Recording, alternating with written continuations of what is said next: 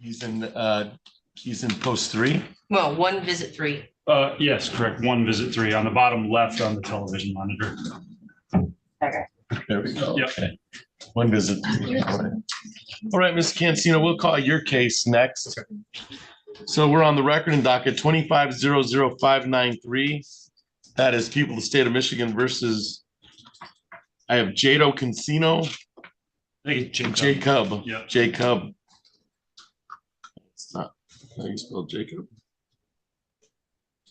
Will the parties please introduce themselves for the record? Mrs. L. Gabrielle Zell, Assistant Prosecutor for the People. Mr. Palmer. Good morning, Your Honor. Robert Palmer of the Public Defender's Office on behalf of Jacob Cancino, who appears today via Polycom from the Ingham County Jail. And sir, you are Jacob Cancino, is that correct? And you can hear me all right, Mr. Cancino? If I can. All right, thank you. This is a time set for a probable cause conference. I can get this, all right. Mrs. L, how are we proceeding today? Your Honor, it's my understanding that we will be leaving this case set for a preliminary exam. And is that a fair statement, Mr. Palmer? That's a fair statement, Your Honor. Mr. Cancino is currently in jail. He does have a bond that he can post in this matter, but he's currently being held in the Ingham County Jail on a parole hold. I have been playing phone tag with his parole agent, Matthew Moffitt, trying to figure out how things might play out, I guess, there. Right. It's my hope that we can have that resolved in one form or the other prior to the prelim next week, but that's the status of the case as of now. All right. So we're leaving this on for March 14th at 8:30. That's next Friday at 8:30. Anything else for the record in 25-00593, Mrs. L? Not for the people. Mr. Palmer. No, Your Honor. Thank you. All right, Mr. Cancino, we'll see you next Friday at 8:30. All right, sir? You should be all set. Thank you for your appearance today.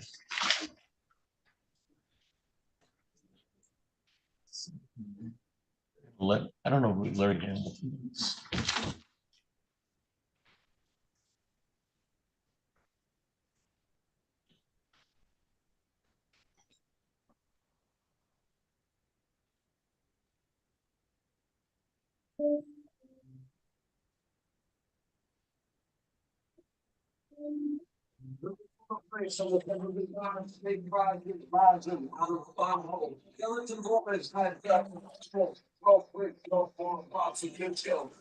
Mr. Hamilton, I'm going to put you on mute since the courtroom can hear you.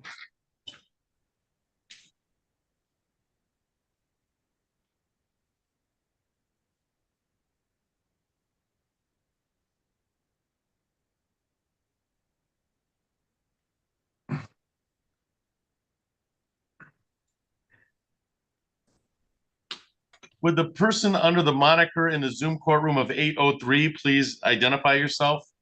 803, you'll have to unmute.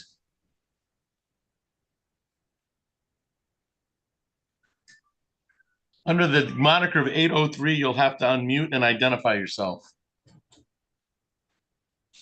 Gregory Berry? Yeah, Mr. Barron, Mr. Brown Barron, I've got you. You should be all set. We'll call your case in a little bit. I'm looking for the identification of 803.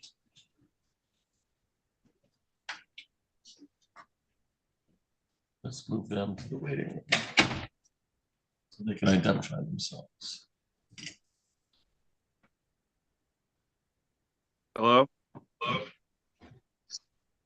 Mr. Jackson, you're here for your are you here for your probable cause conference or your prelim? I believe it's the prelim, sir.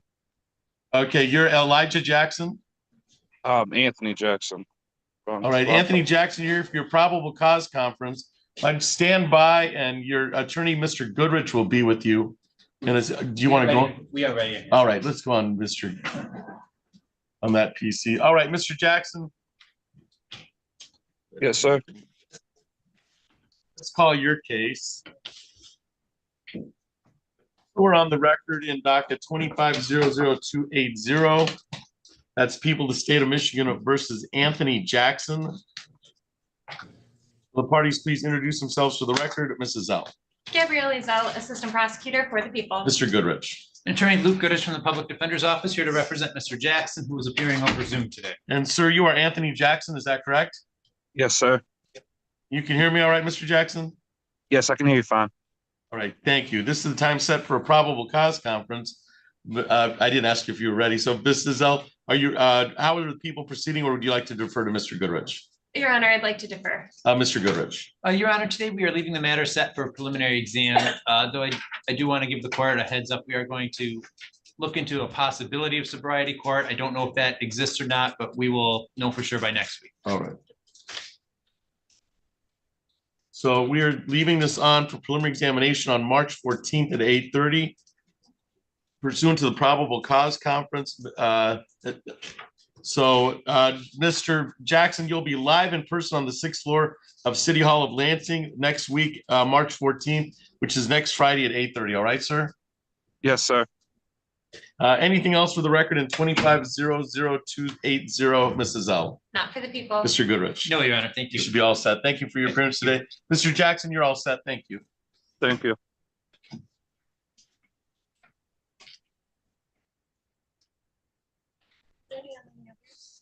Brown Varian is one. Yeah, saw him on there, and Hamilton are also my guys. So which one's it doing? Brown Varian. Brown, all right, we can go on that, and then we'll Gregory Brown Berrien, Yes, sir. set for PCC.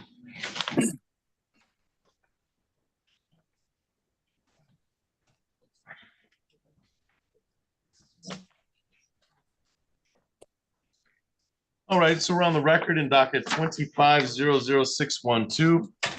That is People of the State of Michigan versus Gregory Brown Berrien. Will the parties please introduce themselves for the record? Mrs. L.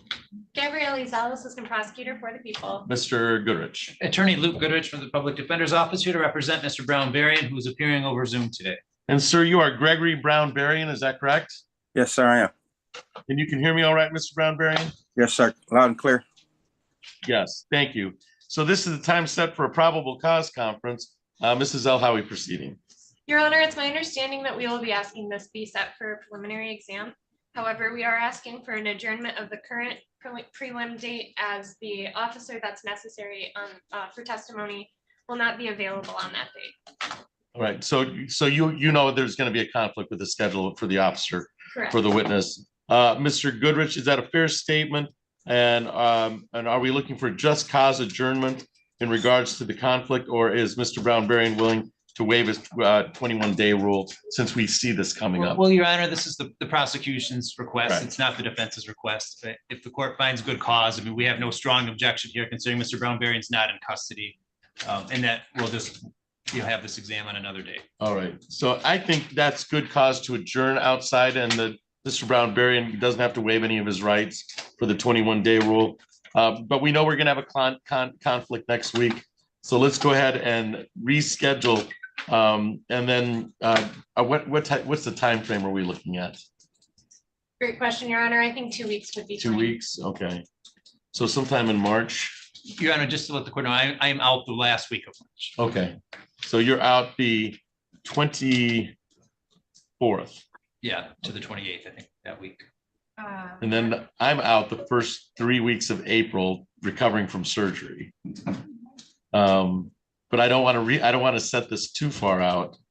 So let's see if we can give us a date. March 20th at 1:30. How about March 20th at 1:30? March 20th at 1:30. All right, so Mr. Brown Berrien, does that work for your schedule, Mr. Goodrich? Yes, Your All Honor. right. So we will set it for March 20th at 1:30 for preliminary examination. I find a good cause to adjourn since we know there's going to be a conflict with one of the witnesses' schedules. And we'll set it for March 20th at 1:30. Anything else for the record in 25-00612, Mrs. L? Not for the people. Mr. Goodrich. No, Your Honor, thank you. All right, so we'll set it for March 20th at 1:30. You'll get notice sent to your last known address on Oakfield. Is that still a good address for you? Yes, sir, it is. All right, you're all set, Mr. Brown Berrien. Thank you for your appearance today. All right, have a great surgery. You too. Surgery go good. Then Miss Donnelly. Which case was that? Is that Milton Smith. Milton Smith? Yes, Your Honor, I'm ready to go on that. And I have the, can I approach with the paperwork? Sure. It's gonna be a no contest. So, Thank you. and we're just gonna stipulate to that one little typo on the workbook that says 12. It should say two. Two. Okay.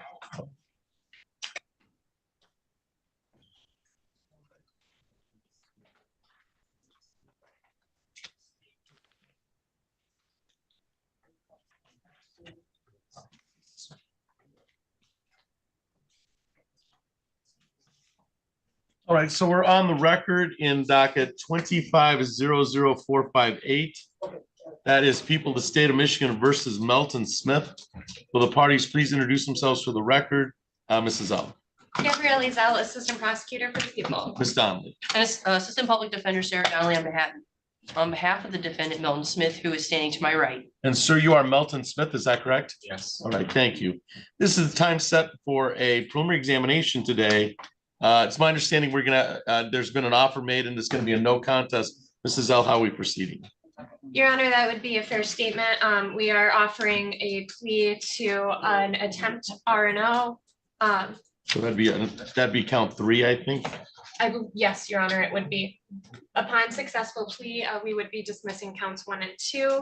I believe that is the With offer. restitution. Oh, yes, that's correct. Thank you.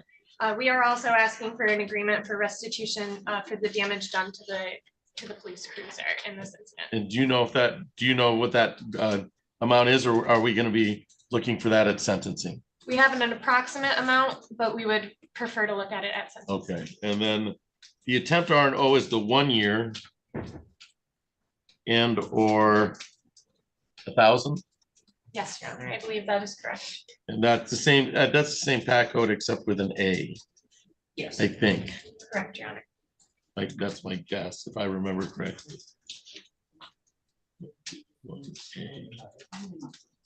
All right, and the purposes for the no contest plea? A lack of memory, intoxication, Your Honor.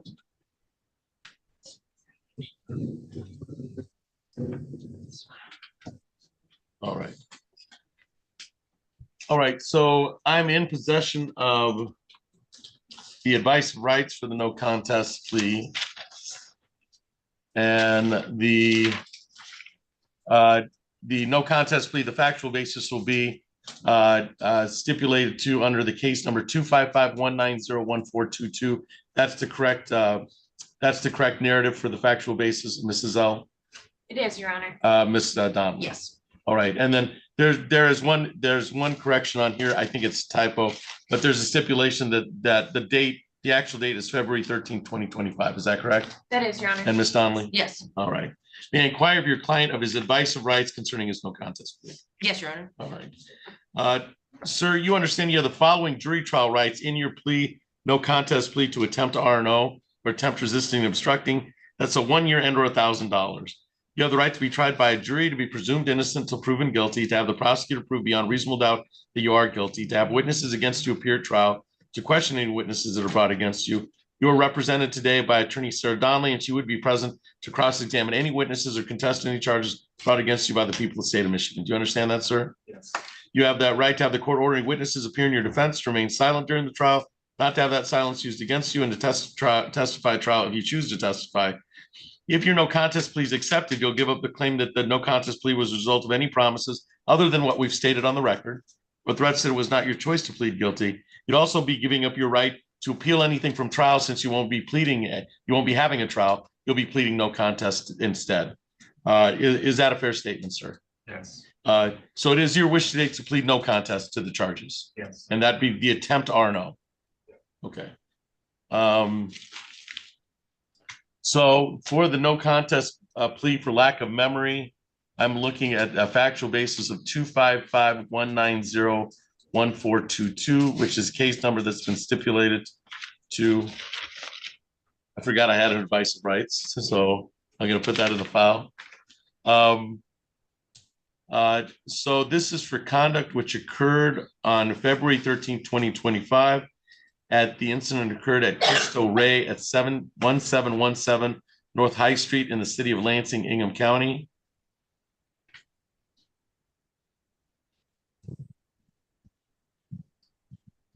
It appears that a vehicle marked in full police Lansing Police Department road patrol form answered a call to the Cristo Ray at 1717 North High.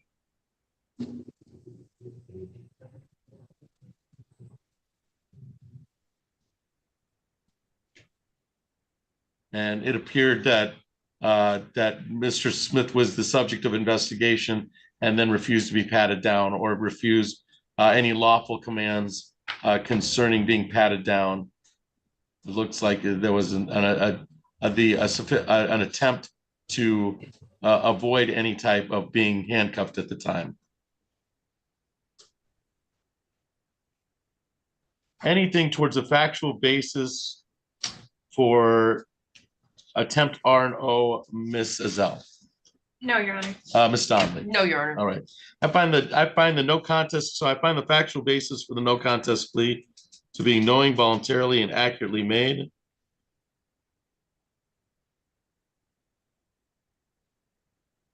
In that this was an attempt to resist and obstruct based on the investigation and by the Lansing Police Department, who was marked in full uniform at road patrol and attempted to make contact with Mr. Melton, somebody identified as Mr. Melton at 1717 North High Street in the city of Lansing, Ingham County. And then there was what appeared to be some scuffle and resistance concerning that matter. I will refer to probation for a pre-sentence review for sentencing, and then for any indication concerning restitution. And then you can provide that to Ms. Donnelly.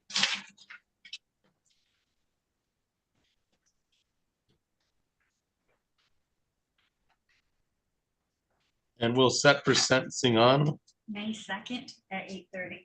May 2nd at 8:30.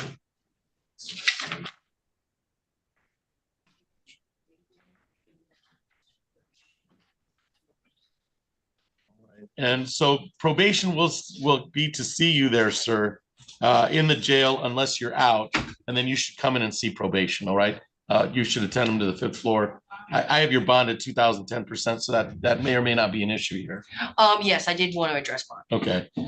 So Mrs. L, so I'll allow Mrs. L the response. Ms. Donnelly, you may address bond. Thank you, Your Honor. Yes, it is set at, it's 2010% right now, but ever since it's been set on the 14th of February, Mr. Smith has not been able to post it. Obviously, Mr. Smith struggles with housing, but since this last week, I've had him working with my social worker.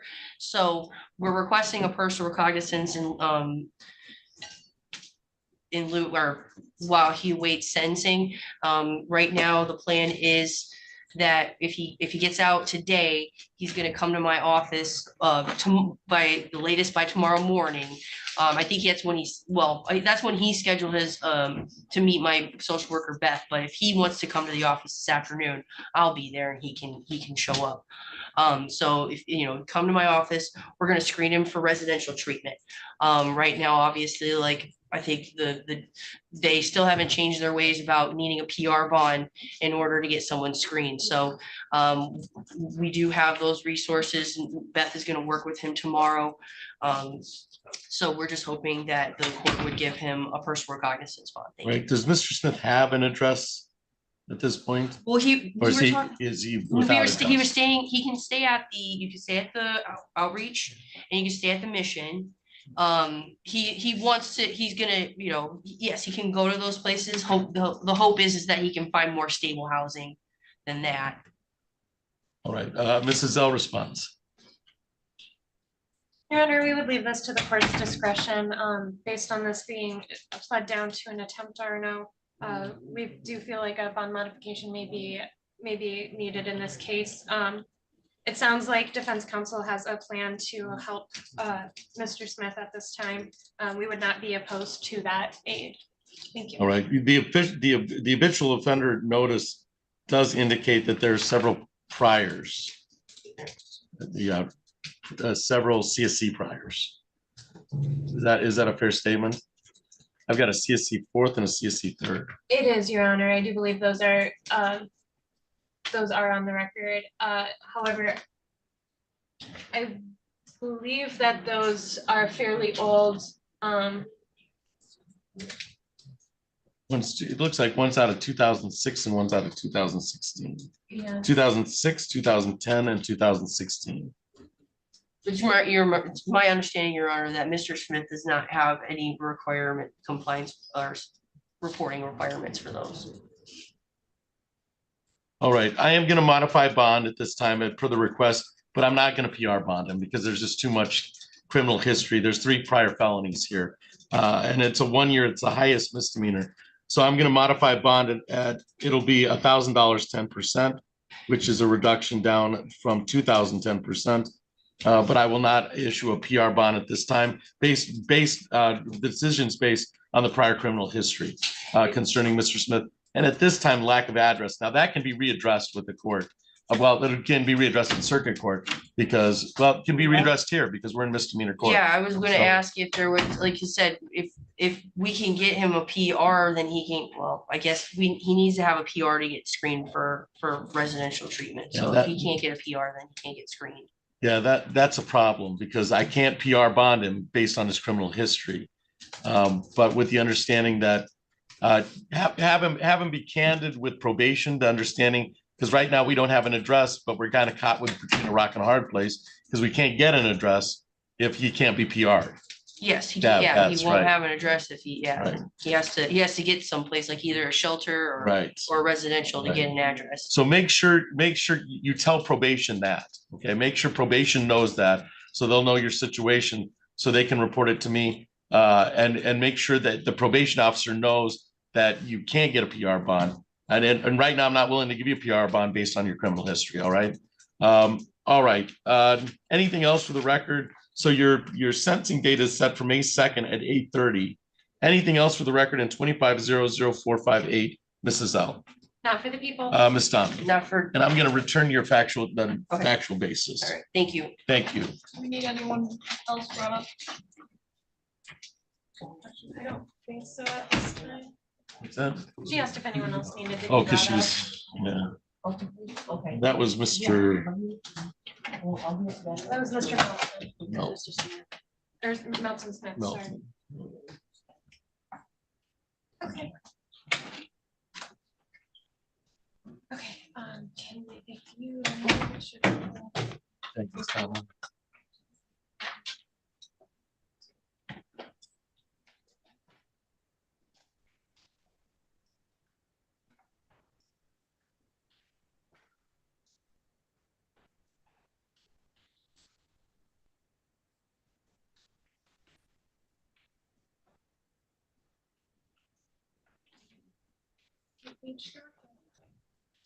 All right, what's next, Miss Azell?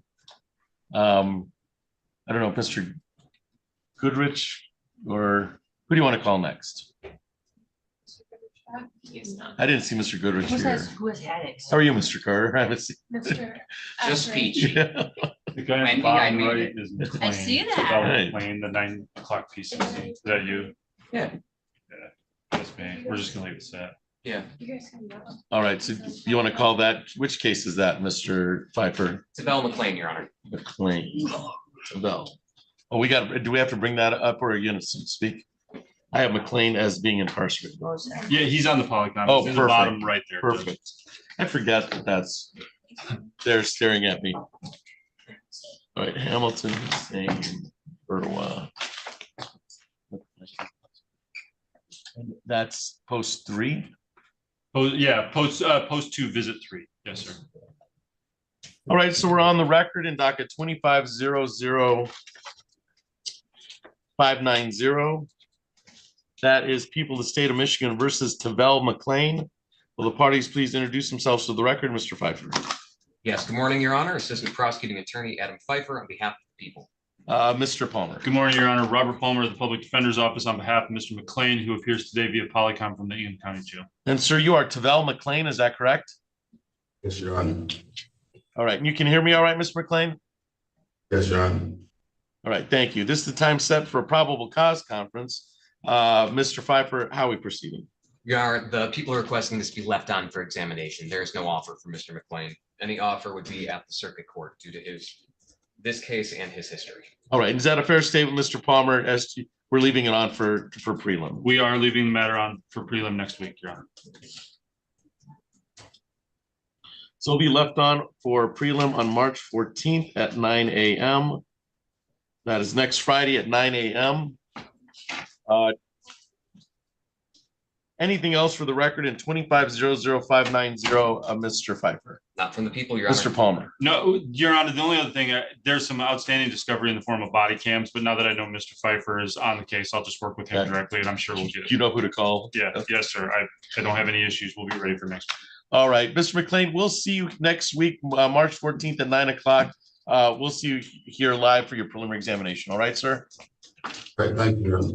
All right, you're all set. Thank you for your appearance today.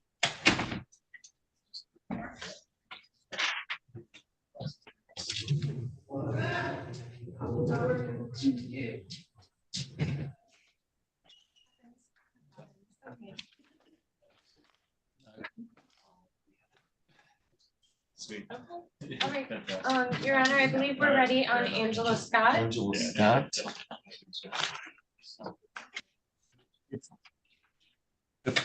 So this is who I've got. I've got Hamilton, Courtright from the AG's office, Whaley, somebody's on an iPhone, and Vinsky. The person on the iPhone, would you please identify yourself?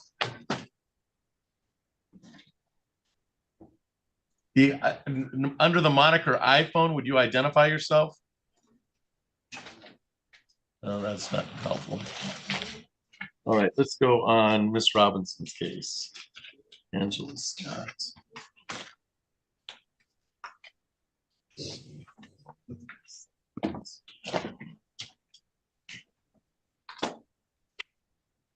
Is Miss Scott here? She is not. So now I do have to identify on the iPhone. So on the iPhone, could you please identify yourself? You are, I'm gonna remove you from the Zoom courtroom unless you identify yourself. And they remove themselves. So no, on the iPhone, you're listed as iPhone. Would you identify yourself? Send them an email or something. Are you Angela Scott on the iPhone?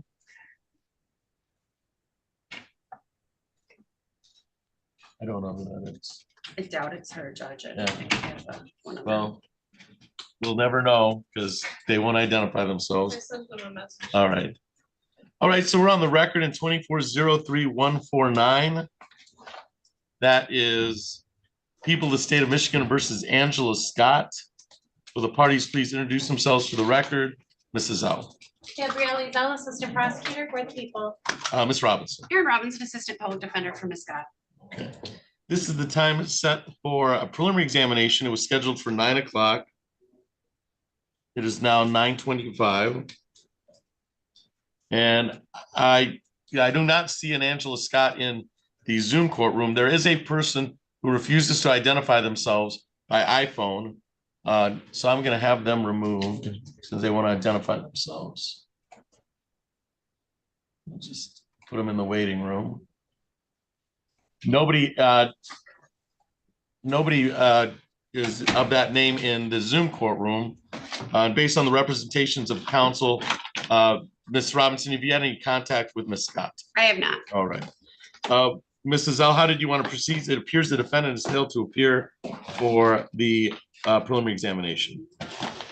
Your Honor, at this time, based on the fact that Ms. Scott has failed to appear, although this is only the second court date we've had in this case, I would ask for a 48-hour bench warrant to be issued to give the defense attorneys time to reach out to Ms. Scott. This is a controlled substance case. Is that correct? It is, Your Honor. All right. Any comment on that, Ms. Robinson? We'd have no objection to the 48-hour hold. I'll issue a bench warrant and bond forfeiture with a 48-hour hold based on this being the first non-appearance by Ms. Scott And then they'll take an effect after 48 hours. Anything else for the record in 2403-149, Mrs. L? Not for the people. Ms. Robinson, No, Your Honor, thank you. you should be all set.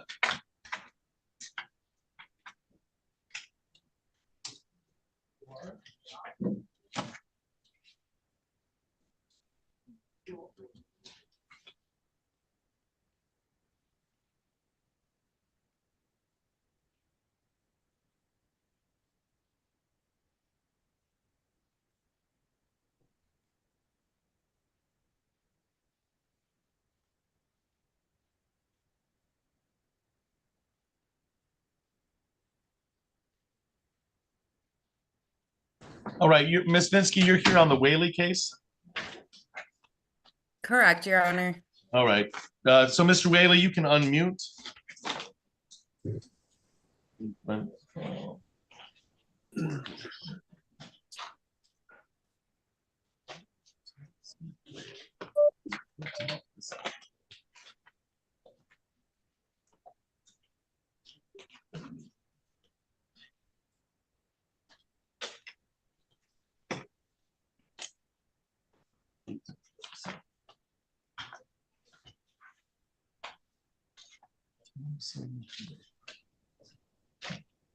All right, so we're on the record in docket 25 as 00522.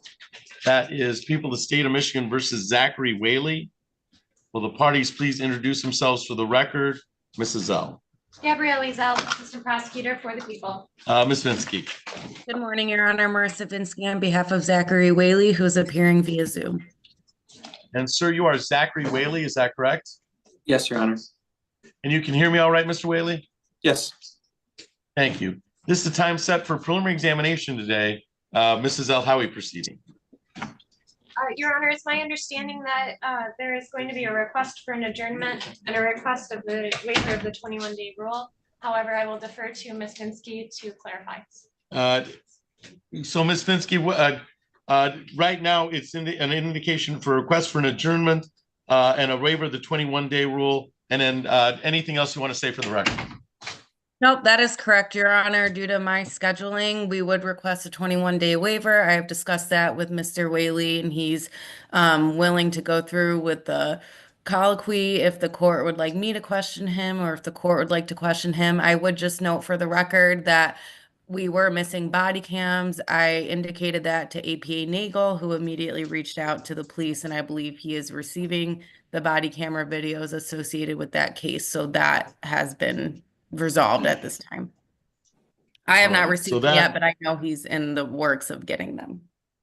All right, so there's negotiations are continuing. There may be some discovery issues, but it appears that some have been resolved. And then Ms. Vinsky, may I inquire of your client of his waiver of the 21-day rule? Yes, you may. All right, Mr. Whaley, you understand you have a right to a preliminary examination within 21 days of your date of arraignment. A preliminary examination is a probable cause hearing in which the people would have to prove by probable cause evidence that a crime has been committed and the identity of the person who committed that crime. You're represented today by attorney Marissa Vinsky, and she would be present to cross-examine any witnesses or contest any charges brought against you by the people of the state of Michigan. It is my understanding it would be your wish today to waive your right to a prelim only within that 21-day period. You wouldn't be waiving your right to a prelim in general. And that's for negotiations to continue to make sure that we don't have any conflicts and then to make sure that Ms. Vinsky has all of this discovery necessary to zealously represent you. Is it your wish today to waive your right to a prelim within that 21-day period? It is, Your Honor. All right. And the people also waive their right to a prelim within 21 days? We do, Your Honor. All right. I find the waiver of the 21-day rule to be knowing, voluntarily, and accurately made. And then what's our time frame? What time frame are we looking at? Ms. Vinsky, because it's going to hit really soon, or then I've got surgery in April and it's going to hit after that. So one or the other, probably later, I would think more than sooner. I would ask later just because Mr. Whaley has, I indicated to the court, has been admitted to Pine Rest. I don't know how long he will be there. All right. I don't know if the court's available March 20th or 21st. That's exactly when I come back. So yeah. Oh, okay. That'd be perfect if the court is available. let's do it because so he is looking at a Pine Rest facility at this time, or some He's type of facility. he's currently in Pine Rest right now. All right. So let's say, let's do it when I come back that week. You say March 20th? She said, I'm saying that we're doing it when I'm coming back in April. Did you say March or April? I said March 20th or 21st, but obviously deferring to the court's availability. I just feel like But next week might be too soon. Yeah, that's pretty quick. That turnaround is a week. Yeah. Well, it's the 6th today, so that would be the date, March 20th. Yeah, so that would be a week after next, March 20th, or we can go in April. I'll leave it up to you. You know your schedule better than I do. I do, Your Honor. What date would it be for April, just so I can check my calendar? It'd be April 24th. That works for me, Your Honor. I All think right. honestly that's best to give time for me to continue discussions with Mr. Nagel and work on a resolution. All right, so we'll set it for April 24th at 8:30. So after the waiver of the 21-day rule, this has been set for April 24th at 8:30. Anything else? So Ms. Whaley, you'll be contacted at your Drexel Road address, which is your last known address. Your lawyer will also let you know to be there April 24th. Anything else for the record in docket 25-00522, Mrs. Zell? Not for the people. Ms. Vinsky? Not for the defense. All right, Mr. Whaley, we'll see you on that April 24th date. Thank you for your appearance today. Thank you, Your Honor. Thank you, Your Honor.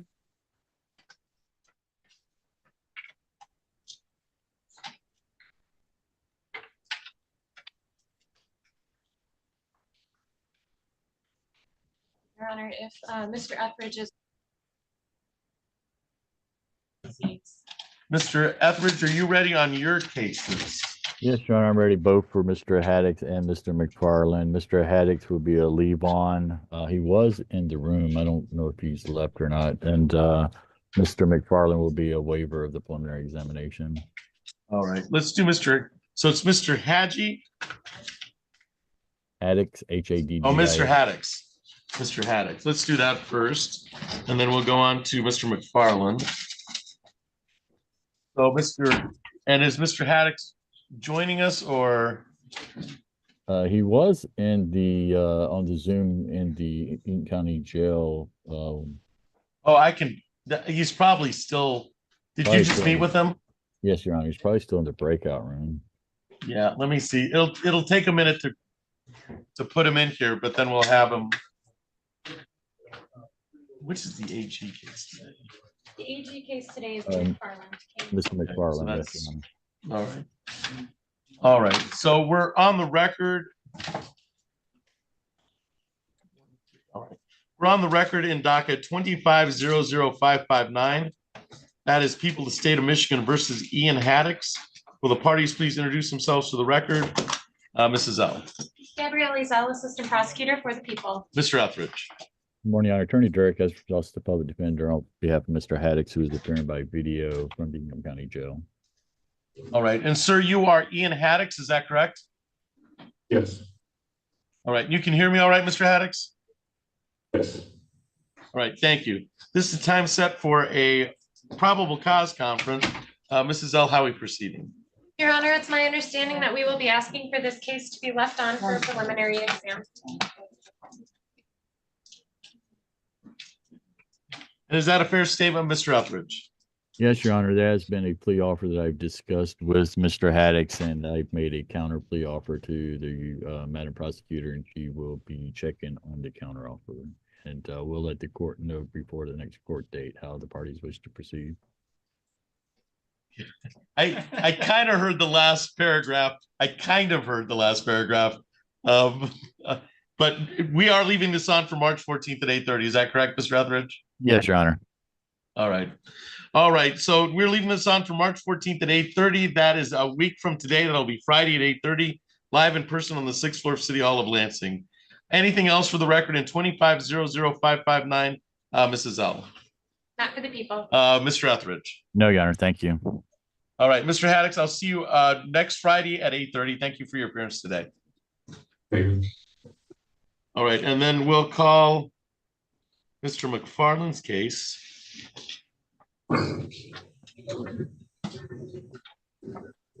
And is that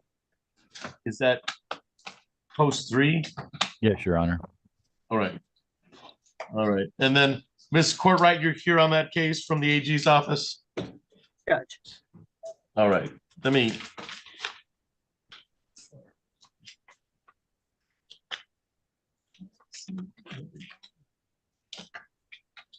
All right, so we're on the record in docket 24-03353. That's people of the state of Michigan versus Craig McFarland. Will the parties please introduce themselves for the record? Ms. Courtwright. Alicia Courtwright on behalf of the Attorney General's office. All right, and Mr. Etheridge. Good morning, Your Honor. Attorney Derek Estrin, Office of the Public Defender, on behalf of Mr. McFarland. Mr. McFarland is appearing from the Ingham County Jail by video. And sir, you are Craig McFarland, is that correct? That is correct, sir. All right, and you can hear me all right, Mr. McFarland? Yes, sir. All right, thank you. This is the time set for a preliminary examination today. Ms. Courtwright, how are we proceeding today? My understanding that the defendant is going to be waiving the exam today, Judge? All right. Is that a fair statement, Mr. Etheridge? Yes, Your Honor.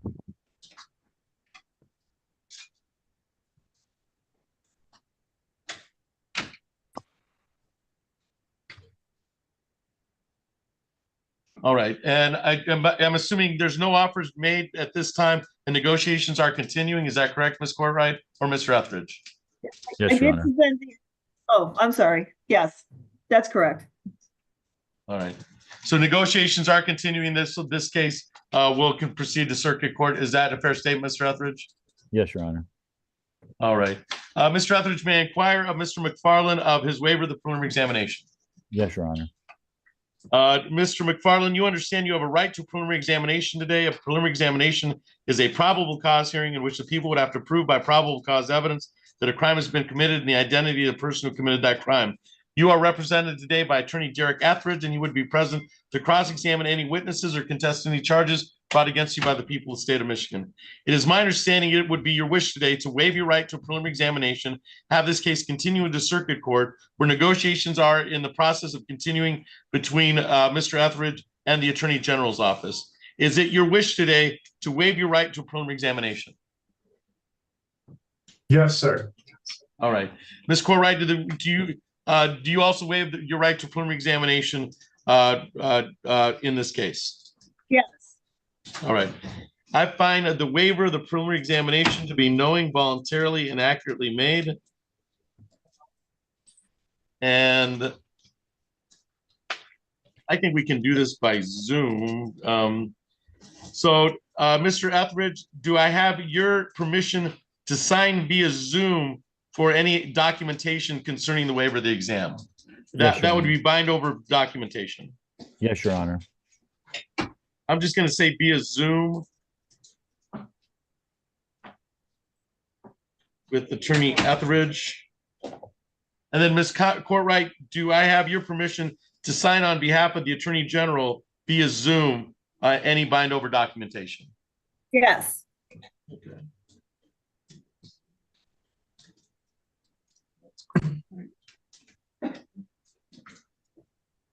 All right, I'm going to indicate the examination has been waived on today's date, which is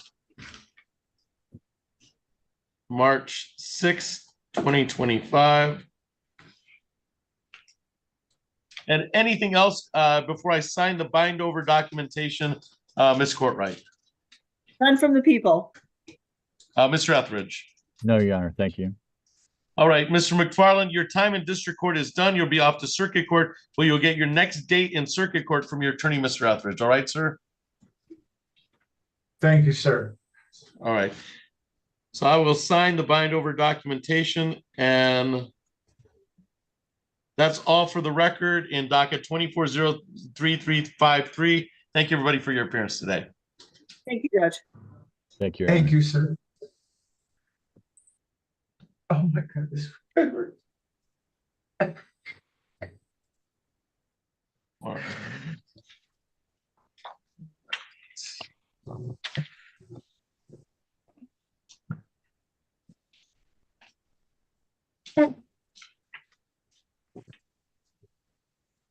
What a Larry Hamilton.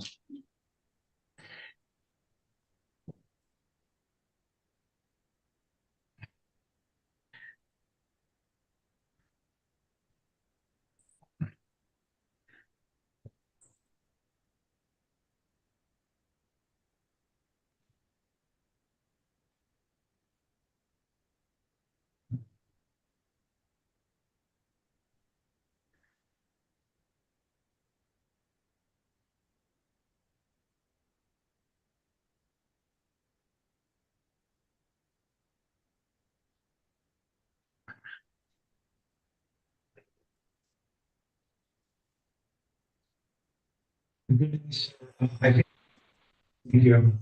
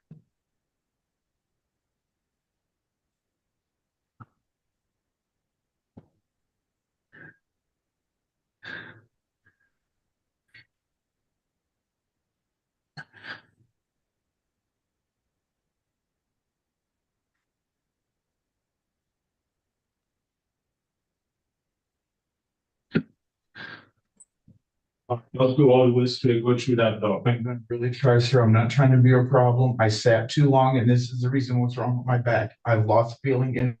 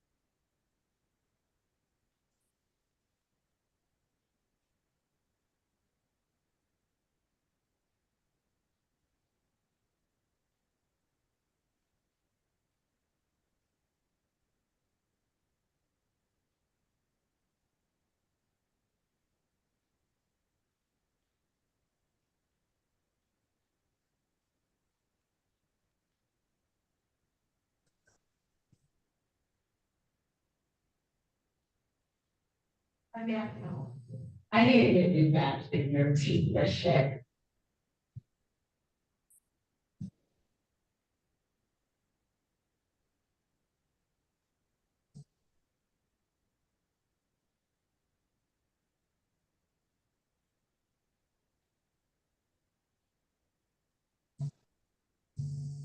God.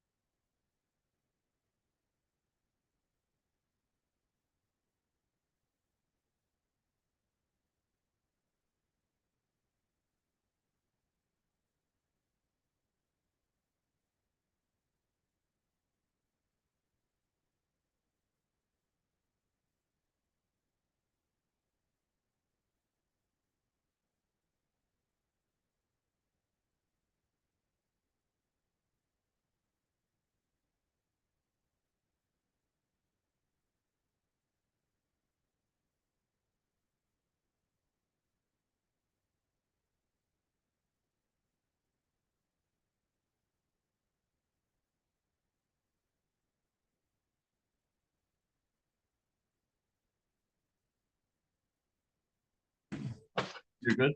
Thank you.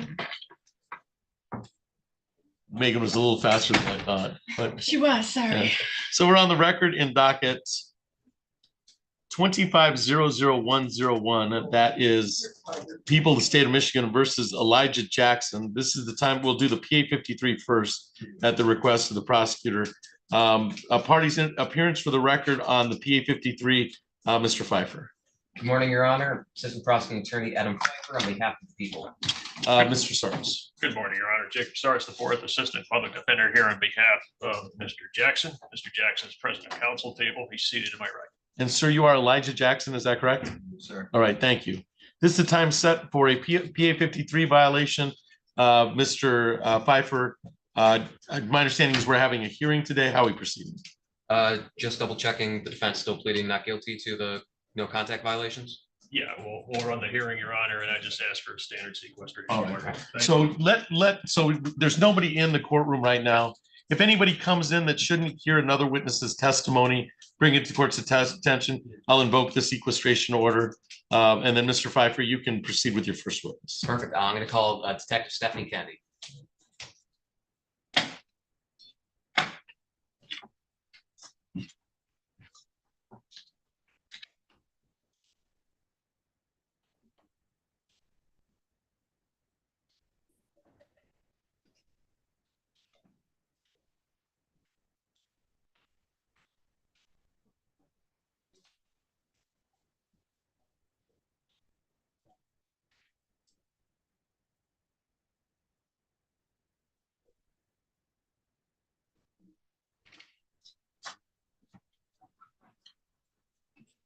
All right, Detective Kennedy, come up here. All right, I'm going to have you please state your first name and last name for the record. Spell them both. Stephanie Kennedy, STEPHANIE KENNEDY. Please raise your right hand. Do you solemnly swear or affirm to tell the truth, the whole truth, and nothing but the truth on the penalty of perjury? I do. Please have a seat. As you know, the microphone is for recording purposes, so please project to the back of the room. And Mr. Pfeiffer, when you're ready. Thank you. Good morning, Ms. Kennedy. Good morning. Where are you currently employed? City of Miami Police Department, And what's your role there? detective. Now, Detective Kennedy, were you assigned to a case involving Elijah Jackson? Yes, And as a result of your assignment, did you determine that there was no contact order in place in file 25-101 FY? yes, Was that protecting Kalshawn Wilhart? yes. What investigation did you do in this case? That brings us here today. For the preliminary report, I received it and I spoke to Kelshawn to make sure about injuries. I also requested medical records and LP run records. And then I spoke to neighbors. And Objection, relevance here, because now we're getting into the underlying case, not to the alleged. I can redirect it. Okay, so rephrase, objection sustained. Thank you. So Detective Kennedy, were you involved in investigating any communications from the jail? yes, And how does your investigation entail as to that aspect? I have access to the jail system and I logged in and reviewed calls made to Wilhart's phone number that I had on record from the report, as well as communications of messaging and video calls. And did you determine that these calls, messages, and videos were made by the defendant, Elijah Jackson? Yes. Objection, lack of foundation. Thank you. No, that's going to be my next question. All right, so I'll link it to your next question. So pursuant to 104B, I believe, I'll make it relevant concerning your next question, but it's sustained at this time, and then I'll wait for your next question. How did you determine that it was him? The jail system links inmates to using that communication, but also through the messages itself from her end. She would question why the names kept changing when they weren't from him. Now, were some of these messages and calls from the account for Elijah Jackson? Yes. Did she call him Elijah? I don't recall. From the content of the messages. Objection is going to call for speculation. She can't speak for the complaining witness there. She wouldn't know the relationship history. She wouldn't know what was in the minds of the respective parties. So I'm going to object to her speculating that based on the contents that she could somehow discern ID or anything. I Response. love to get to actually ask my question. So I got out 3 words. So there's an objection as to speculation. What's your response? I can't respond to it because I haven't been able to ask my question because he doesn't even know what he's objecting to. All right. So at this time, we're going to leave the objection to speculation on the table, and I'll allow you to ask your question. From the content of the messages, were you able to determine that it was the defendant in these messages because of your investigation in the case? And I'm going to renew my objection. I knew exactly what the prosecutor was trying to ask, and my objection is still the same. It calls for pure speculation on her end to somehow think that she can make those determinations about what was going on in the relationship and everything else at the time. It absolutely, responses to speculation. It absolutely doesn't because of her already testimony about the work she's done investigating the underlying home invasion. She knows facts about the case. So when she sees facts of the case referenced in the messages, that's not speculation.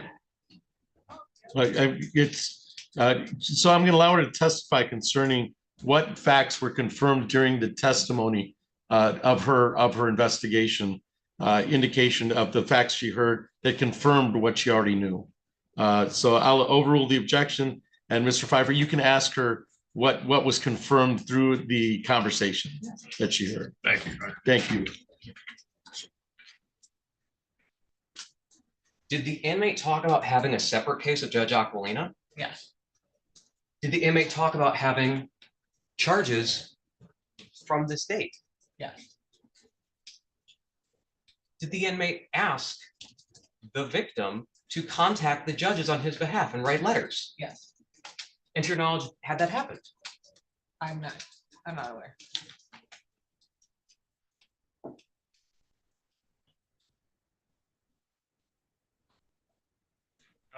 Yeah, just another objection. Sure. Getting into leading questions here.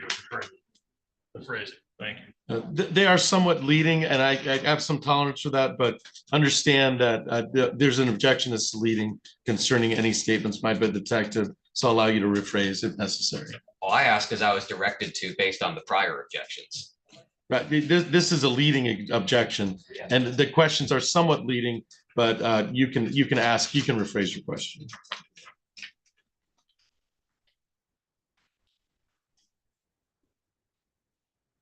Were there video visits in this?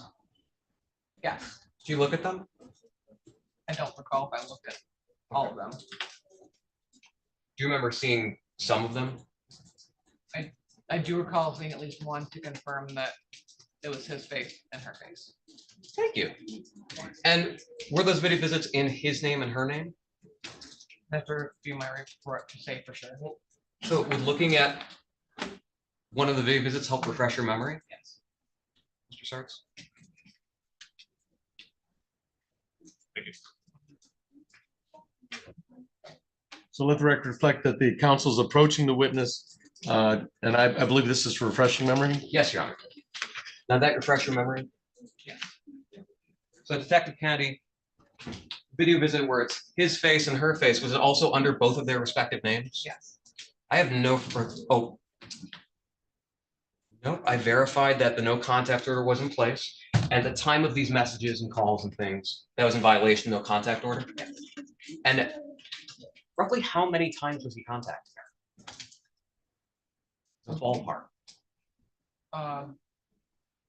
Between what sticks out to me between January 12th, I believe, and January 31st, there was 323 attempted calls. And was there also a similarly large amount of e-messages? I had 59 pages. 59 pages. Thank you. I have nothing further. All right, Mr. Stark's cross-examination. Briefly, but you referenced that some of those messages were from some of the J mails or emails were from different accounts, correct? Yes, Okay, and also some of the phone calls were from different accounts, correct? I believe that I spoke about was justice. Okay, but you don't know Mr. Jackson's voice, do you? Okay, and the only image that you saw in terms of that alleged visit, that was just a close-up of a person's face, correct? On both sides, yes. Okay, so you weren't able to see the rest of the face or the entire person's body in the visit, correct? I see their full face. Okay, thank you. No further questions, Your Honor. Any redirect of Mr. Pfeiffer? No. Do the people rest on the PA 53 violation? Yes. Mr. Sarts, any evidence today concerning the PA 53 violation? No witnesses, Your Honor. All right. Thank you. Argument for the violation, Mr. Sarts. Thank you. Sorry, I'm sorry, I misspoke there. Mr. Pfeiffer. He violated hundreds of times in the most blatant ways he possibly could. I got nothing else. All right, Mr. Sarts, response. Thank you, Your Honor. Defense objects. Respectfully, the people have not met their burden for the purposes of these proceedings. There are too many questions about the identities of the people involved here. And respectfully, the defense requests that this matter be dismissed. All right, thank you. So the court finds that there's been a violation of the PA 53, the no contact order with Kalshan Wilhart, based on the detective, you can step down. Based on the detective's testimony, so there is a violation, no contact order, which there was a no contact order, I think at arraignment. And then I think the violation indicates that these contacts happened between December 15th, 2024 and January 31st, 2025. So I find that the no contact order has been violated numerous occasions. I'm just not one time, but numerous occasions.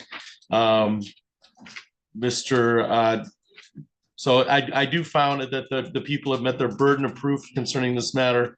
Mr. Pfeiffer, how would you like the court to proceed?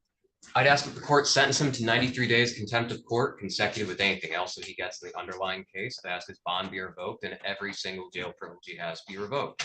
He called her hundreds of times, messaged her hundreds of times, and is on video visits with her. He was doing this under his own account name, to her own name, with both their faces there, and then still couldn't admit to the court that he had done it. There is no redeeming factor here. He needs the 93 days. There needs to be actual punishment for this. Response, Mr. Sarts. Thank you, Your Honor. I would note that this case involving Ms. Wilhart had been dismissed and then was later reissued. So there was a gap of time where, unless I'm mistaken, there was no contact order in place. I would also note, Your Honor, that we don't really have too clear of a timeline as to what specific allegations the prosecutor is talking about, other than very vaguely, just in generalities.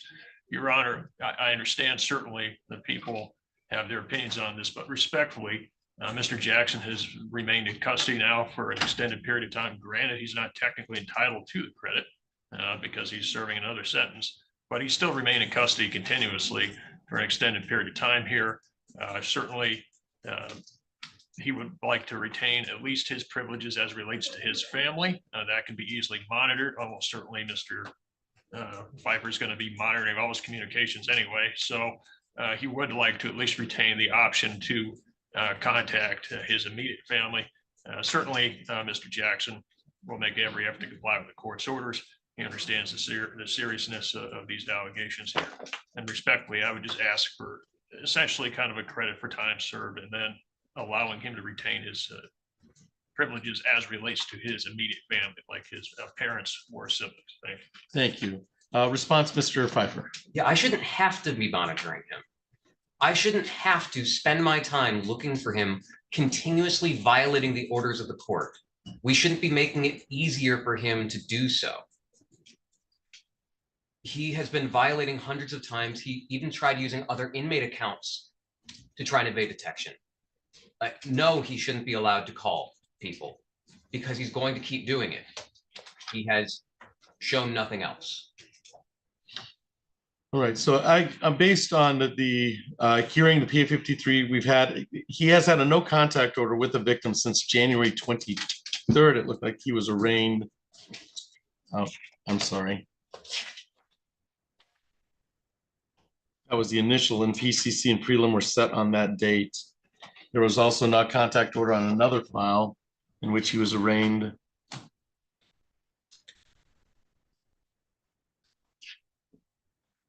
I find that so I will issue that the defendant is in violation of no contact order. We will send the defendant to 90 days in the Ingham County Jail.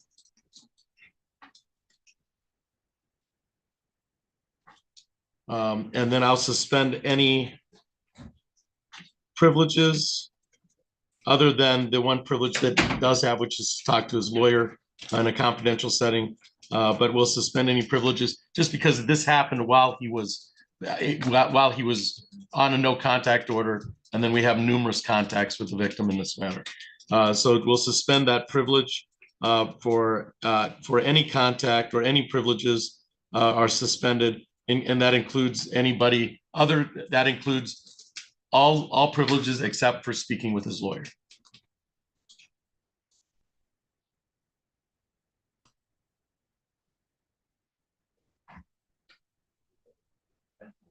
And and Mr. Jackson is sent to 90 days in the Ingham County Jail based on the violation of no contact, PA 53, with 0 credit. Anything else for the record in 25-00101 on the PA 53 violation, Mr. Pfeiffer? Not in the bond violation, Your Honor. Mr. Sarts? Not on the bond violation. All right. We're all set on the bond violation. And then we have the 25-00101 as you want to continue on that one? Yes, Your Honor. All right. So my understanding, this is time set for preliminary examination on this date, which is March 6, 2025. Appearances for the record, Mr. Pfeiffer. Still Assistant Prosecuting Attorney Adam Pfeiffer on behalf of the people. Mr. Sarts. Good morning, Your Honor. Jacob Sarts IV, Assistant Public Defender, here on behalf of Mr. Jackson. Mr. Jackson is present at the council table. He's seated to my right. And once again, sir, you are Elijah Jackson, is that correct? All right, thank you. This is the time set for a preliminary examination day. It's my understanding we're having a hearing today. So I don't see anybody that may be, I'm assuming you're going to be requesting a sequestration order. Yes, the only witness here is one I intend to immediately call. All right. All right, so I'll leave it to both counsel to let me know if there's anybody who enters the courtroom that should not watch another witness's testimony, and I'll invoke the sequestration order. Is there anything else to come to the court's attention before we get started on 25-00101, Mr. Pfeiffer? Not from the people. All right, Mr. Sarts. No, Your Honor. All right. All right, Mr. Pfeiffer, you may call your first witness. Thank you, Your Honor. The people will call Bridget Boyce. All right, Officer Boyce, I'm going to have you stand up, and I'm going to have you state your first name and your last name and spell them both for the record. Officer Boyson, Bridget Boyson, sorry, BRIDGET BOISIN. Please raise your right hand. Do you solemnly swear or affirm to tell the truth, the whole truth, and nothing but the truth under penalty of perjury? All right, go and have a seat. The microphone, as you know, is for recording purposes, so please project to the back of the room. And Mr. Pfeiffer, when you're ready.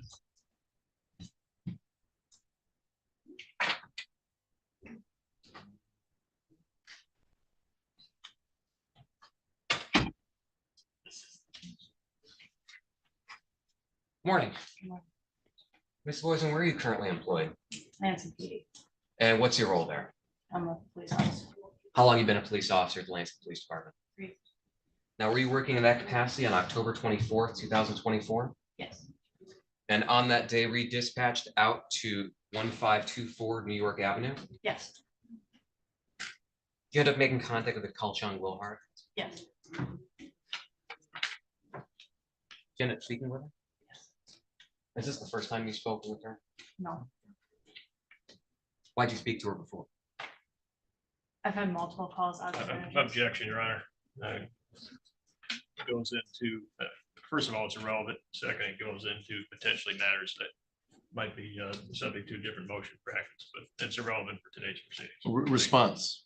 I think it's always relevant about whether or not they've had contact with that person before. So as far as the witness can testify that they've had prior contact, this wasn't new, but none of the allegations concerning any prior contact. All right, so with that understanding, the objection is somewhat sustained, but the witness is testifying that she had prior contact with the complaining witness before. Yeah, and to be clear, that was in regards to your role as an officer, not personal life, correct? Yes. Thank you. So, as a result of speaking with her on October 24th, did you determine that an assault had taken place? Yes. Did you determine that the assault was domestic in nature? Yes. Did you determine that she was the victim of it? Objection, Your Honor. He's been leading the witness here for a bunch of these questions here, and I understand the necessity for some basic foundational questions, but now we're getting into the elements, Your Honor. So objection leading. It's the foundation of 27C, as I've done with all of my other exams in the exact same format. This is nothing new for Mr. Sons. If you can rephrase the question, but the 768.27C, this is foundational for that. Yes. So I'm going to overrule the objection in regards to the officer can indicate the nature of the statements that were made and the timing of the statements were made without referring to the statements themselves. It's exactly what I'm doing. So as a result of talking with her, do you determine that she had been the victim of that domestic assault? Yes. Do you determine that it happened recently? Yes. Now, did you observe any injuries on Miss Woolhart? Yes. And what were those injuries that you observed? I observed when I walked in, she was holding an ice pack to her head. When she pulled the ice pack away, I observed a bump forming on her head. On the right side, there was bruises around her right eye, and her neck looked swollen. Now, do these injuries you observed seem to match up with what she told you happened with this assault? Yes. Your Honor, I'd seek to move forward under MCL 768.27C, as that's foundation for every requirement. All right, motion to admit domestic violence victim statements on behalf of the officer, Ms. Foyson. Response, Mr. Sarks. Thank you, Your Honor. The defense would object to that, of course, lack of foundation, lack of reliability. And respectfully, Your Honor, the people have not met their burden to introduce evidence pursuant to that statute. Thank you. I find that foundation's been laid on 768.27C. The statement purports to narrate, describe, or explain the infliction or threat of physical injury, as the officer indicated. The action in which the evidence is offered is an offense involving domestic violence, as the officer indicated. The statement was made at or near the time of the infliction, as the officer indicated, and the statement was made to the law enforcement officer. And she was on patrol that day, so she was in her full gear, as she indicated. I don't have any indication that, of lack of trustworthiness that was not made in anticipation of litigation. There may be some bias or statements corroborated by evidence, but we have cross-examination in order to bring those issues up. So I will allow the statements to be made pursuant to 768.27C, which for purposes of preliminary examination, of course, there's some question as to whether it can be used for trial, but it can be used, these statements can be used pursuant to 678.27C. So Mr. Pfeiffer, you may proceed. Thank you, Your Honor. Officer Boysen, what did Ms. Woolhart tell you happened to her that day? So I made contact with her across the street at 1517 at a neighbor's house, 1517 New York. She told me that originally she was at 1524 New York, which is her home address. Now, She was, real quick, 1524 New York, is that in Lansing? yes, Is that in Ingham County? yes, So what'd she tell you happened when she was over? yeah. She was asleep and she heard a knock on the door. She went downstairs to open the door. When she did, Elijah Jackson was at the door, asking to come in. She said no and tried to close the door. He forced the door open and was saying that he wanted to get his possessions. She said he doesn't have possessions at that house, and she tried to separate herself by going on the front porch because he was inside. Now, how did she say she knew Elijah Jackson? He is the father of her children. What? She didn't say that he lived there? Yeah, she said that he does not. Okay. So what'd she tell you happened next? Yeah, so she was on the front porch, he was inside. He grabbed her by her sweatshirt and dragged her into the house. When he dragged her into the house after closing the door, he proceeded to punch her. She somehow ended up on the couch. She couldn't really tell me how. And the couch is like right within the living room, right as you walk into the door, so it was right there. She was trying to block her face as he was punching her and kicking her. So she's trying to protect herself and he's still raining blows. Yes. So what'd she tell you happened next? She said that she turned on her side to block the full access to her face. Elijah began to pace back and forth, so she was able to stand up. She was running towards the kitchen, well, towards the side door of the house, which is just next to the kitchen, trying to get out of the house. And what happened when she tried to get out of the house? He followed her and grabbed her head scarf that was originally around her head, had fallen down to her neck during the assault. And he grabbed her by the scarf and tried to pull her back inside the house and couldn't. So he was pulling on the scarf that was around her neck? Yes, yeah, and couldn't fully like get her in the house and shut the door because the layout is really kind of hard with like a stairwell into a basement and the door. So she couldn't, like he couldn't bring her in. So she ran out screaming for help. And how did she say that that affected her, the pulling of what was around her neck? She said she couldn't breathe. She said her vision was going black. When she said she couldn't breathe to Elijah, he told her to shut up. He knew. Yes. Now, at some point, is she able to actually get out of that house? Yeah, because of the configuration, he couldn't like shut the door, so she was able to run out and out.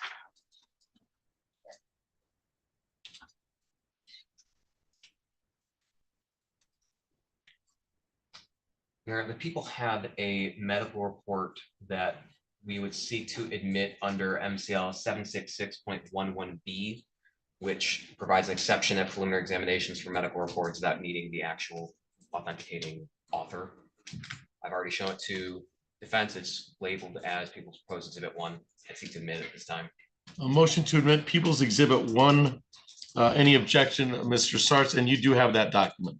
It's just been handed to me, Your Honor. I'm just going to review it over. All right. If I'm not mistaken, this report was disclosed as part of the discovery process. All right.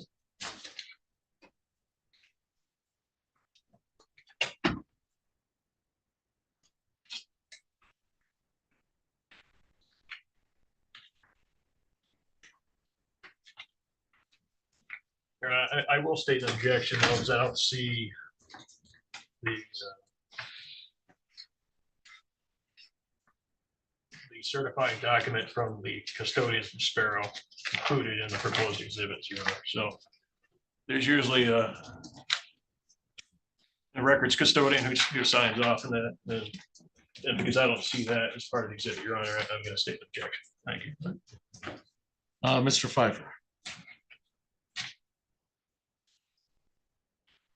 I believe it's sufficient given the fact that it's got the literal barcode in the top right identifying it's her medical documents. I think that's enough for it to be little certified for purposes. Is her name anywhere on the document or in the report? Yeah, everywhere. But Your Honor, this is a police officer testifying about someone else's medical documents. Right. And we don't have. I'm looking for some certification from the doctor, right? Or from the hospital. From There's the usually hospital, records yeah. custodian. And forgive me, Your Honor, forget the statute offhand and have the rule of evidence, but there's a certification requirement that usually goes along with these documents that authenticates that this is a proper medical record, Your Honor. And I don't see that in the proposed exhibit. It does have the doctor and the examiner's signature pretty consistently throughout it. And again, it's got the official medical tracking data at the top right of it, including the barcode for her. Right. I'm just looking for certification. Right. That she indicates that medical report is certified by herself or some indication of certification. What MCL are you relying on for that? 766.11D.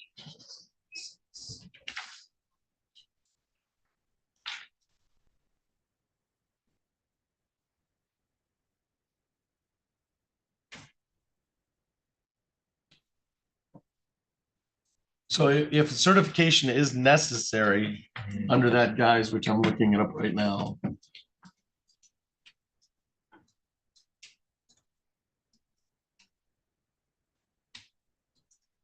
Then that might be problematic.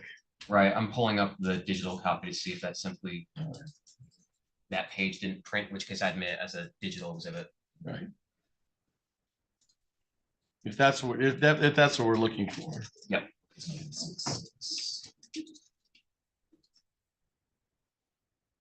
Yeah, it's absolutely what happened. The first page of it didn't print. So I am happy to. We'll show council that. So Absolutely. council's aware of it. So that's the first page of it. The records when conducted, then it goes directly into the rest of it. So I can either print it off, I can either include it as a digital exhibit or like this. Yeah, and the prosecutor, Your Honor, showing me an MRE now 211 certification. But to preserve the issue again, I'll just state my objection grounds of lack of foundation that the proposed document is not going to meet the necessary requirements to introduce the exhibit here without the foundational witness pursuant to the statute. Right? Right, So thank you. I'll still request to preserve. Thank you. All right, I'm going to overrule the objection to admit People's Exhibit 1. I believe that sufficient notification and certification has been met on the document. Now, I don't think it was, previously it was at issue, but I think we've cleaned that up. There does being a digital certification that was viewed by opposing counsel. I'm going to allow it in under People's Exhibit 1 for purposes of the pre. Thank you.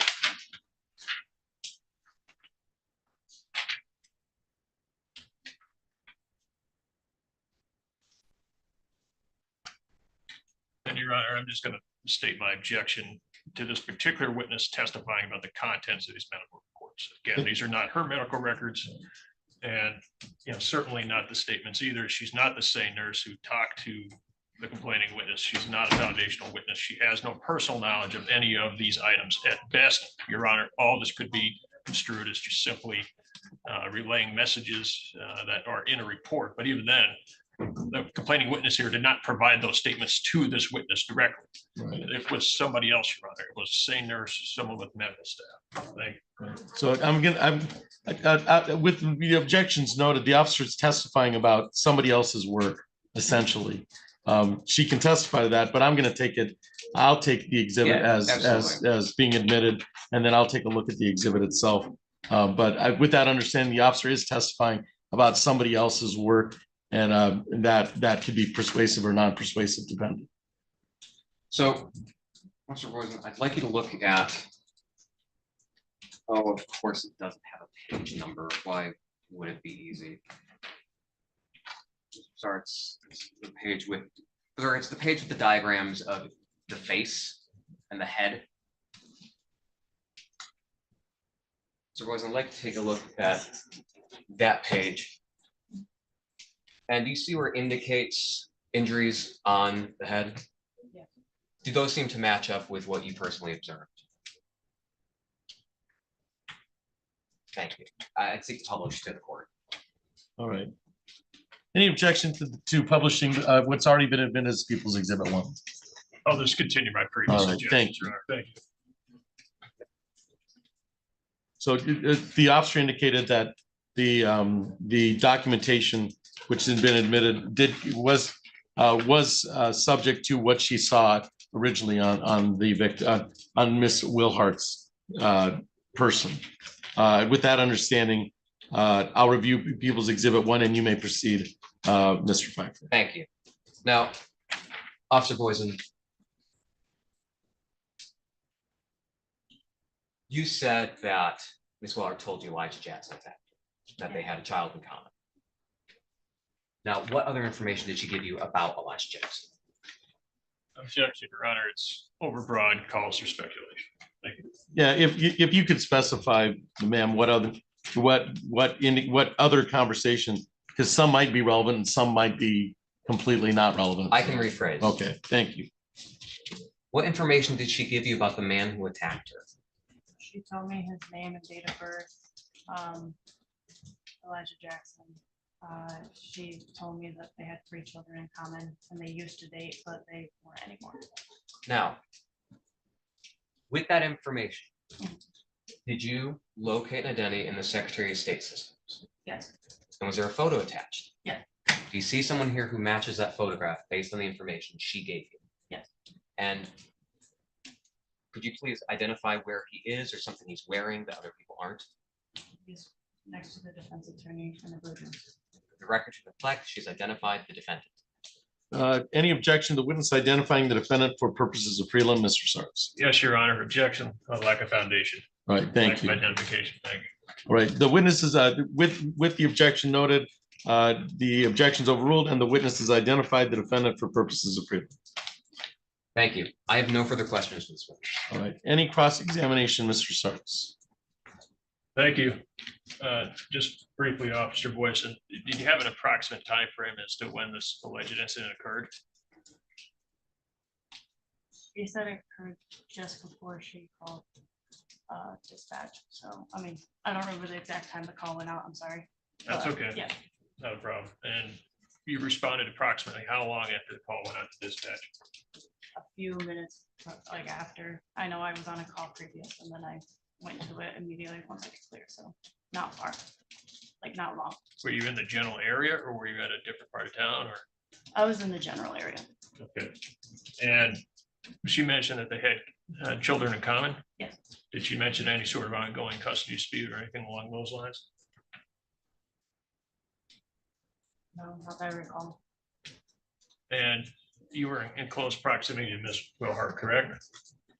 Yes, Did she smell of intoxicants to you at all? no, Did she smell of marijuana or any other substances at all?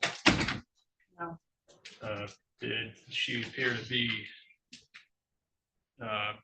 did she slur her speech at all? Did she appear to have trouble standing? no, And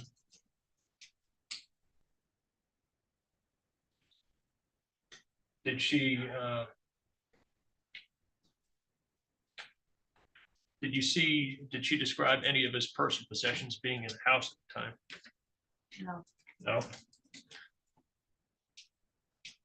Did she reference the door being locked or anything about Mr. Jackson being invited to be in there at the time?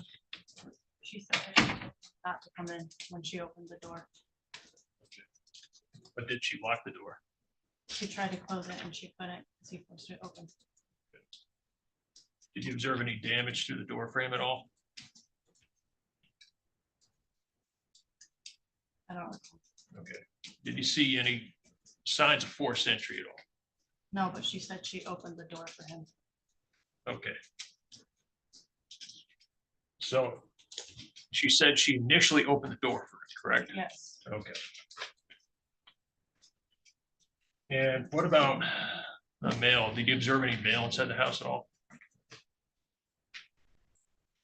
there was a lot of clutter everywhere, so not anything I can specifically remember. Did she mention anything about Mr. Jackson possibly getting his mail at that address? No, Did she mention anything about Mr. Jackson being able to stay there occasionally? No. No? Did you ask her about that, whether like he would stay there at times, or was that just not discussed? I asked and she confirmed that he still didn't live there. Okay.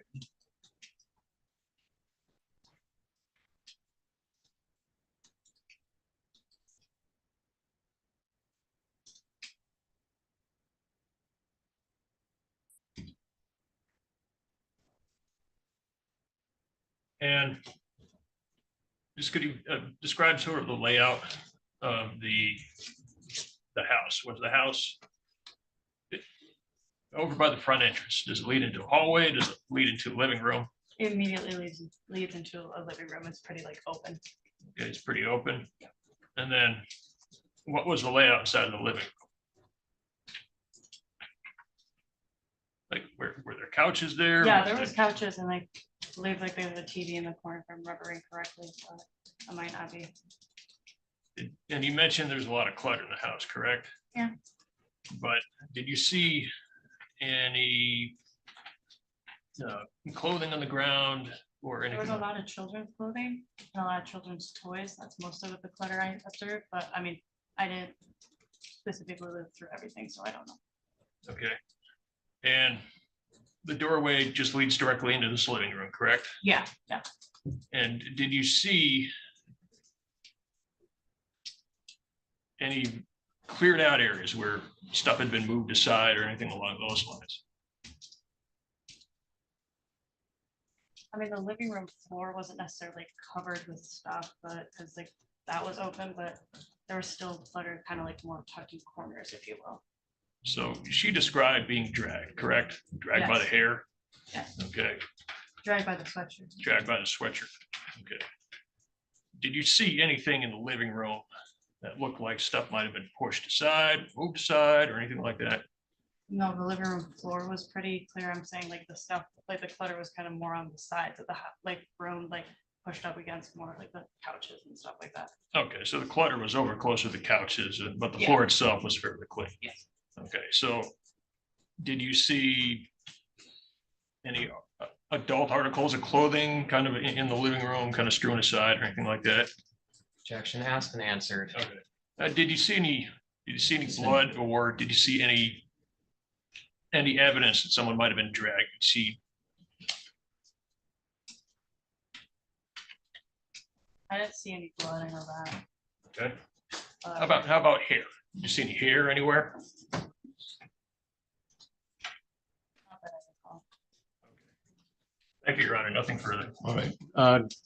Redirect, Mr. Pfeiffer. Very briefly. Now, you testified that there are no signs of forced entry, correct? If what she told you happened, there wouldn't be signs of forced entry though, right? Correct. Okay, so there was nothing missing, right? There weren't like signs that should have been there that weren't there. Oh, yeah, it's, yeah. And then the question from defense was she opened the door for him? He said yes. Wasn't the original testimony that there's a knock on the door, she opened it, and that's when she realized it was Mr. Jackson? Yeah. And is that what she told you? Yeah. So once she realized it was Mr. Jackson, she didn't want him in and tried closing the door? Correct. And then he forced his way in? Correct. Nothing further. May this witness be excused from the people, You may, Your Honor. from the defense?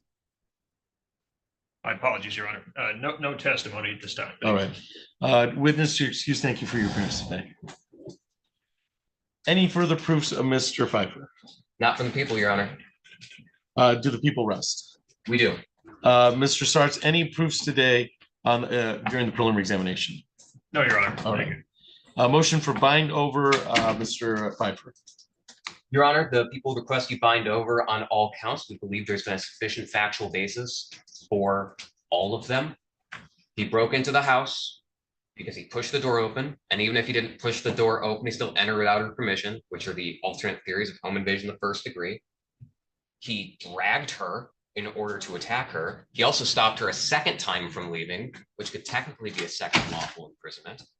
He grabbed the scarf around her neck and pulled it back, making her unable to breathe, and her vision started going. And this wasn't a mistake or an accident, because she said I couldn't breathe, and he said, I don't care. He knew that he was causing her to have difficulty breathing, and he did not care. He continued to do it. And then for the other count that is under theory of GBH, we heard testimony that she was trying to shield her face, and he continued to kick and beat her. And in fact, in People's Exhibit 1, one of the statements she makes to the medical people in there is that she thought she was going to die if she wasn't able to get outside and get away from him. So I believe that's sufficient factual basis for the intent to do great bodily harm. I would ask you bind over on all counts. Thank you, Mr. Pfeiffer. Response, Mr. Sartz. Thank you, Your Honor. Defense would object to the request to bind over here on all the counts. It should be noted that the only witness who testified here, of course, was Officer Boyson, who was only relaying that it's admissible still, the statements that she'd heard from Ms. Wilhart over The statements were, of course, admitted over defense counsel's objection. Ms. Wilhart is not here to testify today, so we were not able to hear directly from her what allegedly happened. And while the statute does permit these statements to be admitted, it still is something that is notable, Your Honor, because it goes certainly towards the weight of credibility, and defense counsel was unable to do a thorough, proper cross-examination of the witness herself about what her possible biases might have been at the time, what motivation she might have had to lie or fabricate the story. And certainly there are some questions here that the people have left unanswered for the purposes of buying over. I think there is a serious question about the initial entry. The officer obviously seemed to suggest that Mr. Jackson was invited in, or was certainly that there was an expectation that Mr. Jackson could be allowed in initially. She later changed her story again after the prosecutor asked some followed-up questions for her, then tried to couch it back to just try a situation where Ms. Wilhart, once she realized that it was Mr. Jackson, then decided to change her mind and stop the person. But from all what the testimony is pretty clear that at least initially, Ms. Wilhart opened up the door. And, this is a question of intent in terms of the home invasion count, and respectfully, the people have not met their burden to show that this was some type of forced entry or entry without permission. If a person's already in the house, it's probably too late at that point to suddenly change your mind and then claim that this is an allegation of home invasion, respectfully, or at the very least, it raises serious doubts about what her intentions were. Obviously, the two of them have a child in common. That testimony came out. They've been in a relationship to a point where at least where they have a child in common. Certainly the two, that raises some questions too about the hearsay statements alone being enough for that element as it relates to entry without permission. And as for the remaining allegations, the way that the officer described the living room, respectfully, that raises doubts about the credibility of Ms. Wilhart's statements. You'd think the description provided where you have an adult being dragged across the room, that there would at least be more circumstantial evidence to support a claim like that. Instead, we just have to rely again on the hearsay statements of Ms. Wilhart to this officer. While it's admissible under 768-27C over defense counsel's objection, it still raises some doubts about the credibility of the statements, given the incredibly dramatic and drastic depiction that apparently Ms. Wilhart provided this officer about a grown adult being dragged across the floor with her hair and with everything else. Respectfully, Your Honor, the people have not met the necessary elements here for the purposes of bind over, and the defense would move to dismiss. Thank you. Response, Mr. Pfeiffer. We literally heard before we took testimony, the defendant's been calling the victim hundreds of times and sending her hundreds of messages, and yet her absence today is to be held against the people? That seems pretty far-fetched. But further, what the defense counsel just said about the testimony on the home invasion is a gross mischaracterization of what the record is. At no point did Officer Boysen ever testify that the victim said she gave him permission to enter or let him in. The testimony was pretty clear. Knock at the door, she answers the door, sees it's this guy and says, no, you're not allowed to come in. Tries to close the door on him, and he forces it open and forces his way inside. She did not change her mind. She did not withdraw her permission. She did not open the door for him. She opened the door for the knock at the door, which happened to be him, which is the tricky wording the defense chose to use when questioning the officer that the people brought to light on redirect.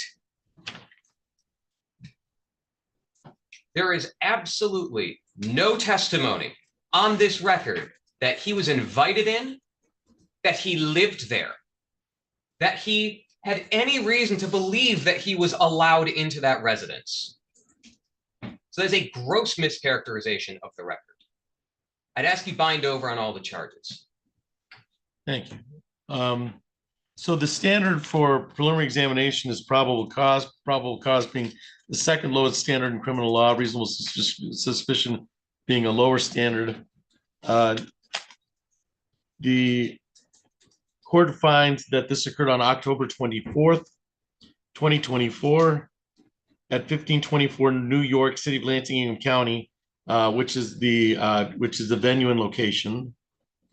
Identification was made by the officer concerning her being aware of the relationship, what was told to her, and then follow up concerning the identification, and then making the in-court identification. So identification is made at a probable cause level. So location, venue, ID, and date are all made at a probable cause level. And then we go to the offense for home invasion first. It does appear there was some question concerning whether Ms. Wilhart allowed Mr. Jackson in. There seemed to be a struggle and a fight at the very beginning.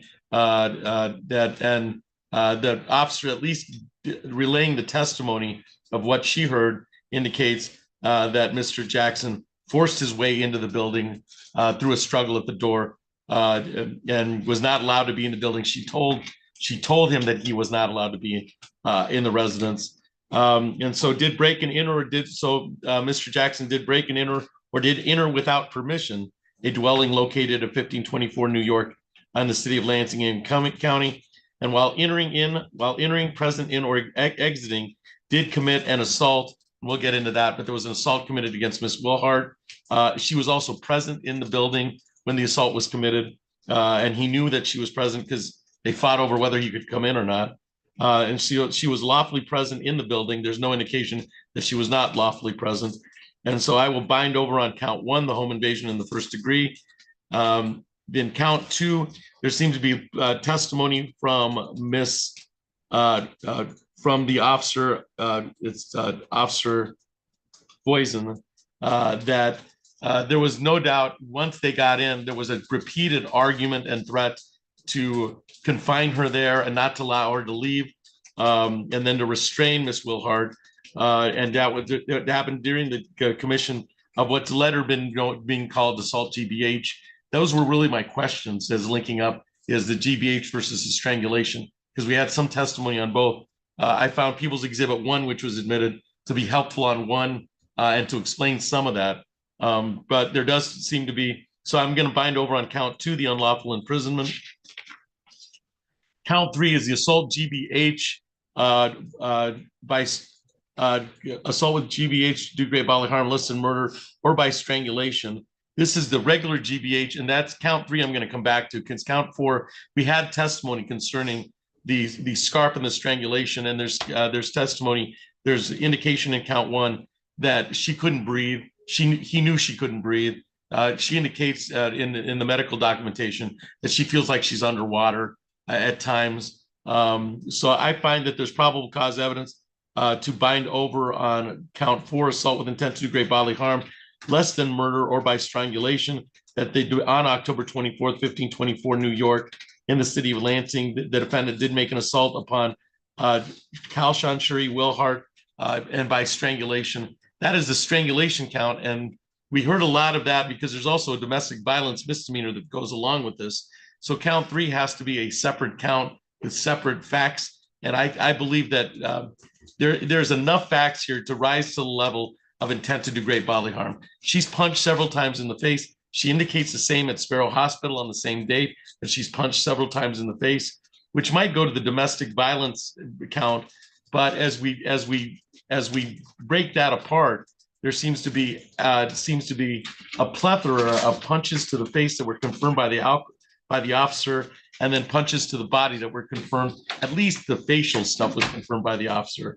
And then she does indicate that there's some statements on while she says she's indicating that she's being punched and dragged, that he knows, she's aware, and that she can call family members that they can't help her because she's already in the throes. Those were the comments she made. I find there's enough to find in count three for the probable cause evidence that assault with intent to do great bodily harm occurred on October 24th at 1524 New York in the City of Lansing, Ingham County. Count five will follow as a misdemeanor count for domestic violence. So I will bind over as charged on counts 1 through 4.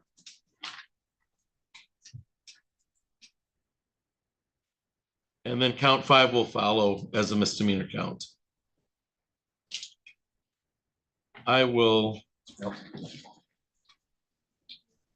And so I will sign that the examination was held on today's date, which is March 6, 2025. And it was found that probable cause exists to believe that it was bound over as charged.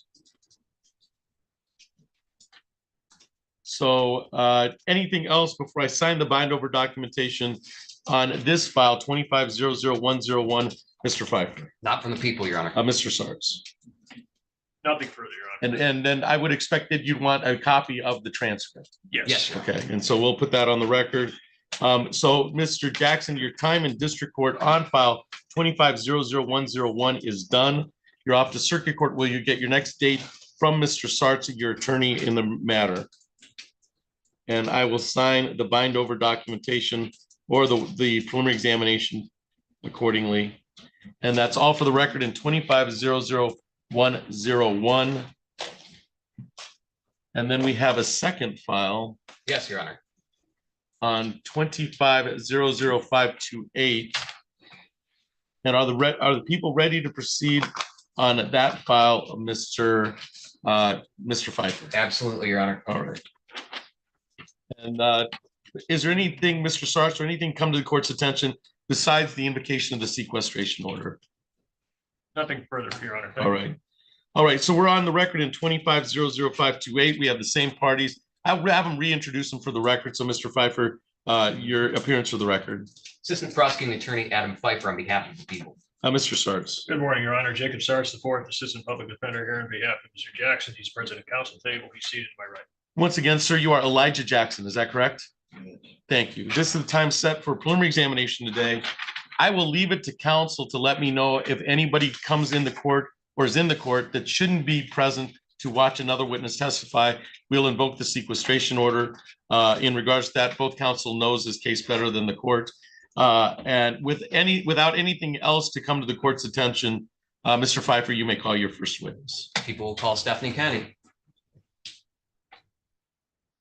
All right, Detective Kennedy, I'm going to have you stand right there. And then once again, state and spell your first name and last name for the record. Stephanie Kennedy, STEPHANIE Please raise your right hand. Do you solemnly swear affirm to tell the truth, the whole truth, and nothing but the truth under penalty of perjury? I do. All right. You can go out of a seat. As you know, the microphone is for recording purposes. So please project as best you can. And Mr. Pfeiffer, when you're ready. Thank you. Good morning again. Now, Ms. Kennedy, where are you currently employed? City of Lansing Police Department. What's your role there? Okay. Were you assigned to the case involving Elijah Jackson? Yes. As a result of investigating in that case, did you end up authoring a report about witness interference? Yes. What can you tell us about, let me say this. Did you discover contacts between the defendant and the victim, Kelshawn Wilhart? Yes. And that was for a different file where he was charged with home invasion in the first degree? Yes. I'd ask the court to take judicial notice of the other file, that being file 24 or 25-101 FY. So that was so I don't think I have that file. The one that we just did. Oh, that's the one we just did. Let me see that file. I'll take judicial notice that we just bound over on 25-00101. Yep. And judicial notice of the fact that it included a charge of home invasion first degree. It doesn't include a charge of home invasion in the first degree. And you may proceed. Your Honor, I'm just gonna, in the interest of Mr. Sarge. issue preservation, I'm gonna object on the grounds of taking notice as relates to an element for the purposes of the charge. Yes, I know it's a trial argument, Your Honor, it's a trial issue, but the court's not supposed to take notice, but just to preserve the issue in this context, I'm just gonna state an objection. All right, Mr. Pfeiffer, response. I could call the court as a witness in its own case. I don't believe there's anything wrong here for the preliminary examination.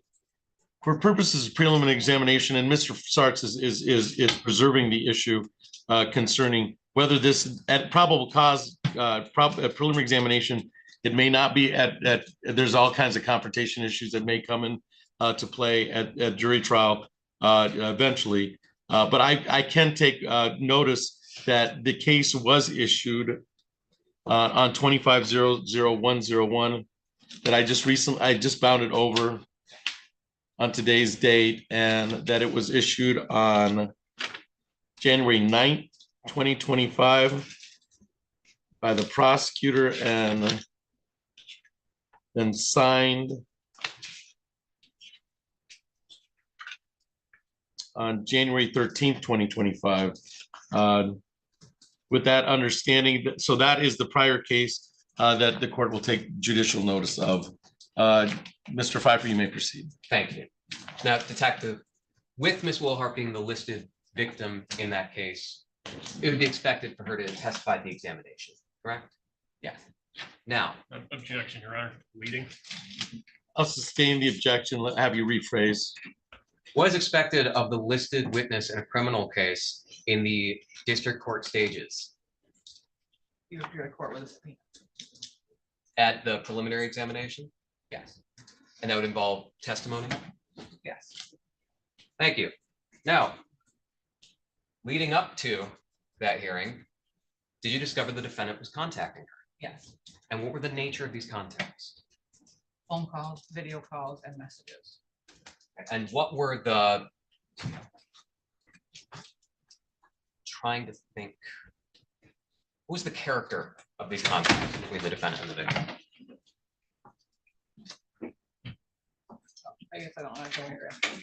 I'm going to object, Your Honor, just because it's overbroad at this point based on description of the amount of alleged contacts. I'll here. sustain the objection, allow the witness to describe the nature of the contact. So apart from the method of these contacts, what was the actual nature of them in the communications? A lot about the relationship, like they're in a relationship, been in a relationship for 8 years, children in common. Christmas was brought up at one point. There was a lot of I love yous. From the defendant? Both.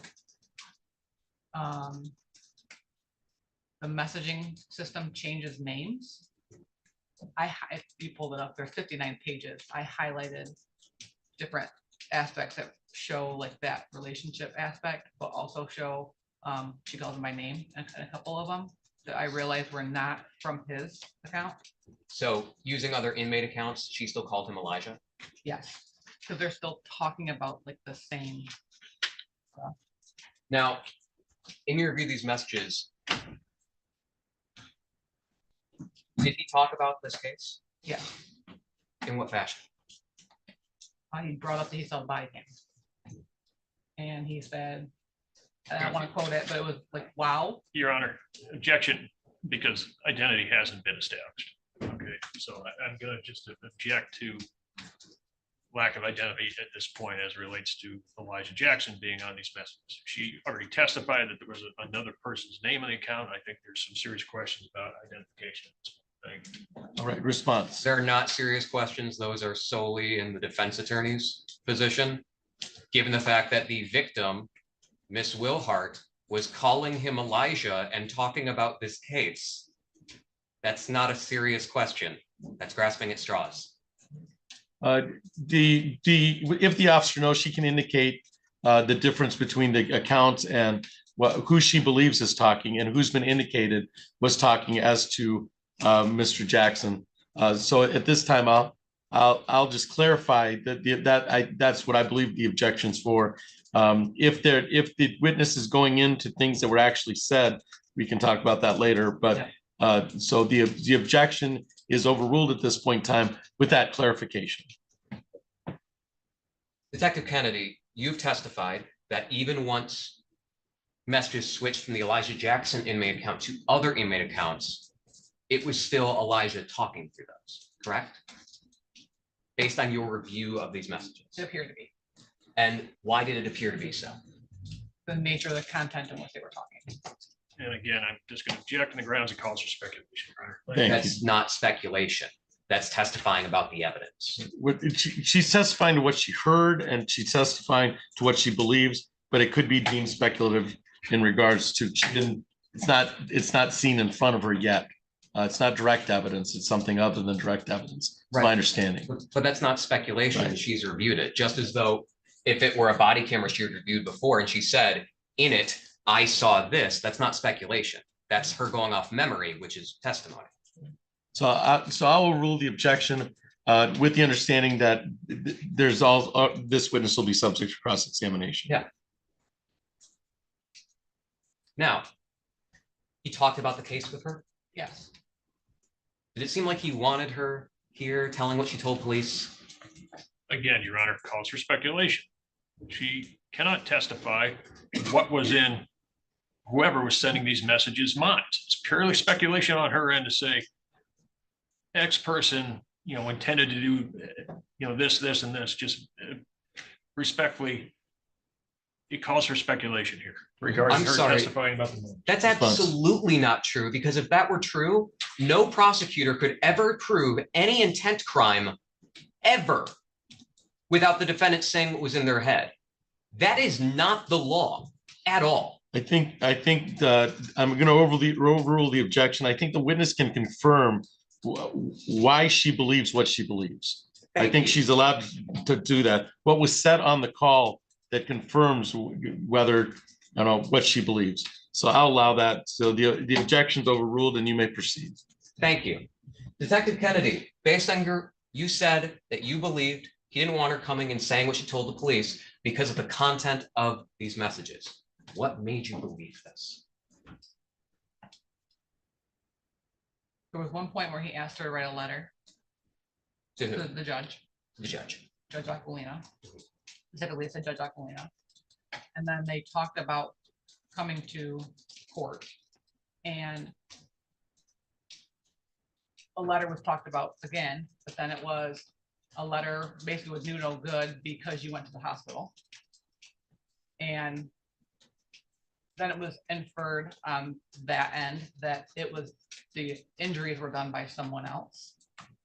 To which she responds and says that it was him. Say it again, ma'am. She responds and basically says, he said that there was a body cam, that he watched body cam, and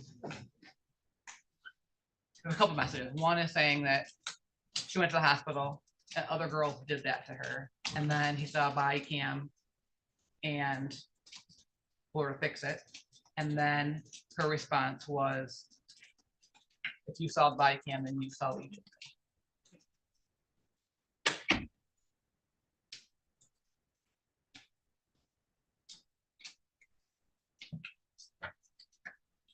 In these messages, was he trying to make sure she remained on his side? I believe that based on how much he told her he loved her. Why? Why did it make you believe that? As a detective in domestics, I see that a lot.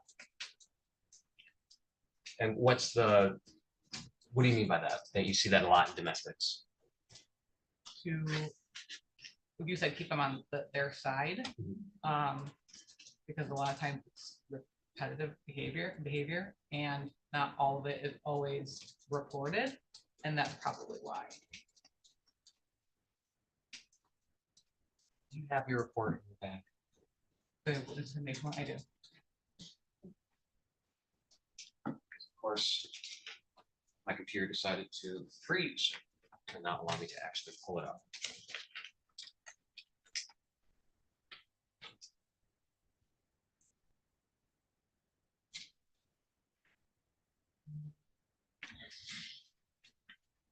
A moment.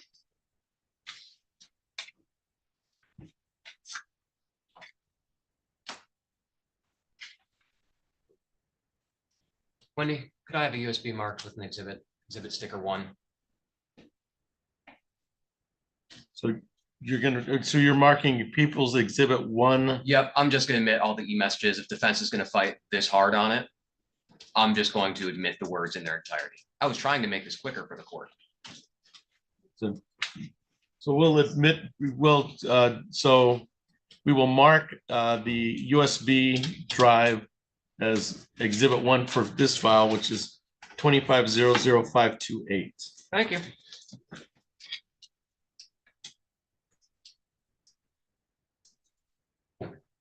And then I just need the HDMI cable that's behind Mr. Milks. I'd like to not have with this. And I would just continue my previously stated objections, Your Honor, lack of identification, calls for speculation, and lack of foundation, Your Honor. All right, so have you moved for the exhibit 1 to be admitted yet? I'm about to. All right, and you're gonna move for the admitted exhibit through this witness. And then we'll entertain a motion at that time for the motion to admit. Patty, I'm showing you what's marked people post exhibit 1. Could you just briefly scroll through this and tell me if you recognize it? You do not need to go through all 59 pages.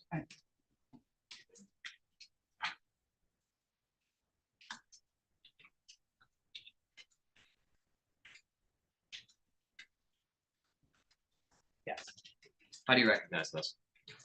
That is the messages that I downloaded from the smart ecosystem at Ingham County Jail. And I just broke the USB. I don't know how to fix that. Yeah, it's because you can't. Oh. Here's what we're gonna do. If it's fine, there's a copy of it also just on my hard drive. I'll make sure there's a USB with the actual, not like this. No, defense can look and see it's the exact same thing.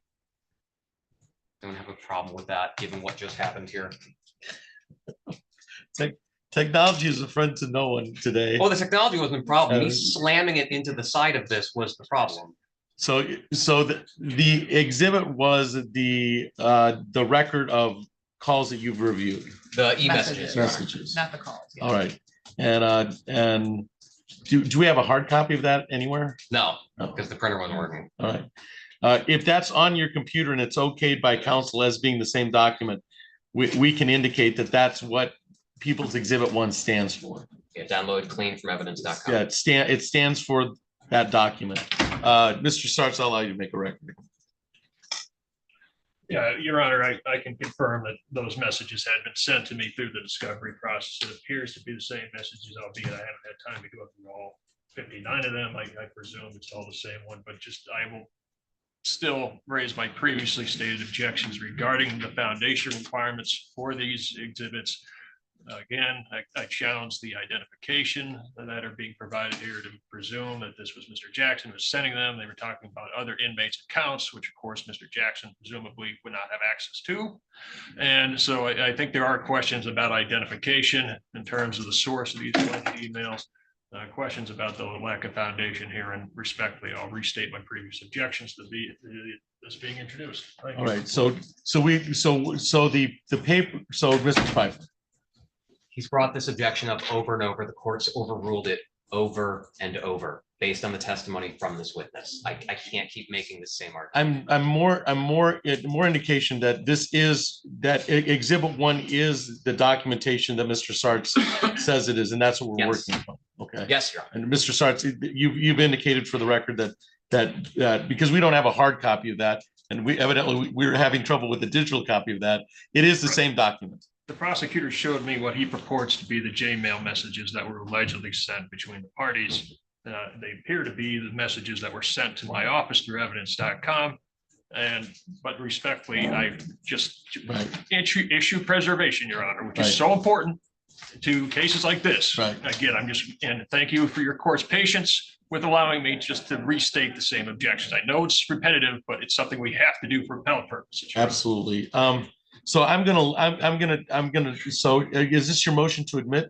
Yeah, and how about this? Can we have it be a standing objection to the identification of the defendant in these? But whatever Mr. Sartz, however he chooses to try his case. That's fine, Your Honor. All right. It's so a standing objection on the grounds of lack of identification. All right. So this is the documentation that you reviewed, and you're indicating that the defendant, Mr. Jackson, was on, as best you could tell, was a part of the messages. Yes. Okay. All right, I'm going to admit People's Exhibit 1 as indicated, and we'll probably, you're going to show the digital copy to publish? Yep. Okay. All right, we'll show the digital copy to publish, and then you may proceed, Mr. Pfeiffer. Thank you. Give me one moment here. It's going to be significantly easier searching as opposed to 59 pages of this. Okay.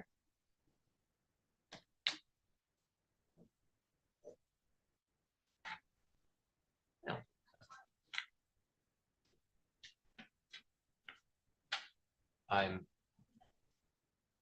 filled with so much anger right now at technology that's apparently not allowing me to even do the search function that it was allowing me to do.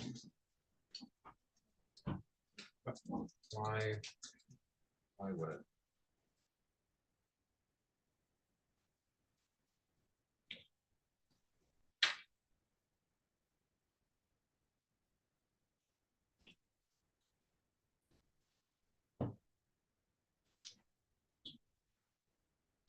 Okay.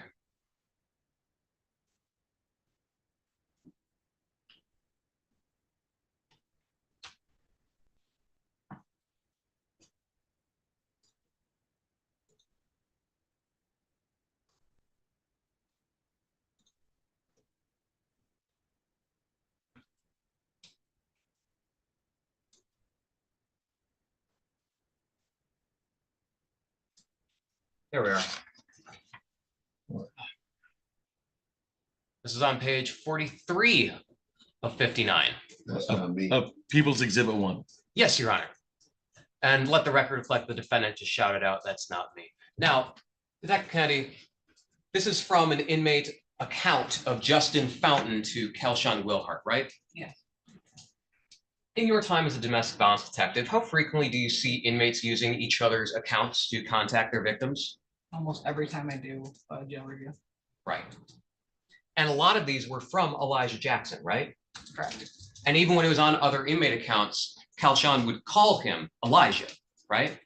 Yes, and then there's also a nickname I see quite a bit throughout too, or a variation of the fourth line up, "I love you, Pooh," Pooh, or sometimes it's like Pootie.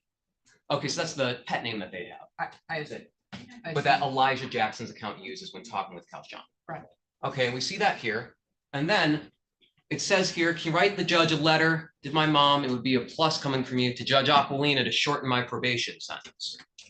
Because June 11th, 2025 is crazy as fuck, bro. Like what? But I love you, got court tomorrow. Now, based on your role as the detective in this, you've already testified that he was on probation with Judge Aquilina, correct? Correct. Which would also seem to point out that this is Mr. Jackson, right? Right. Right.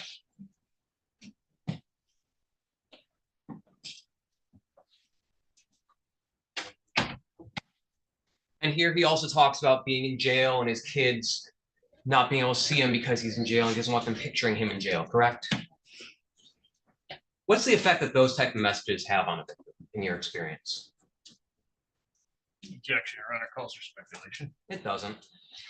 It is her narrative of, because he's asking her, but based on her experience, I think she's allowed to testify in regards to that. So it's not speculative based on her experience, but of course she can't get in the minds of Mr. Fountain or Ms. Wilhart, as indicated in People's Exhibit 1. So I'm going to allow it. Objections overruled at this time.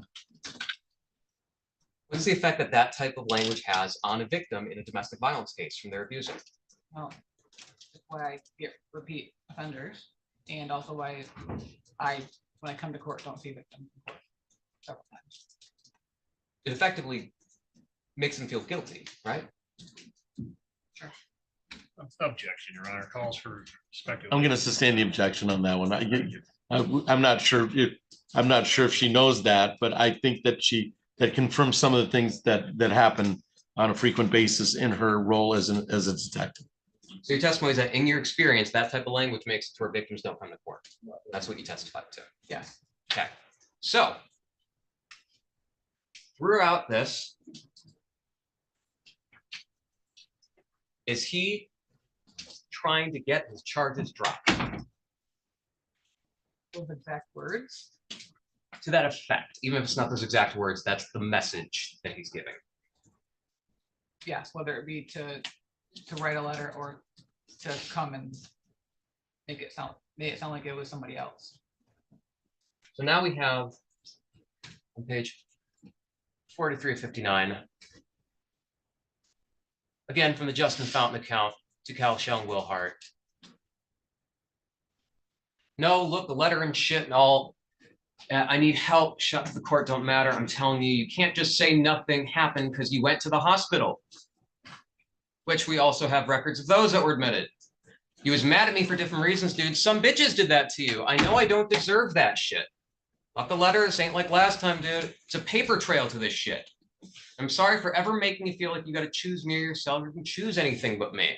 I love you, man. My lawyer came and they're not playing for real. Won't be in front of a judge until next week. Love you, dude. I really do. And we can do this. I know we can. We, him and the victim together in this, right? Were there also messages that seemed intimidating to the victim? Yes.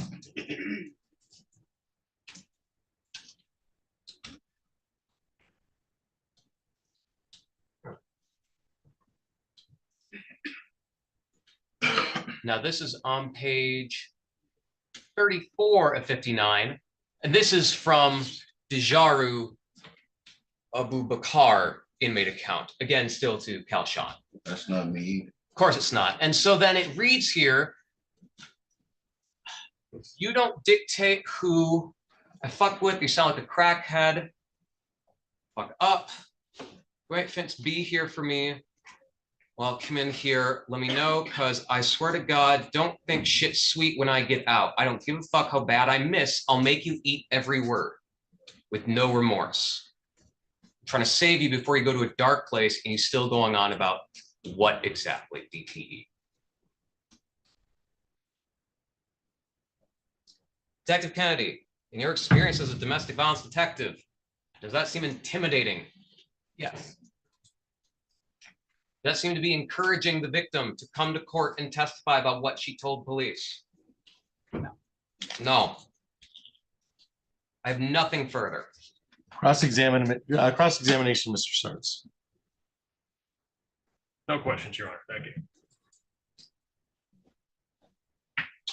May this witness be excused from the people, Mr. Pfeiffer? She may, Your Honor. Mr. Sartz. Yes, Your Honor. Thank you. All right, ma'am, thank you for your appearance. You're all set. Further proofs today from the people, Mr. Pfeiffer. None, Your Honor. Do the people rest? They do. All right, Mr. Sartz, any evidence today on file 25-00528? No, Your Honor. Thank you. Thank you. All right, motion for bind over of Mr. Sartz. Mr. Pfeiffer. Your Honor, I actually apologize. There's one more question I need to ask of Detective Kennedy. I forgot about the fact that it was testified to in the PA 53 earlier today and not in this prior thing, about the fact that this is the defendant's face that was on the Elijah Jackson account. I do apologize for that. Us switching back and forth kind of. Right, but you can recall the witness for that ID testimony. I would ask that.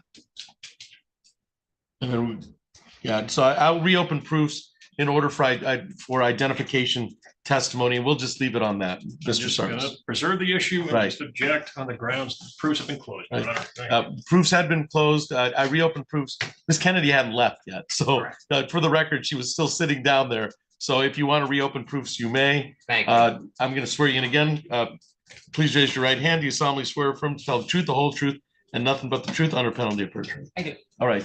You may be seated, and Mr. Pfeiffer, you may proceed, indicating for the record who's on the stand. Thank you. Since I didn't indicate that. Detective Stephanie Kennedy back on the stand. And for the record, this is why we try and hold the PA 53s at the same time as them. Right. Now, Detective Kennedy previously testified in this file that you found the defendant was contacting the victim both through calls, e-messages, and video visits, correct? Correct. In those video visits, did you see the face of the inmate that was using the account Elijah Jackson to speak with the victim? Yes.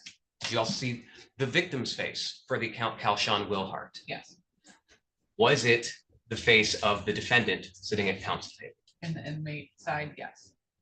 Yes, and then was the face for the other side that of Kalshan Wilhart from your investigation into these cases? Yes. So leave that, I'd ask the court to accept that she has identified the defendant. All right. Any objection to the witness identifying the defendant for purposes of prelim, understanding that we've reopened proofs for this and you've already objected to that? Thank you, Your Honor. I continue my standing objection on the grounds of lack of identification. Thank you.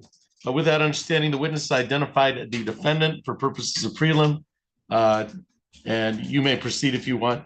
I think that's all we opened the proofs for. So that's all that was needed, Your Honor. Mr. Sartz, do you have any questions concerning identification of this witness for cross-examination? No, Your Honor. All right. All right, Ms. Kennedy, thank you. Detective Kennedy, thank you for your appearance today. You're excused. And now we can do the motion for bind over. Thanks for not failing so quickly. Your Honor, I believe there's been sufficient factual basis for the one count in this file, that being witness interference / bribery / intimidation. This was a criminal case punishable by more than 10 years, as the counts involved home invasion of the first degree and unlawful imprisonment. While the victim was expected to come here and testify, he contacted her hundreds of times and is guilt tripping her and love bombing her and also intimidating her. He is trying to get the case dropped, per the testimony that we had today from the detective who reviewed these messages. He was trying to make it to where we wouldn't be holding these hearings, in blatant violation of the orders of the court, because he was hoping it would be successful, so we wouldn't get to this.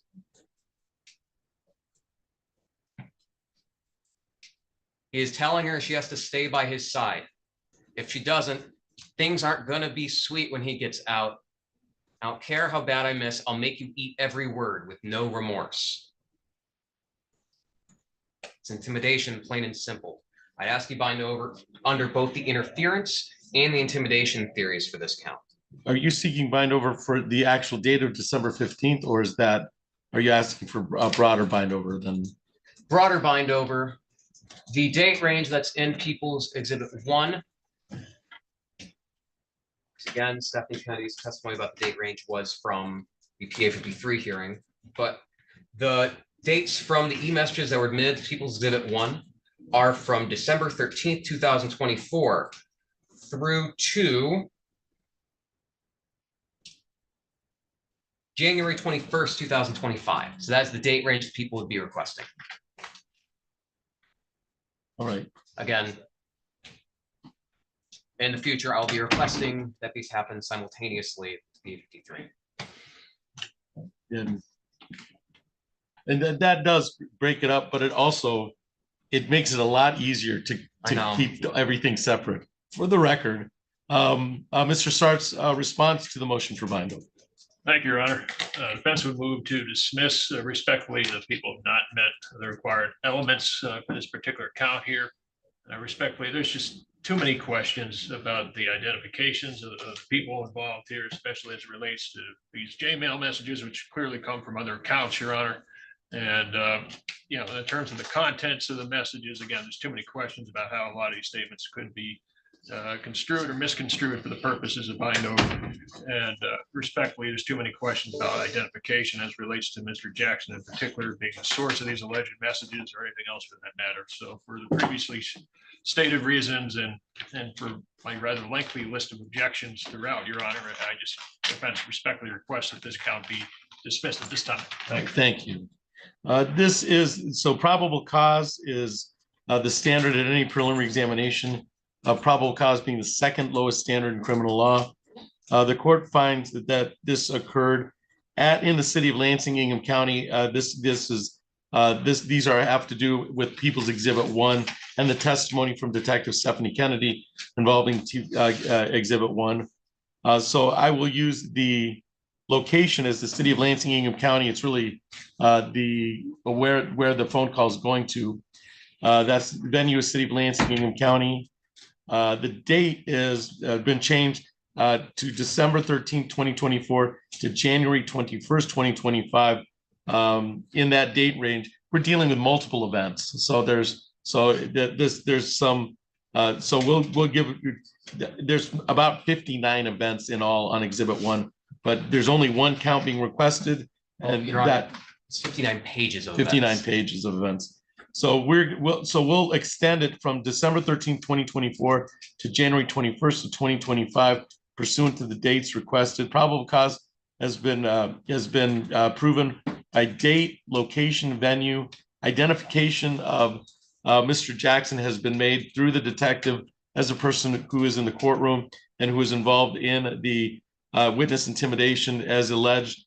And then we have People's Exhibit 1, which is the review of all the testimony in regards to Ms. Kennedy and what she reviewed.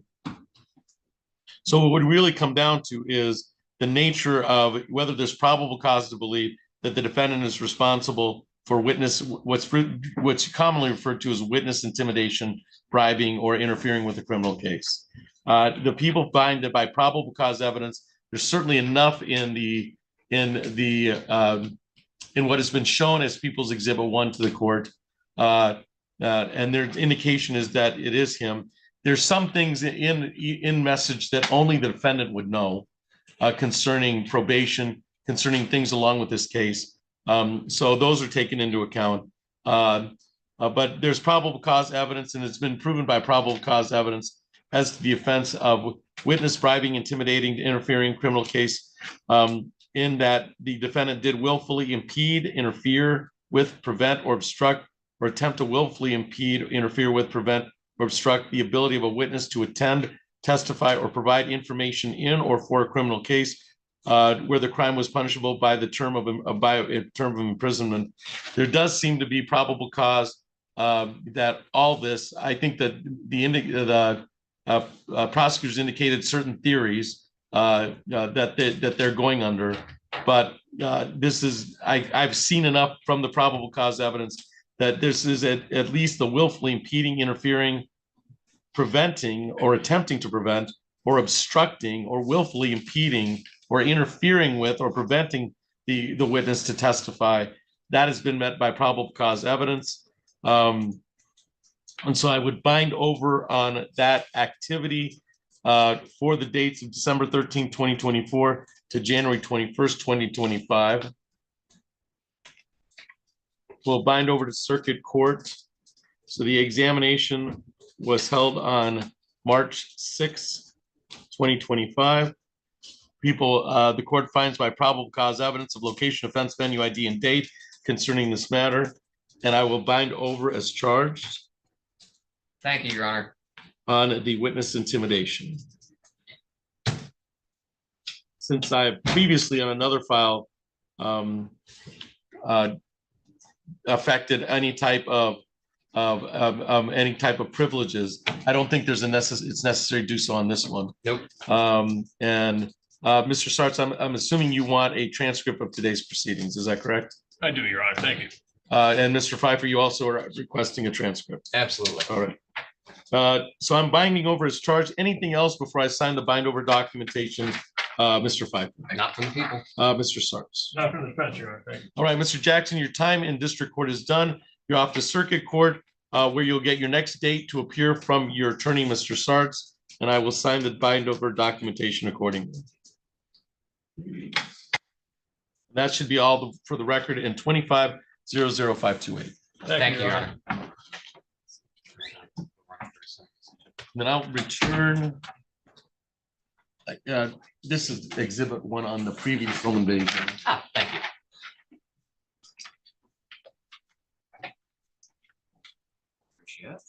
Next time I'll not destroy my exhibit mid-hearing.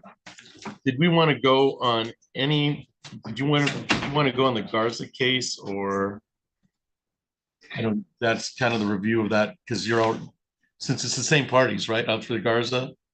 Right, the people got theirs in, and then the defense sent theirs in yesterday afternoon. So do we want to adjourn that so you had a chance to read it? I mean, I have to say myself, I have not read the defense response. Yeah, I'm fine with adjourning, Your Honor. So I think we're set for prelims on the 27th, which is probably getting Your Honor, we've already made our motions too. We've already made our arguments. If Your Honor just wants to issue an opinion, I would be fine with that. I'll leave it to the prosecutor though. If he wants to file a rebuttal to my response, that's fine. I mean, but the case has already been bound over. In my review of it, I think a rebuttal is necessary, either oral or written. It won't be particularly lengthy. I'm happy to come in on, like, just zoom in on a non-exam day if that makes it easier for the. I'm gonna be in trial for the next 2 or 3 weeks, Your Honor. Yeah. That's another reason That makes why. it hard. Yeah, that's why I would, prefer if we can just handle it. Well, let's set it for the March 27th date, and we'll see if you can't come in, we can get coverage. And if we want to make a record, we can. If not, I'll just issue an opinion on it. I think that's what you were suggesting, Mr. Sartz. And I think that this came out of another case, the Garza case, as to I bound over, and then we still had the P51, and I asked, okay, give me some guidance, and we're still getting guidance. Yeah, if it's easier, I'll happily file off a rebuttal. Now that I'm not going to be in trial tomorrow, I should have tomorrow free. But it's up to you. But what's fair to Mr. Sartz is I've not read your response, and I want to make sure and read the response. Absolutely. So let's set it. So let's just set it. Let me grab that file. Since we have the same parties here already. Yeah. Let's go ahead and set that for March 27th, at least for a control date. That works. And then that'll give us some. I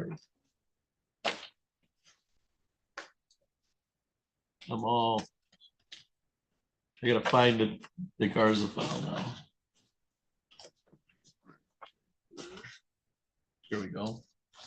All right, and we did not bring Mr. Garza. Is he on? I don't see anybody here on Polycom or. All right. Was brought over. I believe so. He was on the list. Yeah. So, all right, so we're on the record in 24-01091. That is People of the State of Michigan versus Lorenzo Garza. Will the parties please introduce themselves for the record? Mr. Pfeiffer. Good morning, Your Honor. Assistant Prosecuting Attorney Adam Pfeiffer on behalf of the people. And Mr. Sartz. Good morning, Your Honor. Jacob Sartz, the fourth Assistant Public Defender here on behalf of Mr. Garza. Since all we're doing is just setting this for a control date, I'll waive his appearance. Yeah, we'll waive his appearance if that's okay with you, Mr. Pfeiffer. Absolutely. And then we'll get a new date. We were looking at memorandums of law or just for some guidance on this. And I have not read. Mr. Sartz had from yesterday submitted it. So we're just going to buy some more time, and we're going to set it for March 27th. So this is reset for March 27th. And this is strictly on jurisdiction and the PA 53 violation. And what time, March 27th? Okay. So it'll be March 27th at 8:30. If Mr. Pfeiffer, if you're able to get something to writing after you read the response, I may just respond by email, by mail. I may put the hearing out, but that should get us to March 27th as a control date for 24-01091. Anything else for the record on that file, Mr. Pfeiffer? My plans to have a rebuttal filed tomorrow. All right. So should be able to move this along pretty quick. All right, Mr. Sartz. Anything else? All right, we're all set on that file. Thank you for your appearance tonight. Thank you, Your Honor.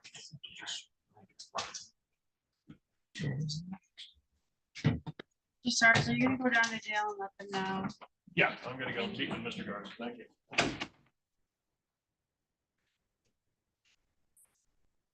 Then Mrs. Zell, we have a few and people waiting. I'm assuming, but that probably took a little longer than an hour and a half. It was quite all right. Your Honor, I think I have an order in mind. If we could start with the last couple PCCs. All right. Potentially, I believe we could start with Larry Hamilton's case. All right. So, and that's Mr. Goodrich. Mr. Hamilton has been waiting patiently on Zoom. All right, so we're on the record in 24-02429. That is People of the State of Michigan versus Larry Hamilton. This is set for probable cause conference. Mrs. Zell, your appearance for the record. Gabrielle Zell, Assistant Prosecutor for the people. Mr. Goodrich. Attorney Luke Goodrich from the Public Defender's Office here to represent Mr. Hamilton, who is appearing over Zoom today. And sir, you are Larry Hamilton, is that correct? And you'll have to unmute. Mr. Hamilton, you'll have to unmute.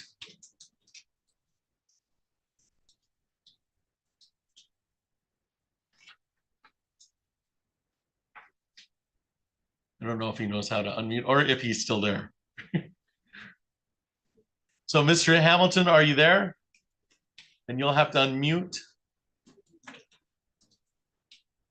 So why don't we do this? We'll allow Mr. Goodrich a chance to contact the client. Well, Your Honor, I did speak with him this morning already. We know he's been on for several hours. He has. I would waive his appearance at this time and we were just requesting the matter be left set. All right. Exam. Is that a fair statement, Mrs. L? It is, Your All Honor. right. All right. So we'll waive the appearance, Mr. Hamilton. Somebody's obviously, I think Mr. Hamilton actually spoke a couple hours ago, but I know he's here. He's been waiting online. And so we'll waive his appearance and Mrs. L, we're just leaving this set on for preliminary examination. That's correct, Your All Honor. right. Okay, so the PCC was held. And we'll leave on for prelim on March 14th at 9 a.m. All right, so Mr. Hamilton, you should you'll be in front of this court next week at 9 a.m. That's live in person on the 6th floor of the City of Lansing, and you'll be directed by your attorney the same, March 14th at 9 a.m. Anything else for the record in 2402429, Mrs. L? Not for the people. Mr. Goodrich? No, Your Honor. All right, you're all set, sir. Thank you for your appearance today. Mr. Hamilton, you're all set if you're still there. Right, Mrs. L, who did you want to call next? If we could wrap up Mr. Goodrich's cases by calling Miss Tayona Mack. Tayona Mack. Did you need that for or no? No, it can. Actually, I will later, but I can grab it. Okay, I'll just, sorry. Okay, I just forgot about it. All right, so we're on the record in docket 2500486. That is People of the State of Michigan versus Tayona Mack. Will the parties please introduce themselves for the record? Mrs. L. Gabrielle Izal, Assistant Prosecutor for the people. Mr. Goodrich. Attorney Luke Goodrich from the Public Defender's Office here to represent Ms. Mack, who's standing to my right. And ma'am, you are, and you can correct my pronunciation, Tayona Mack? Yes. All right, thank you. This is the time set for a preliminary examination today. Mrs. L, how are we proceeding? Your Honor, it's my understanding that today we will be looking at a waiver up to circuit court. I would like to put a plea offer on the record. This plea offer will stay open in circuit court as well. With the waiver, we are asking for an agreement to add fleeing and eluding third as count 5 under the vehicle code. With that being said, the plea offer in this case would be to plead to count 2, operating while intoxicated with occupants under 16, counts 3 and 4, both child abuse fourth, and the added count 5 of fleeing and eluding. But we would change the fleeing and eluding to the penal code, and we would consent to HIDA on all of the HIDA eligible counts. I believe that is the correct plea. And to be clear, I believe count 1 would be dismissed as part of that agreement. Correct. So that's dismissed today. No, Your Honor. It's dismissed in circuit court upon successful plea and sentencing. It would be, Your Honor. Is that your understanding, Mr. Goodrich? No, I guess my understanding is that count 1 would be dismissed today if we're going up on fleeing and eluding third. Essentially, you're upgrading count 1. So I don't think you go up on both of those, but I guess. So you tell me. From my understanding, Your Honor, it was to have it waived up on both count 1, the fleeing and eluding fourth, and the count 5 fleeing and eluding third. With the understanding that Your Honor, we can clean that up in circuit court if that's necessary. So that's your understanding, and the record speaks for itself because I'm not writing all that down because I'd make everybody crazy. Mr. Goodrich, that's your understanding of the plea offer, deciding on what counts we're going in through and what is, but that's your understanding of the plea offer. Is that correct? Yes. May I inquire of your client, Ms. Mack, of the waiver of the preliminary examination? Yes, Your Honor. All right. Ms. Mack, you understand you have a right to a preliminary examination today. A preliminary examination is a probable cause hearing in which the people would have to prove by probable cause evidence that a crime has been committed and the identity of the person who committed that crime. You are represented today by attorney Luke Goodrich, and he would be present to cross-examine any witnesses or contest any charges brought against you by the people of the state of Michigan. It is my understanding that we pretty much placed the plea offer on the record. And you're waiving the circuit court on the plea offer, and that's been placed on the record. And negotiations are continuing, of course, by both the prosecutor's office and Mr. Goodrich. Is it your intent today to waive your right to a preliminary examination today? Okay, based on everything you heard on the record. All right. Mrs. L, do the people also waive their right to a preliminary examination? We do, Your Honor. All right. I find that the waiver of the preliminary examination to be knowing, voluntarily, and accurately made. I'll provide the bind over documentation for signature in this matter.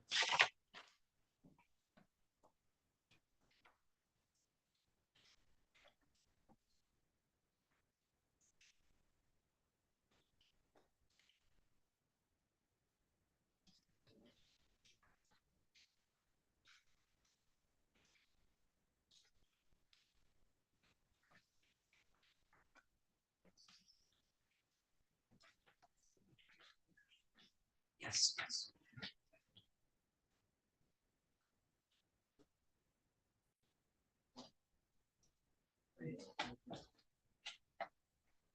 All right, I'm in possession of the bind over documentation on 25-00486. I'm going to indicate that the examination was waived on today's date. Is there anything else to come to the court's attention before I sign the bind over documentation, Mrs. L? Not for the people. Mr. Goodrich. Yes, Your Honor. Your Honor, there is currently a no contact order involving Miss Mack's 4-year-old child, who is one of the alleged victims. I don't know if it's count 3 or count 4. The child's name is Braylon Mack. We would ask the court to lift the no contact order in that matter so that she can have contact with her 4-year-old.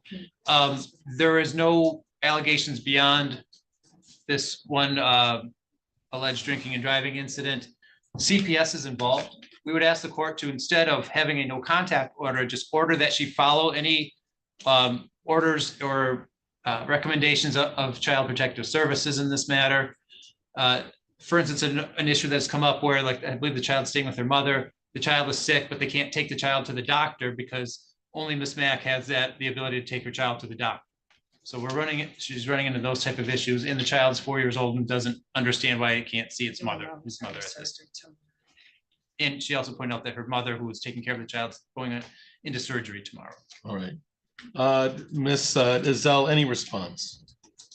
Your Honor, we would leave this up to the discretion of the court. If the no contact order is modified, we would ask for the CPS recommendations to be followed. All right. This does stem from a drunk driving with 2. So it was charged was the 4-year-old and the 6-year-old as occupants less than 16. And then both child abuse on both of those counts was charged. And that was the purpose for the no contact order. Is that a fair statement, Mrs. L? It is, Your Honor. All right. So I'm going to modify the bond. So this is left to the order and discretion of Protective Services. So whatever family court ends up saying, that's going to be the order, okay? But this will at least start you on the process. There won't be a no contact order. I'm going to lift the no contact order as to Braylon Mack. All right. So the no contact order is lifted.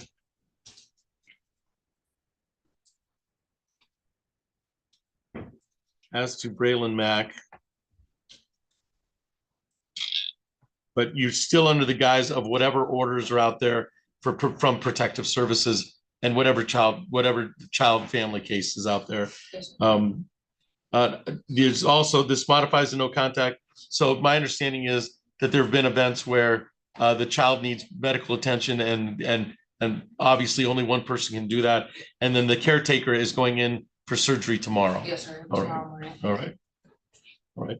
So this should alleviate that concern as a no contact order in regards to Braylon Moore. So as to Braylon Mack, Deshaun Jones, age 6 months, is younger, so that there's still a no contact order in regards to that. This might, and this can be readdressed in circuit court, but I'll do that in district court, 4 years old. And just to be clear, the 6-month-old is not her child. Okay. Oh, that's not her child. No. Okay. All right. So, but Braylon Mack is your child. Yes, sir. All right. All right. So, any questions concerning the modification of the no contact order, Ms. Azell? No, Your Honor. All right. So that's been modified to follow whatever protective services or discretion concerning the contact with the 4-year-old, and the no contact order is lifted in that regard based on the circumstances of the case. Anything else for the record in 25-00486, Mrs. Zell? Not for the people. Mr. Goodrich? No, Your Honor, thank you. All right, Ms. Mack, you're all set. Your time in district court is done. So I'm going to sign this before I forget. So you're off to circuit court, where you'll get your next date to when to appear in circuit court from your attorney, Mr. Goodrich. All right? Yes, sir. Thank you.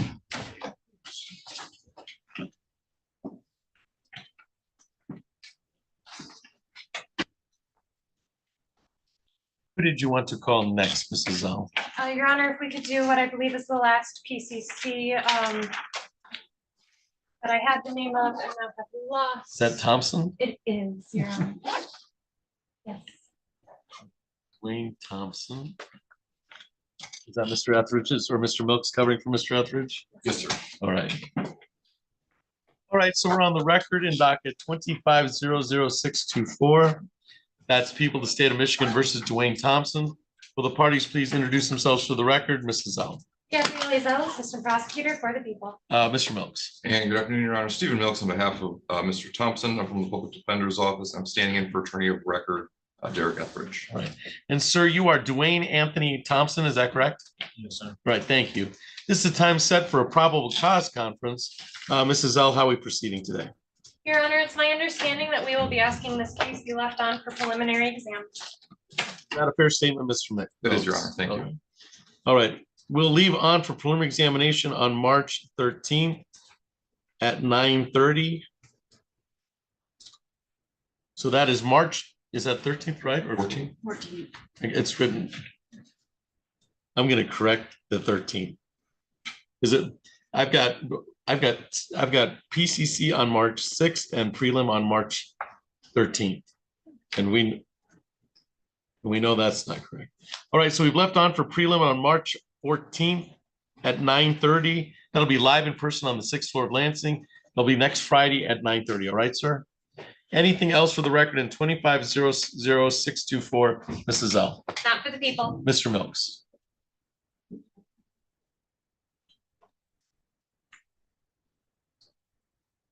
Sorry, Your Honor. Nothing further. All right, thank you. You're all set, Mr. Thompson. We'll see you next week.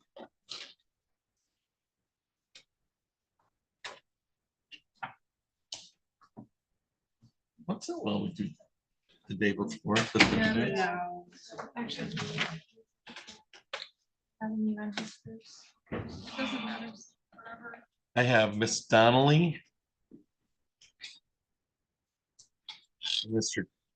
Oh, Diana Mack is. Is yours running down? Yes. So that's Tyrone Nathan. It is, Your Honor. Then we've done most Jacksons. Yes, we've done Jackson. All right. So did you guys need a break? Okay. So we'll take 10 minutes just to take a break and let everybody stretch out, and then we'll go on a preliminary examination for Mr. Nathan. Thank you. Yeah, if you're gonna run Donnelly's first, I might just take it back down. If that's what you wanna do. It's up to you.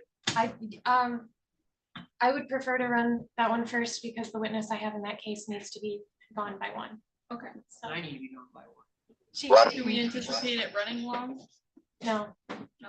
I'm hoping it will be. How many witnesses you got? All rise. I'm here regardless, so just let me know.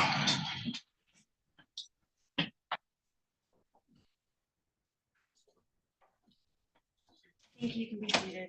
Thanks, Lynn. You're welcome. Trying to negotiate over here. Wendy, ours should only take 2 or 3 hours, so it'll be a short one for me. 3 hours.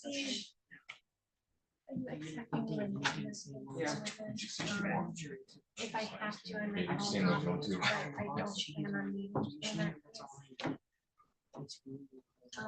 And then the other case is when. Yeah. I'm sorry.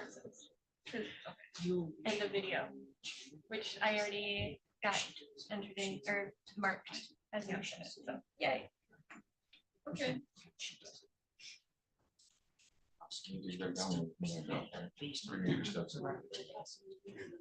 Just so you, that they don't.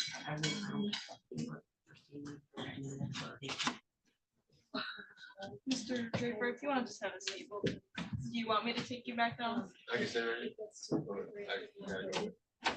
Why? To be honest with you, I've had a lot today. I would prefer not to do the back and forth. Thank you for your. Yeah, no, it's a comfortable chair. It's not as cold downstairs.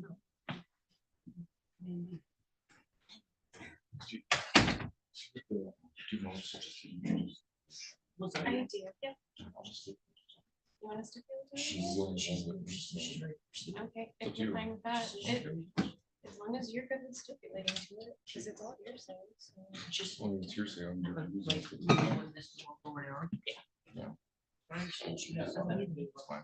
Okay. We'll do it that way then. I told you.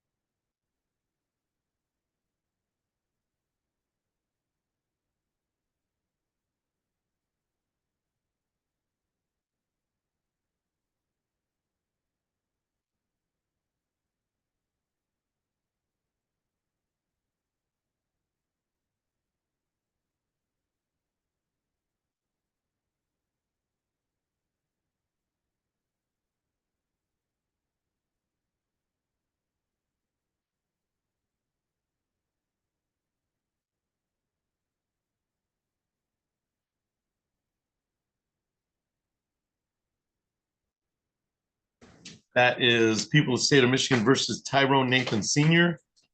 Will the parties please introduce themselves for the record? Mrs. L. Gabrielle Zell, Assistant Prosecutor for the People. Ms. Donnelly. Assistant Public Defender Sarah Donnelly on behalf of the defendant who is standing to my right. And sir, you are Tyrone Nathan Senior, is that correct? I am, Your Honor. Thank you. This is the time set for a preliminary examination today. Mrs. L, how are we proceeding? Your Honor, it's my understanding that the intention is to run the preliminary exam today. The people are ready to proceed. We do have witnesses that we will be presenting. Is that a fair statement, Ms. Donnelly? It's my understanding, yes, it is fair, Your Honor. If there are multiple witnesses, I just ask for sequestration. All right, so I'll leave it for the council to indicate if there's a witness that shouldn't be watching another witness testify. We'll invoke sequestration, make sure they're out. And I'll leave it for council to let me know if that, because you know the case better than I do. Is there anything else to come to the court's attention before we get started today, Mrs. L? Yes, Your Honor, if I could put on the record, we did extend a plea offer to the defendant in this case through his defense attorney. The plea offer was for the defendant to plead to domestic violence, a misdemeanor count of 93 days, or to plead to a domestic violence second and seek placement in domestic violence court. Both of these offers were contingent on the preliminary exam not running today. And at this time, I do not believe those offers are being accepted. All right, and that's a fair statement, Ms. Donnelly. Yes, Your Honor. All right, all right. So let me know if there's anybody that needs to go in the hallway to invoke the sequestration order. And Mrs. L, when you're ready, you may call your first witness. Thank you, Your Honor. The people will be calling Serena Bates to the stand. And is there anybody in the courtroom that should not be in the courtroom? All right, Ms. Bates, I'm gonna have you, you're doing perfect. Okay. So you, please spell both your first name and last name for the record. Serena, Serena Bates. Okay, please raise your right hand. Do you solemnly swear or affirm to tell the truth, the whole truth, and nothing but the truth under penalty of perjury? Yes, sir. All right, go and have a seat. The microphone there is for recording purposes. It goes right to the court recorder's ears. So I need for you to project as best you can. All right, ma'am? Okay. All right. All right, Mrs. L, when you're ready. Thank you, Your Honor. Thank you for being here today, Ms. Bates. I know this is not a fun time to be here, and thank you for your patience as we waited so long this morning. I want to just start by getting a little bit of information about you, getting to know you. Could you please tell us where you're currently employed? I don't work. Do you take care of your children? I do, and my ex, I'm a guardian to him. Wonderful. And how many children do you have? 3. And do you know a Mr. Tyrone Nathan? I do. And how do you know him? He is the father to my youngest, and I've known him for 6 years now. And did you ever have a relationship with Mr. Nathan? Yes. And what was that relationship? On and off again for about 6 years. And when you say on and off again, that's a dating relationship that you had? Ms. Bates, if I could just ask, do you remember February 12th of 2025? I do. And on that day, did you have a reason to call the police? I did. And what was that reason? Mr. Nathan would not leave my residence after I asked him to leave. He pushed me up against the car and was squeezing my face while I was holding my son in my hands. And how old is your son? He will be 2 next month. And is this a son that you share with Mr. Nathan? It is. And after being pushed up against the car and having your face grabbed, what happened? He said something along the lines of, I could kill you, or something about killing me. I don't know exactly what he said. It was all just kind of. Thank you. Thank you for that explanation as well. I will ask that you don't guess as to what's said, so I do appreciate that. After those statements were made, were you able to get away? Yes. And how did you get away? I waited for him to get in his car, and I hurried up and got in the house, locked the door. And did the child stay with you at that time? Yes, he did. And it was at that time that you contacted police? Yes. And do you happen to recall how long it took the police to arrive? Over 3 hours. And may I ask, where did this occur? At my home. And where is your home located? We just recently moved to Kensington Meadows on Jolly.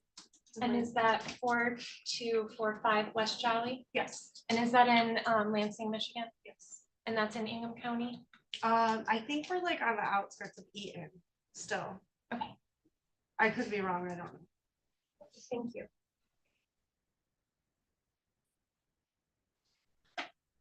And Ms. Bates, is Mr. Nathan in the courtroom today? Yes.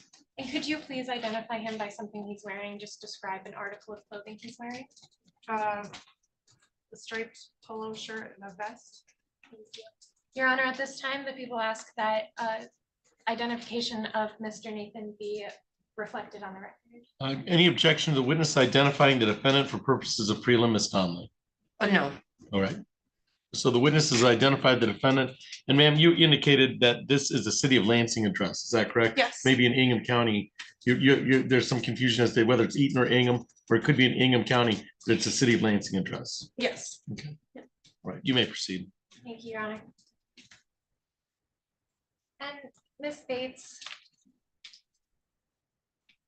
was there anything, I apologize. At this time, did you have a PPO against Mr. Nathan? I did. And where was that PPO out of? That is out of Eaton County. And did you mention that to officers when they arrived? I did. Thank you. No further questions, Your Honor. Cross-examination, Ms. Donnelly. All right. Good afternoon, Ms. Bates. You said you were at your home on the date of February 12th, 2025. Yes. And you said you live there with your children?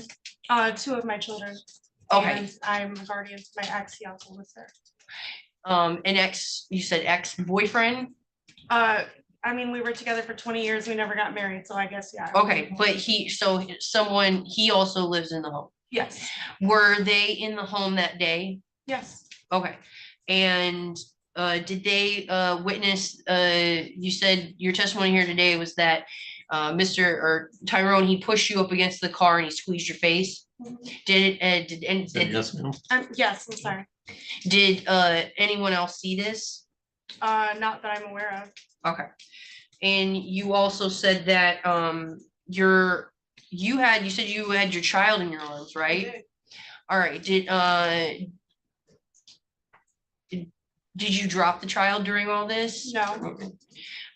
Did you, and because of this, there was because of all this, there was a police made a referral to CPS, correct? They did. All right. Did you have you had any contact with CPS since then? Yes, they've been to my home twice. All right. And has there been any action taken by CPS because of this? I believe that they're gonna continue to come like once a week until they close their investigation.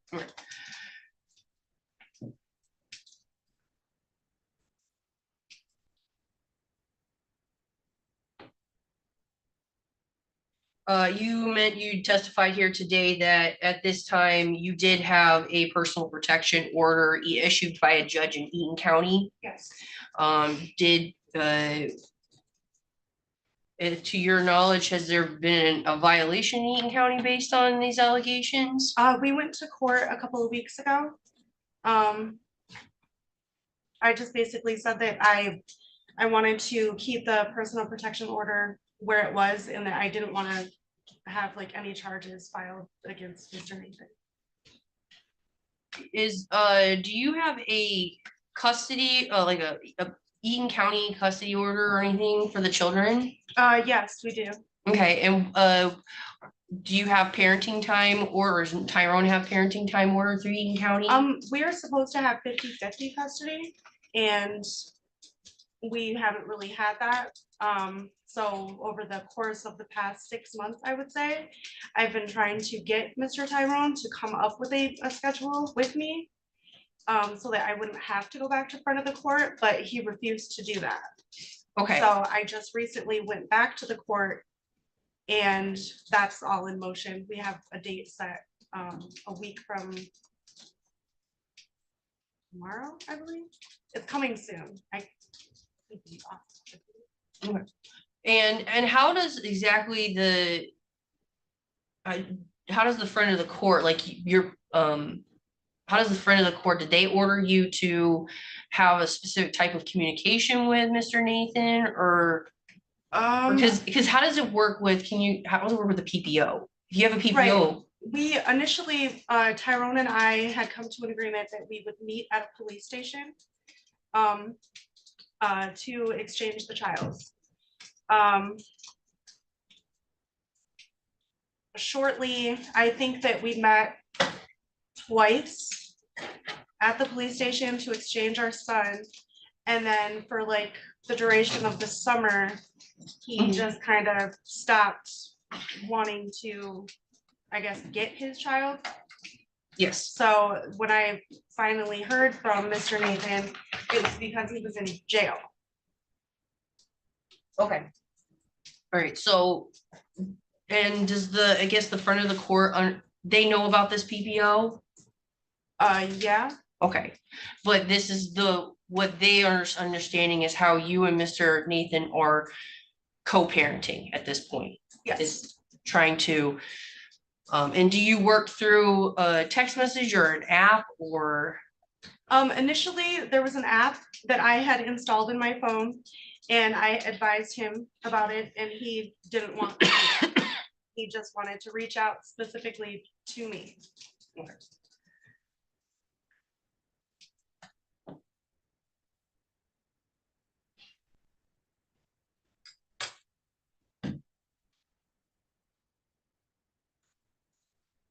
All right, and you said that today was your testimony that you have had a quote unquote on and off relationship for 6 years with Tyrone. Yes. All right, and during that time, did you live together? Maybe for a couple of months, twice, I believe. You said in the span of that 6 years, you lived together a total of twice, 2 separate times. Yes. And you said a couple of months was at each time? Yes.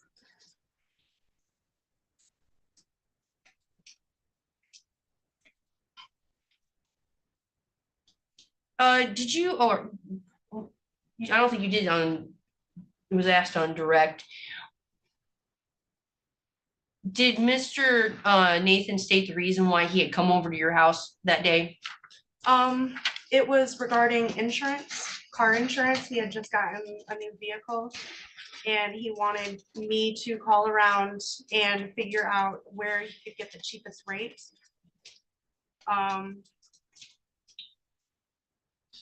Yeah.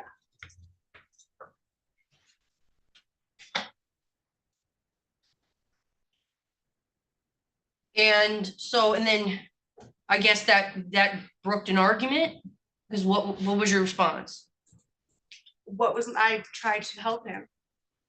Okay, I so got on the phone, I called insurance places. He got angry for whatever reason it was that day. I still don't know. And this is how he responds when he's angry, or if something doesn't go his way, or if I can't help him out financially. If he has to do something on his own, then it becomes a problem and he gets physical. Okay. All right.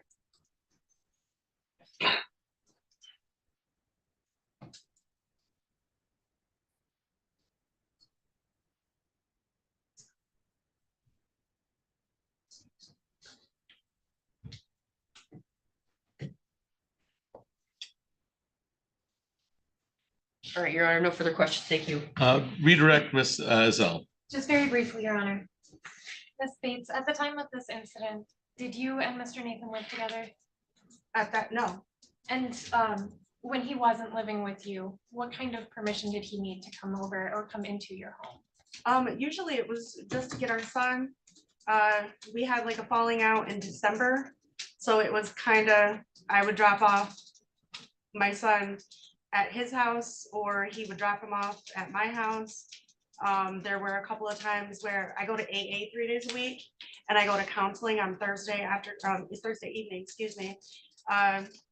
He would pick up my son there if he was out and about, if I didn't drop him off to him. Great, thank you. And so in this instance, you guys were talking about car insurance. Correct. And he became angry? Yes. And can you just tell me again, what was his response after becoming angry? He was trying to get me to take $200 in cash that he gave me to take it and put it on my Cash App card, like at a gas station, like a Speedway. And I wasn't comprehending what exactly he was trying to have me do. And it was cold, so I went to go start the car once I realized he was trying to get me to go put the cash on the card. So he asked you to put cash on the card, and how did you respond to that? I said, okay, fine, I'm gonna go start the car. It was cold out. I went out and started the car. I came back in. He was still, upset. A few minutes later, when I'm trying to get my shoes on, I'm trying to get my son ready, because clearly I'm taking him with me to the store. And that's when he followed me outside. When I was coming out the door, I said something like, I hate the way that you talk to me. I don't deserve to be treated like that, blah, blah, blah. And he said something along the lines of, see, once we get outside, once we get around the car, you like to start running off at the mouth again. So once you were at the car, you were having this argument. Did you keep space between you, or did you guys? I was literally trying to get in the car. And how did Mr. Nathan act in that instance? That is when he pushed me up against the car and grabbed me by the face. Thank you. No further questions, Your Honor. May this witness be excused from the people, Mrs. L. She may. Ms. Donnelly. Yes, Your Honor. All right, thank you for your appearance today, ma'am. You're all set. Any further proofs concerning docket 25-00465, Mrs. L? No, Your Honor. Do the people rest? We do, Your Honor. Any proofs today on behalf of your client, Ms. Donnelly? No, Your Honor. Motion for bind over, Mrs. L. Thank you, Your Honor. Your Honor, today, Mr. Tyrone Nathan is charged with domestic violence as a third instance of domestic violence. Today you heard from Ms. Bates, who spoke about the day that Mr. Nathan came to her home, talking about car insurance, became angry with her, and decided to grab her face and shove her up against a car while she was holding their child. At this time, Your Honor, we ask that you bind over on count 1, the domestic violence third. As we have shown here today through Ms. Bates' testimony, by a probable cause standard, that Mr. Nathan did assault or batter Ms. Bates by putting his hand on her face and shoving her up against the car. At the time that this assault occurred, Ms. Bates was the mother to a child that she has in common with the defendant, and was a former relationship that Mr. Nathan had as described as dating. They were on and off for about 6 years, as Ms. Bates described today. Additionally, Your Honor, we would ask for this to be bound over on an additional count. We are asking for a misdemeanor count to be added. I know that does not require bind over. However, we are asking it to be added to the information before bind over. We are asking for child abuse 4th degree for Mr. Nathan putting his child in unreasonable risk or harm by committing this battery against Ms. Bates while she was holding their child.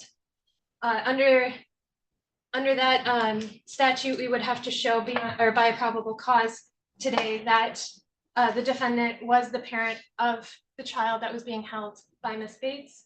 As Ms. Bates stated today, he was the father to that child. Additionally, we would have to show that the defendant knowingly or intentionally committed an act that put that child in unreasonable risk of harm or injury.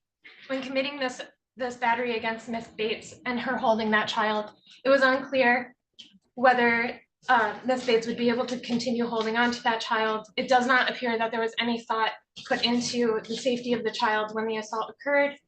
And based on that, Your Honor, we would ask that child abuse 4th degree be added to the counts upon bind over. Thank you. Response, Ms. Donnelly. Thank you, Your Honor. We just asked this court to consider all the evidence presented today and consider not binding over. Obviously, it's the prosecutor's responsibility to show by probable cause where this crime occurred, that this is the jurisdiction for it, and that the time and place at which it occurred. Obviously, the court is not the ultimate fact fighter in this, but the law does allow the court to consider credibility in this case. I just want the court to remember that in none of the evidence today was there any corroborating evidence, no other witnesses, no injuries have been reported. The allegation that the child had witnessed or was there when it occurred, nothing happened to the child, so there's no corroborating evidence to show that this actually even occurred. So, Your Honor, just with that, we ask the court to consider not binding over. Thank you. Thank you. Any response to defense counsel's response, Ms. Azil? Just briefly, Your Honor, we would like to point out that for both the domestic violence charge and the child abuse 4th charge, there is no need for showing injury. Neither of those charges do require an injury to be present. While we did not call any other witnesses today, we do have officers that did respond afterwards that can be presented during a jury trial. Thank you. Right, so the standard for preliminary examination for today's hearing is a probable cause. There is probable cause being the second lowest standard in criminal law, reasonable suspicion being a lower standard. It is alleged that this occurred pursuant to the testimony of Serena Bates, who testified that this occurred at the location which was indicated, which is 4245 West Jolly in the city of Lansing. That the venue would be the city of Lansing. It might be Eaton County, but it is the city of Lansing, depending. So I think we're covered for venue purposes, for jurisdictional purposes. The date is February 12th, 2025. Identification was made by, and it's not an issue, but it was made by Miss Bailey as identifying Mr. Nathan as the person who was involved in the assault, the alleged assault, and then who sits here in the courtroom today. So location, venue, ID, and date have been met, and then we go to the offense. This is a traditional domestic violence case.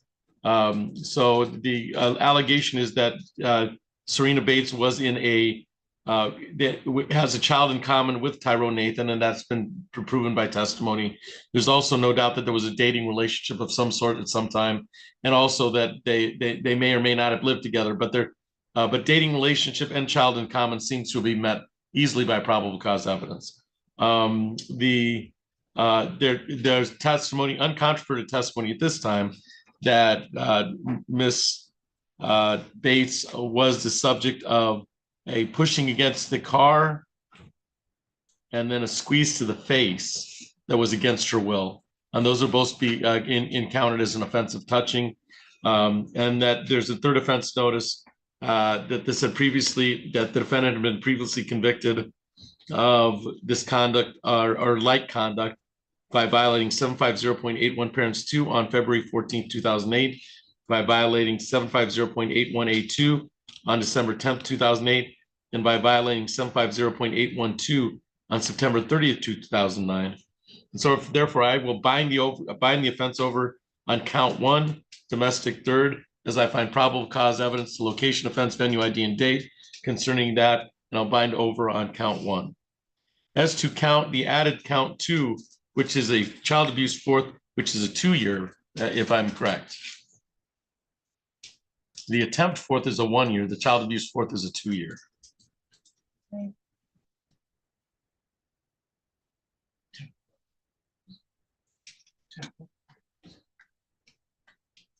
I'm just clarifying what the request, It is a 1 year, Your Honor. is it attempt or is this regular child abuse fourth? This is, I believe this is regular child abuse fourth under 750, 136B5. I believe it is a 1 year misdemeanor or probation up to 5 years.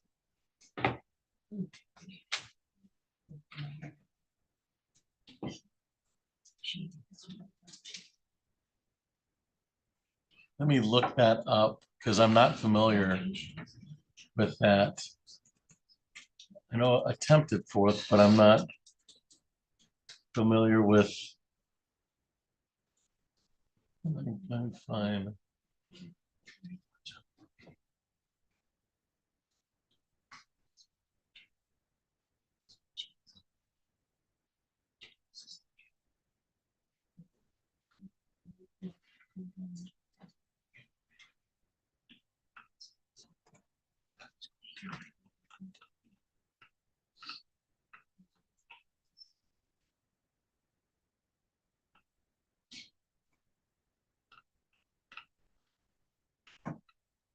Okay, so you're saying that this would be under unreasonable risk of harm or injury or willful failure to provide under child abuse in the fourth degree?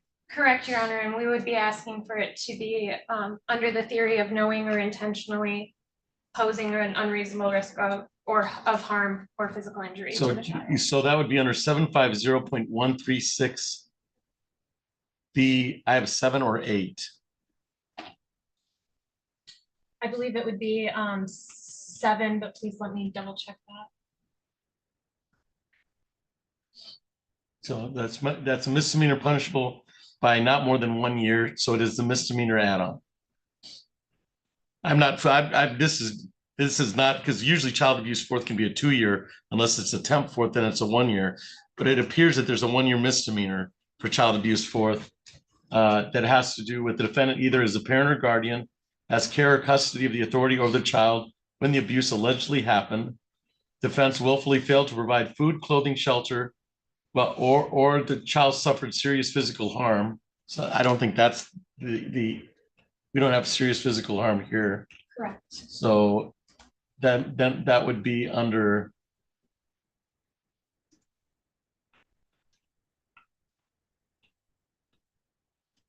136B7 or 8. The defendant knowingly or intentionally committed an act that under the circumstances posed an unreasonable risk of harm or injury to the child. Injury is not necessary. And then it goes on for B for the omission.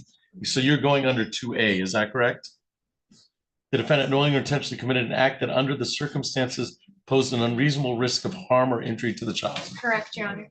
That is the correct theory. All right, so that would be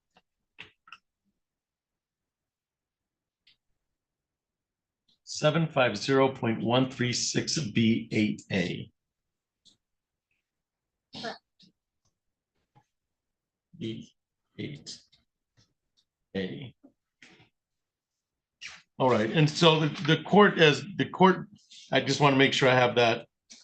And I've listed the elements of the jury instructions concerning child abuse in the fourth degree being the 1 year misdemeanor that is requested, does not have to be requested for bind over purposes since it is a misdemeanor.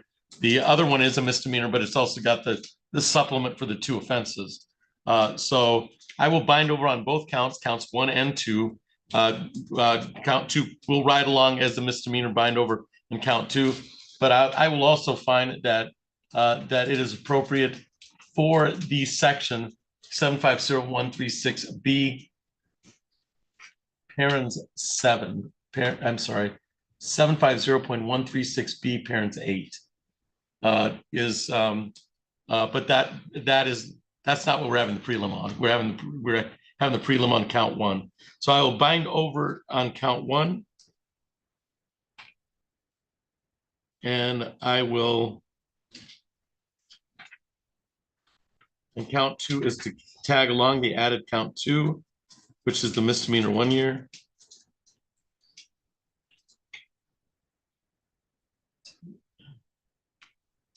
So I will indicate that the examination was held on today's date. That's 3/6/2025. Ms. Donnelly, did I give you the opportunity to respond to the motion? Well, obviously, I would be objecting to the Right, motion, yes. Right. I got so caught up in looking at the case law for the CSC for the added count too. Ms. Donnelly, you can make a record in regards to the objection for the added count 2 or count 1. Oh, yes, Your Honor, just a general, put it on the record, objection to adding any counts. Right. Yes. All I don't right. believe that it just that defense, it's a defense's position that there wasn't enough probable cause to believe to have those added. Thank you. All right, thank you. The count 1 is bound over on the testimony of Serena Bates, along with the notice that binds over on the felony count. Count 2 is follows as a misdemeanor count, which can be part of the record. This is a probable cause standard, which is not the reasonable doubt standard that's held at trial. So I find that location, offense, venue, ID, and date have been met at a probable cause level. And I will indicate that the examination was held on today's date. We'll bind over on count 1. Count 2 is to be added as the misdemeanor. Anything to come to the court's attention before I sign the bind over, Ms. Azell? Not for the people. Ms. Donnelly? Not for defense. All right, Mr. Nathan, your time in district court is done. This case has been bound over on count 1, which is a felony count, and you'll get your next date in circuit court from your attorney, Ms. Donnelly. All right, sir? Sure. All right. That's all for the record in docket 25-00465.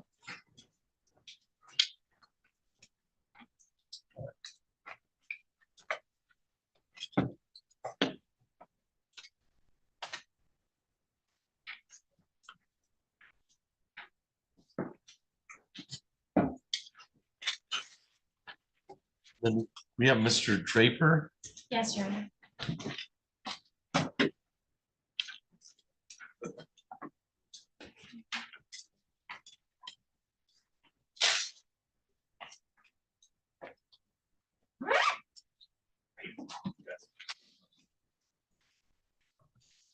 Your Honor, if I could just have a moment to dismiss some officers. Absolutely.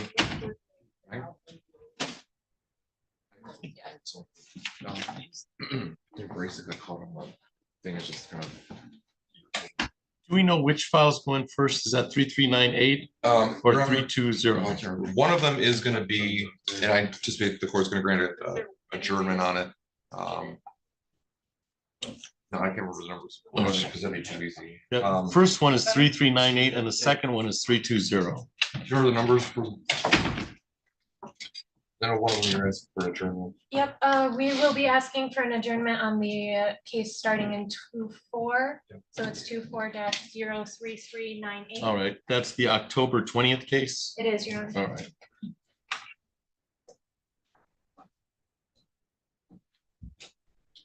So that's the 24 case. And if you have had the opportunity to talk to your witnesses on the other cases? I have. Okay, I don't. I made the mistake of asking which case are we going on, and then that's so. All right, so we're on the record in docket 24-03398. That is People of the State of Michigan versus Thaddeus Draper. Will the parties please introduce themselves for the record, Mrs. Zell?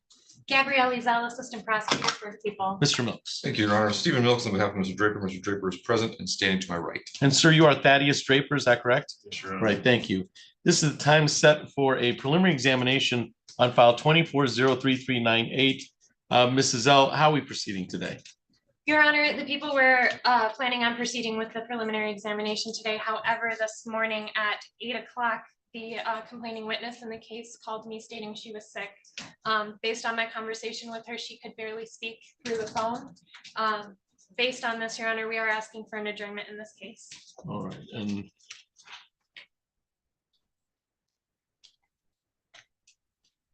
so and this 24 file was arraigned on February 15th.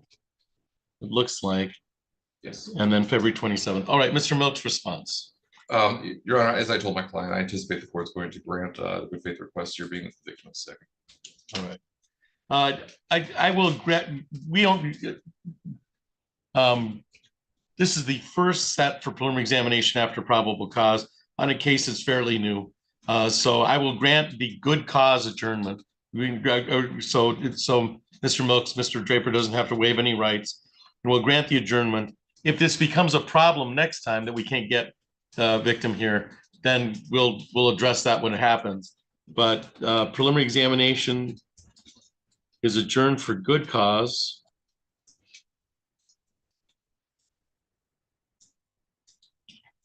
And we can reset this prelim.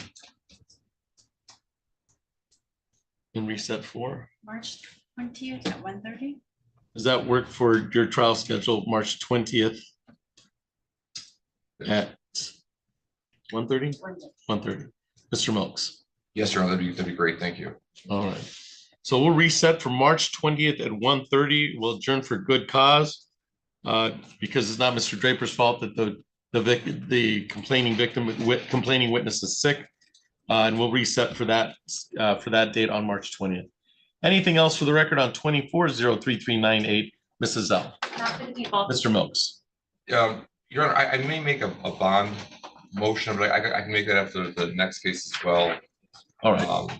Yeah, so that would be easier. So we'll keep that one over. I bond on that one is 10,000 cash surety. And then we'll go on.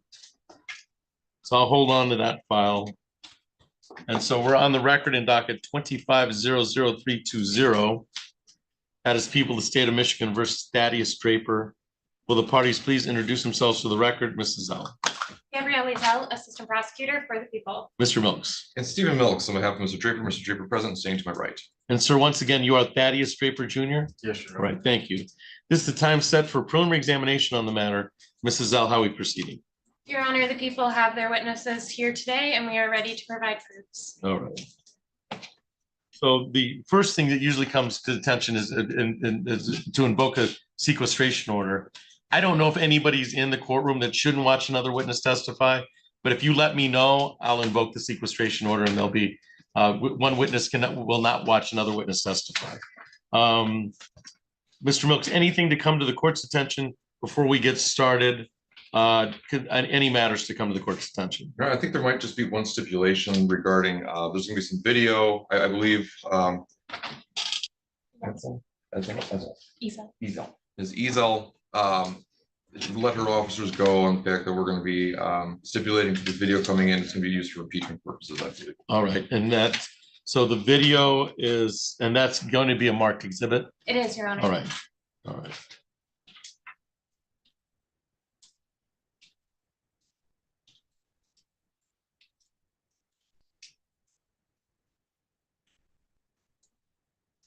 All right, and Mrs. Zell, is there anything to come to the court's attention before you call your first witness? Not for the people. Other than the sequestration order? Not for the people. All right, you may call your first witness in this case, Mrs. Zell. Thank you, Your Honor. The people called Kamari Buick to stand.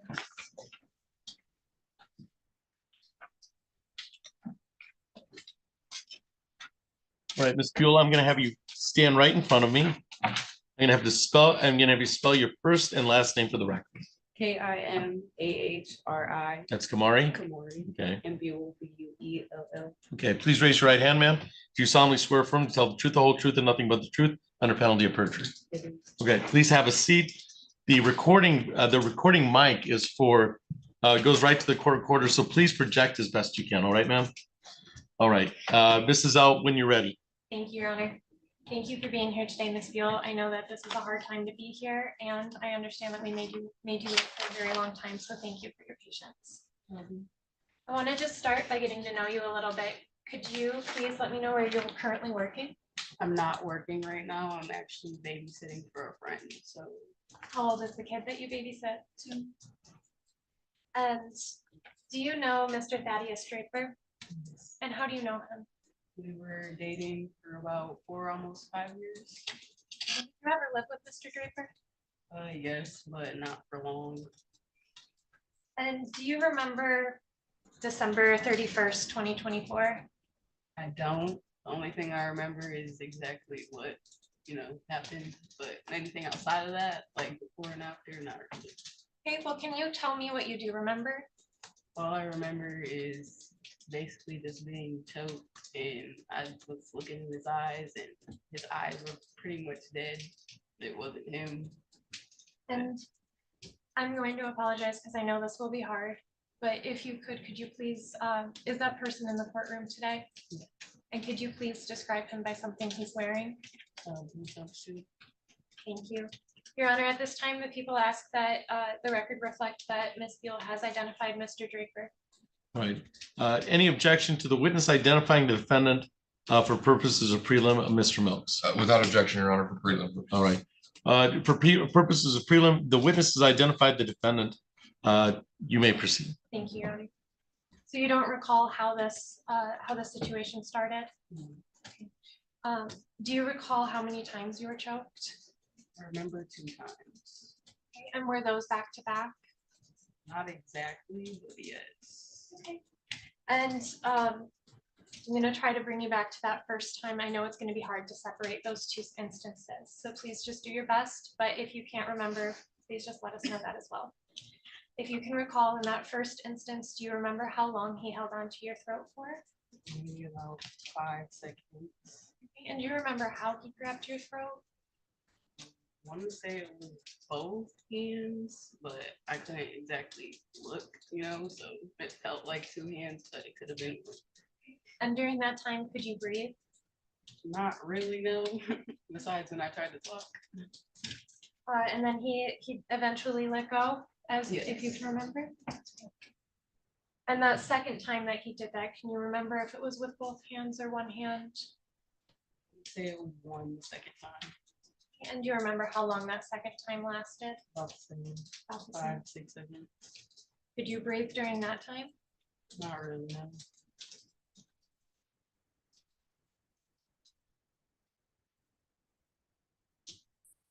During this assault, were you hurt in any other way? No, not that I remember. So just those 2 instances where you couldn't breathe? Yeah. I remember falling back, but I think that was me myself. I don't think it was him. And do you remember calling the police that day? I did not actually. I actually went outside to grab my daughter, and my mom had pulled up and she saw how worked up I was, and you can't really hide red marks on your neck when you're so light. So she saw that, and that pretty much made her call the police because of things that I've been through before. Did you make a statement to the police?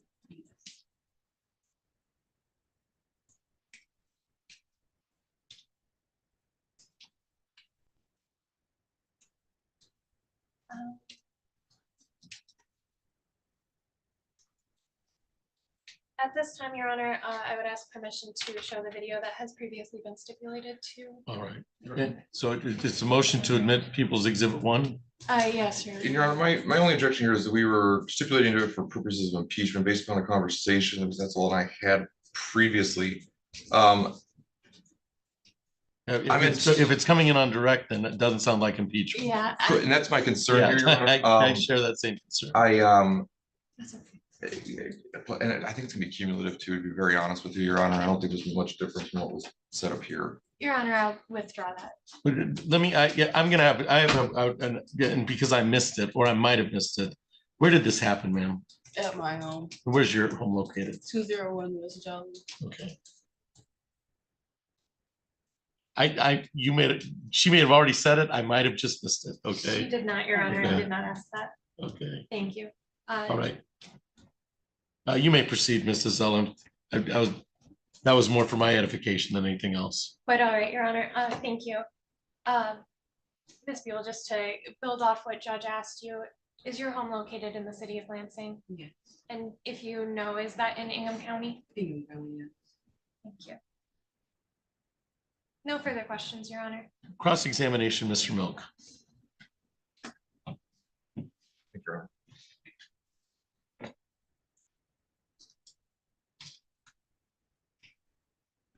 Good afternoon, ma'am. How are you?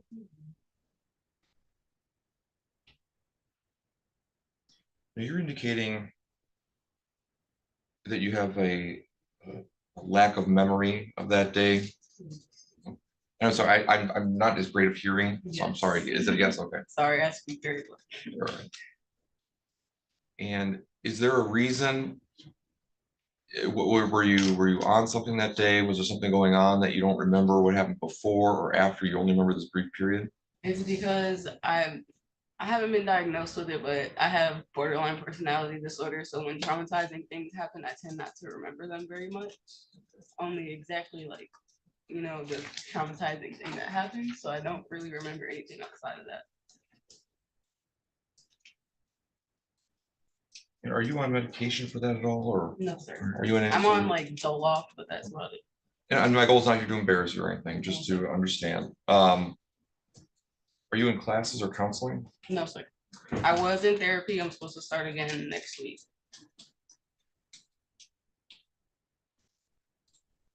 And just therapy that you've been in prior to this incident too? Okay.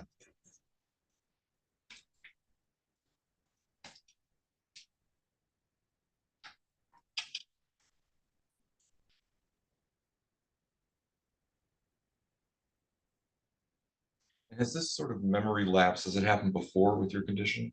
Yes.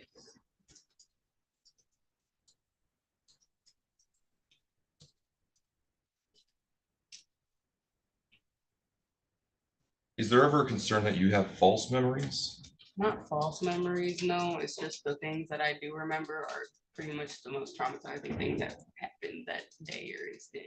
Have you ever tried to confirm with other people who saw something, something traumatizing that happened, to confirm whether or not you're remembering things properly? No, I haven't.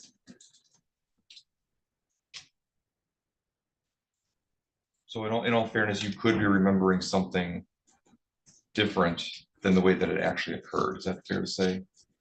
Not really, because it's just that I don't remember the things that caused it and what happened after.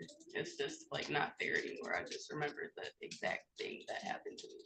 Okay, and I guess my only clarification was just if you have not tried to verify if you knew what you remember with someone else. Okay. There's really no possible way to do that because it's only us.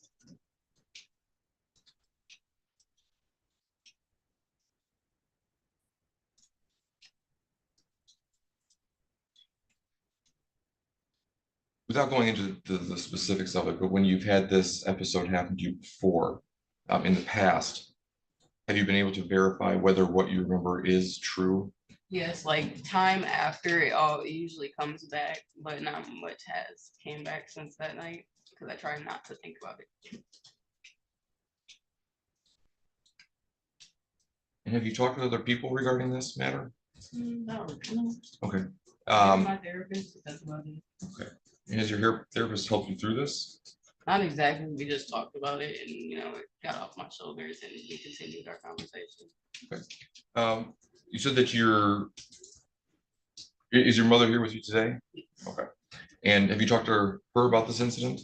I mean, we have, but it was like that night. It wasn't anything like outside of it. Okay.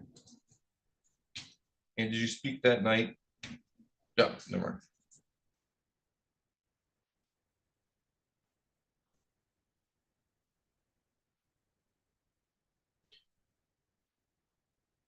And did you go to the hospital after the incident? I did not. In fact, you refused medical treatment, is that right? Right. Okay.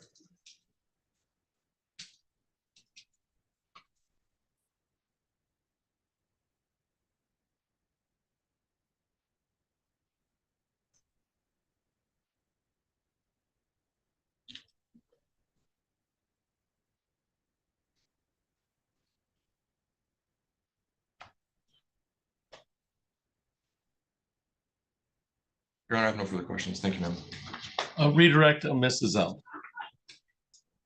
No, Your Honor. May this witness be excused from the people, Mrs. L. She may be. Mr. Milks. Yes, thank you, sir. Ma'am, thank you for your appearance. You're all set. Thank you. And the people can call their next witness. Thank you, Your Honor. The people are actually rest. We have no other witnesses to present. All right. So with the people resting, Mr. Milks, any evidence today from the defense? No, no evidence from the defense. Thank you. Motion for bind over Mrs. L. Thank you, Your Honor.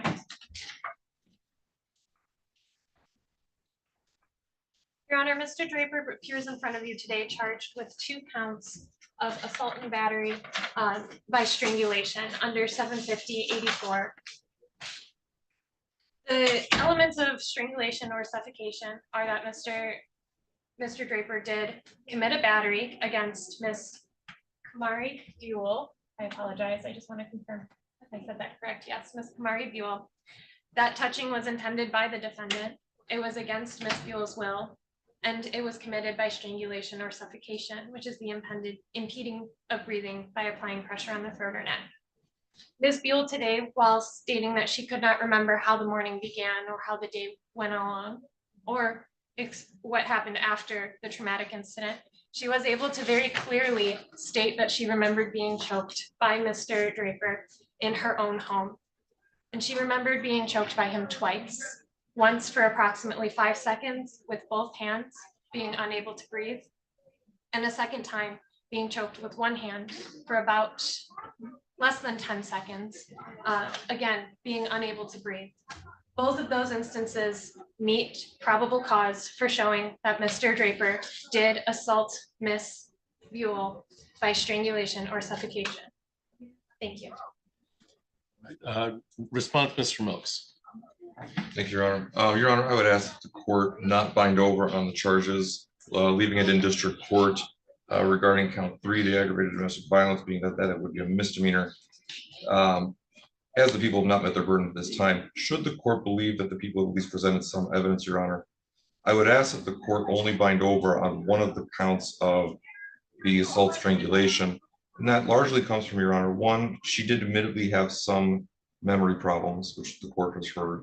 There's also one particular question when Ms. Edsel asked, whether these happened back to back. And the answer was not back to back, but yes. And Your Honor, I think at this point, there's not been a clear distinction between, while she did call it a first time and a second time, there's not been a clear distinction that this wasn't one single ongoing event based upon her answers and sort of the confusion that she has at least displayed regarding her potential borderline personality disorder. And so at a minimum, Your Honor, I would ask the court only bind over on one offense. Thank you, sir. Thank you. Mrs. L, response, if you have any.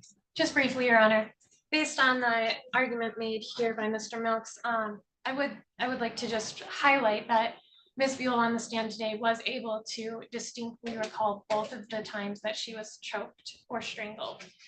She was able to distinctly state what happened in the first instance, what happened the second time she was strangled.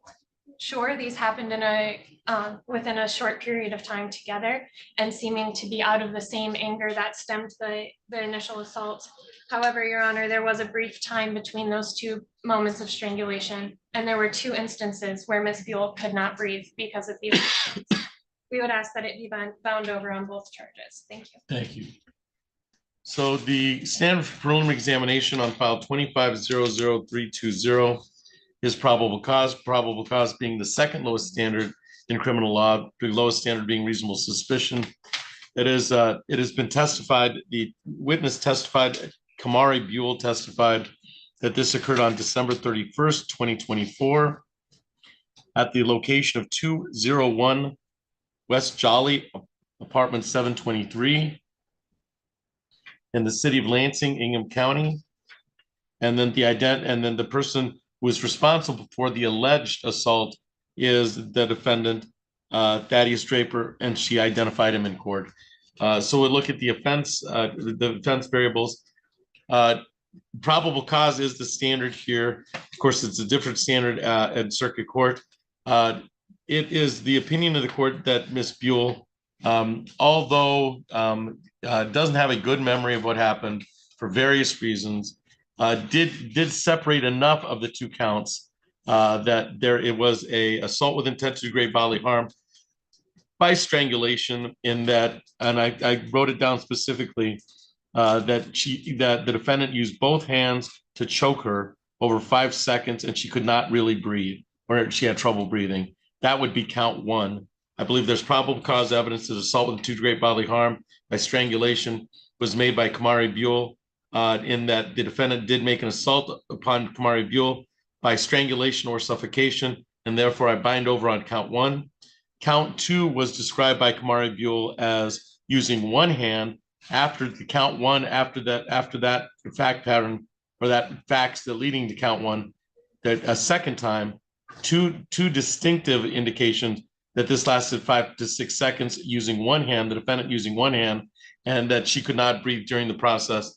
I believe that that is a factual basis for count 2, did make an assault upon Kamari Buell by strangulation or suffocation contrary to the state of Michigan, and therefore I'll bind over on count 1 and count 2. Count 3 is a misdemeanor will follow, will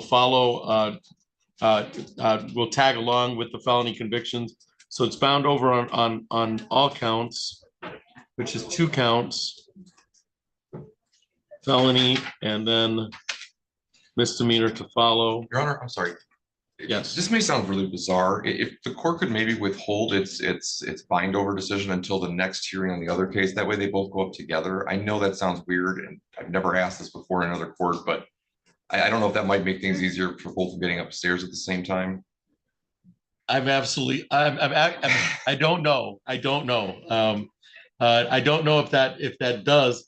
I would say that I'm probably not going to hold the preliminary examination. We're probably going to bind this over since I've already made the decision. I made a factual basis for it, and the other one's already been adjourned. So, but I do understand the thought process, which is it's easier to get. They could. I mean, there's the thought process that they may end up in 2 different judges. I don't think that'll happen. I hope that wouldn't happen. But all right. So counts 1 and 2 are bound over as charged. Count 3 is to follow, and I will indicate that the examination was held on today's date, which is March 6, 2025. And I also have the bind over documentation on the other file. I know that Mr. Milks, you were indicating you were going to make a bond. So before I sign that one, because I haven't signed that one yet, Mr. Milks, did you still want to be heard on bond? And then I can make it on this file, and that may affect the other file. If I could, Your Honor, thank you. All right, you may proceed. Thank you, Your Honor. Your Honor, my client currently has a 5,000 cash surety and I believe a 10,000 cash surety in these 2 files. Full disclosure to the court, my client does have a hold in Eaton County. We expect that hold, I believe for a probation violation, is going to remain in effect.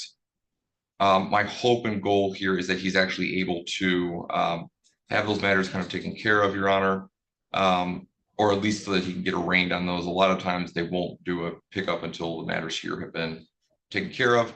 The fact that we are moving forward, obviously, on this case, and the next case is going to be coming up in a few weeks, I anticipate it's going to be kind of a drawn out process and allowing him to kind of have some sort of quick and speedy remedy or trial in these other matters outside of here. I'd be asking for, at a minimum, Your Honor, maybe a $1,000 10% on both cases, Your Honor. And thank you. Thank you. Mrs. Zell, response. Thank you, Your Honor. We would oppose that modification on both cases, specifically in case 25. Sorry. It's specifically in the case starting in 25. That case was just bound over on 2 assaultive crimes. The other case that is pending against Mr. Draper is alleged to be a similar or worse situation, depending on how you look at it, with the same charges. Your Honor, at this time, we'd ask that no modification be made to bond, as these cases are assaultive, and we believe that he should be treated as that. I'm not going to modify a bond on either file. The bond is set at 5,000 cash surety on the case that was just bound over, and I'm not going to modify on that one. So that bond is set at 5,000 cash surety remains, and I will sign so that is on docket 25-00320, and I will sign to that effect.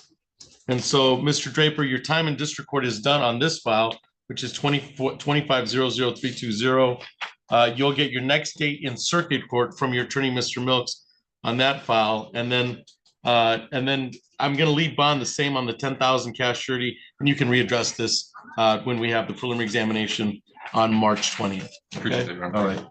All right, so that's all for the record on both of those. Thank you for your appearance today. Thank you, Your Honor.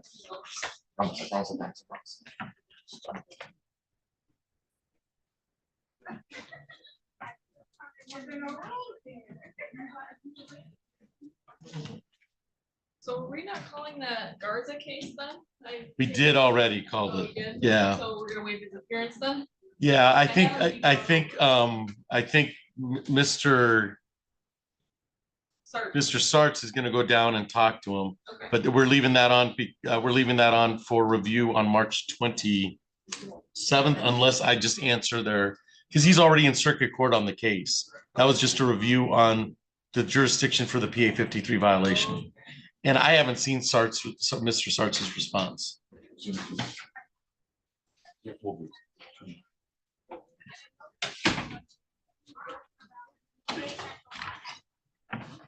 Right, so we have.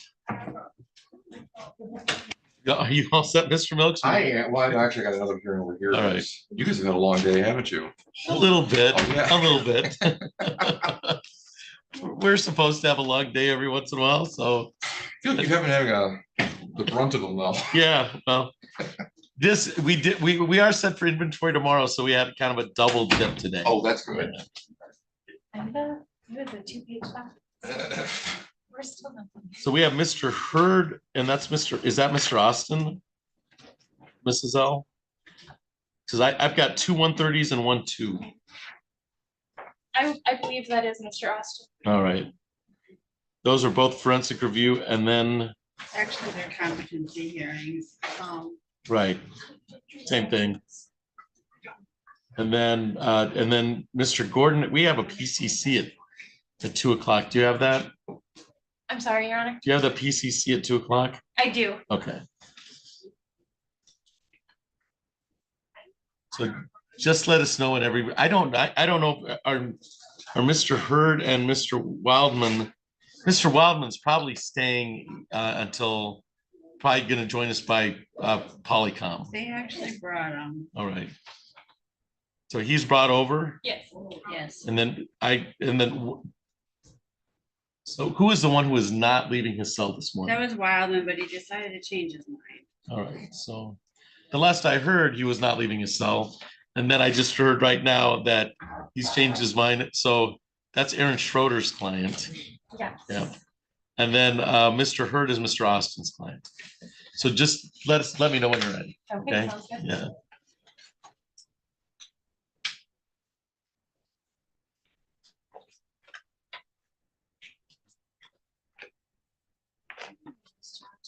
Is that? I promise you, I didn't even ask her what she remembered.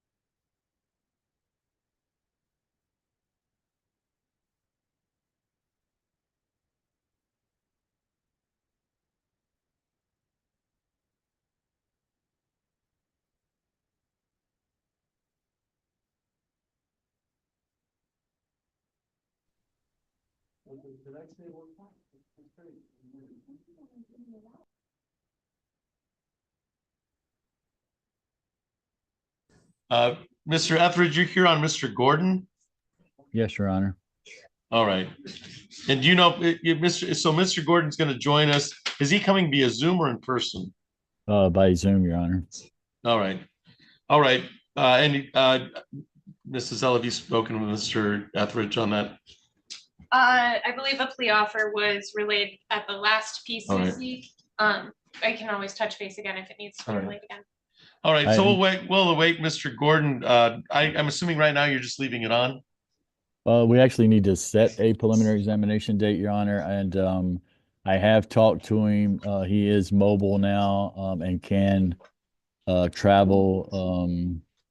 So I reviewed the plea offer with him, but at this point, he just wants to have it set for preliminary. So set it for prelim? Okay. Yeah, because I see, and he waived the 21-day rule in January. All right, so we'll do that. We're probably looking at what? The 20th? So the 20th at 1:30 is what we're looking at. 20th of March, 1:30 or April? Yeah. Okay, thank you. All right, we'll put that on the record as soon as she shows up. Okay, Your Honor. All right, so Gordon, we're bringing up Bird.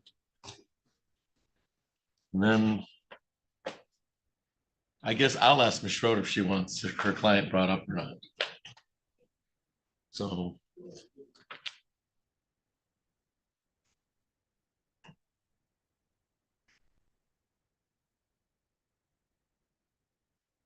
And he was found incompetent.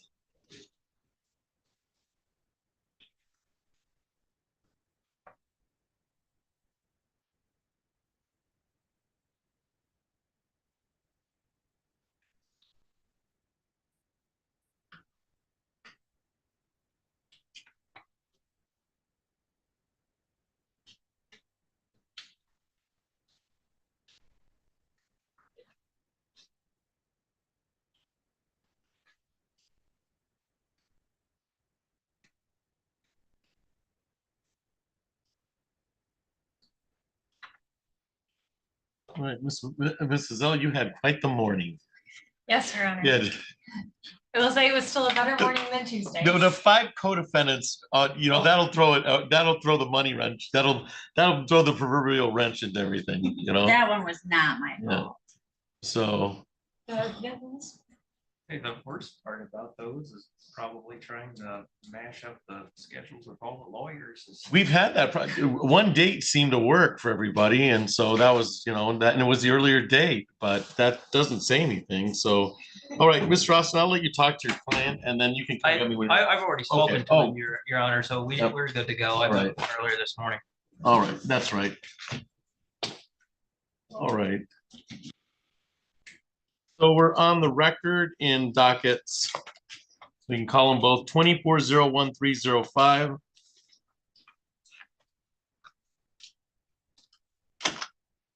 And 24-01836. That is the people of the state of Michigan versus Eric Hurd. Will the parties please introduce themselves for the record? Mrs. L. Gabrielle, fellow assistant prosecutor for the people. Mr. Austin. Thank you, Your Honor, and good afternoon. Jared Austin appearing on behalf of Mr. Hurd. He's present to my right at council table. And sir, you are Eric Hurd, is that correct? Correct. All right, thank you. This is a time set for a competency review hearing or a review hearing. And my understanding is that the report has come back finding, and let's see, put that on the record. The report has come back that Mr. Hurd was found competent to stand trial, and then that's being contested. Is that correct, Mr. Austin? And yes. And I'll leave that. So I'll allow Mrs. L, you can make a record, and Mr. Austin, you can make a record. Mrs. L. Thank you, Your Honor. It is my understanding today that the defense counsel will be asking for an independent review in this case. The people do not have an objection to that request at this time, and we would leave it in the court's discretion. Thank you. All right, and that's a fair statement, Mr. Austin. Yes, it is, Your Honor. If I may just develop a brief record on that. Absolutely. Yes, Your Honor. Mr. Hurd was initially set for competency quite some time ago. The initial findings of the forensic center was that he was incompetent to stand trial at that point, at the time of the initial evaluations, although they did believe that he could be restored to competency within the statutory time frame. There were subsequent review reports in the interim, all indicating that he was, still not competent to proceed. We received another updated report just a couple days ago on the 4th, stating that Mr. Hurd, it was their opinion that he was now competent to stand trial. But I am seeking an independent evaluation for really a couple reasons, Your Honor. One, given the amount of time that Mr. Hurd has consistently been found to be not competent to stand trial, certainly has me concerned. Also, within the report itself, the responses that Mr. Hurd was giving to even just some very basic questions is concerning to me. They also don't seem much different, if different at all, than the answers he's been giving all along when they declared him to not be competent. And certainly my interactions with Mr. Hurd, I met with him earlier today, has not significantly changed. So I still have some very serious concerns about his competency at this point. The court rule 6.125 does allow for an independent evaluation upon good cause. And I would ask the court to grant that. These are serious felony allegations, and I want to make sure that Mr. Hurd is competent before we proceed any further. I have secured the services with the approval of my office to have Mr. Hurd independently evaluated by Dr. Jeffrey Wendt, W-E-N-D-T.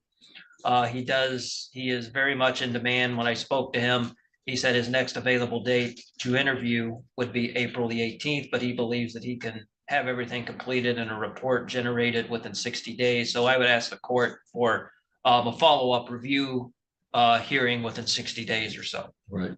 And that's a fair request. I think good cause has been met in the matter in regards to having an independent evaluator take a look at this. There's a long history here dating back to June of 2024, which is not, that makes it almost, we're coming up on a year, and so I think there's good reason to have a review and an independent review. So we'll set it for, should we set the hearing date, or do you want to set it just for a control date of 60 days? Maybe a control date would be best, because we would likely have to mesh up the schedules with both the forensic evaluator and Dr. Wendt. That would be my fear. My fear was that we could get some of them here. It works best if they're both here, but that we may not be that lucky. So, and I think the last time we did an independent review, I think everybody appeared by Zoom. Is that? That is correct. Yeah. That was probably me on the Sarita Walters matter. Yeah, I Yes, think that's both, right. both appeared via Zoom. Right. All right, so let's set this for control date so that we can get the independent evaluation done, and then maybe from there we'll get a report and we can set it for the review hearing, or for the forensic review hearing. So control date of How about May 2nd at 8:30? May 2nd at 8:30. On file 2401-305 and May 2nd at 8:30 on file 2401-836. So Mr. Hurd, please, Mr. Austin will be there to explain to you the process that you already know. We're just setting this out so you have an independent evaluation, and then we'll go from there. All right, sir? All right. Anything else for the record in 2401-305 or 2401-836, Mrs. L? Mr. Austin? Nothing going back, Mr. Hurd, Your Honor. All right. Thank you. Thank you. You're all set, sir. Thank you for your appearance today.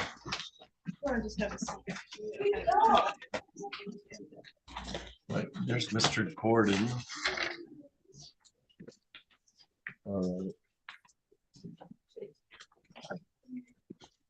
All right, so Mr. Etheridge, are you ready on Mr. Gordon on that PCC? Yes, Your Honor. All right. Thank you, Mr. Austin. Thank you, Judge. Have a good day, sir. You too. All right, so we're on the record in docket 2403723. That is people of the state of Michigan versus Antonio D. Gordon. Will the parties please introduce themselves for the record? Mrs. L. Gabrielle Zell, Assistant Prosecutor for the People. Mr. Etheridge. Good afternoon, Your Honor. Attorney Derek Etheridge, also the public defender on behalf of Mr. Gordon. Mr. Gordon and I are both appearing by video. All right, and sir, you are Antonio Gordon, is that correct? Yes, I am. All right, and Mr. Gordon, you can probably turn off your video, so we'll have it. We'll be able to hear you clearly. That should allow you more bandwidth for just the audio. Now that you've indicated your presence. Okay, so what you say I need to do? You can cut off your video. You can take that off, and that should save you some bandwidth because you're breaking. Or you sound pretty good, so I probably shouldn't mess with something that's. So you're doing just fine. Let's see if we can continue. All right. So this is the time set for probable cause conference. It's my understanding, and then the parties can complete the record that we're setting this for preliminary examination today, and we're setting it out, and we've gotten a date. Is that your understanding, Mrs. L? It is, Your Honor. Mr. Etheridge. Yes, Your Honor. All right. So we set it up at this PCC. We've set it for preliminary examination on March 20th at 1:30. I'll indicate for the record that Mr. Gordon previously waived his 21-day rule on January 10th, 2025. And so we'll set this for March 20th at 1:30. Mr. Gordon, you should get notice sent to you at your last known address, which is on Warren Street. Is that good? Is that still a good address for you, sir? Yes, it is. 89 Warren Street, Battle Creek. Yep, perfect. All right. And that'll be live in person on the 6th floor on March 20th at 1:30. All right, Mr. Gordon? Yep, I know I got to be here in person too, right? All right, perfect. Anything else for the record in 2403723 of Mrs. L? Not for the people. Mr. Etheridge. No, Your Honor. Thank you. All right, Mr. Gordon, you're all set. We'll see you on that March 20th date. Okay.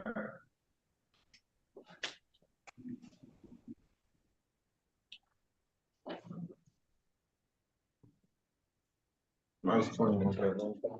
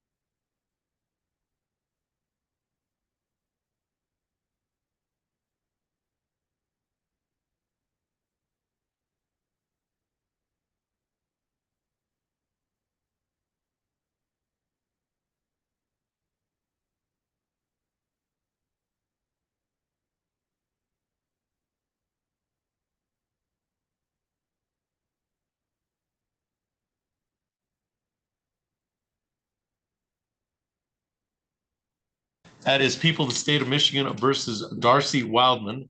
Will the parties please introduce themselves for the record? Ms. Azell.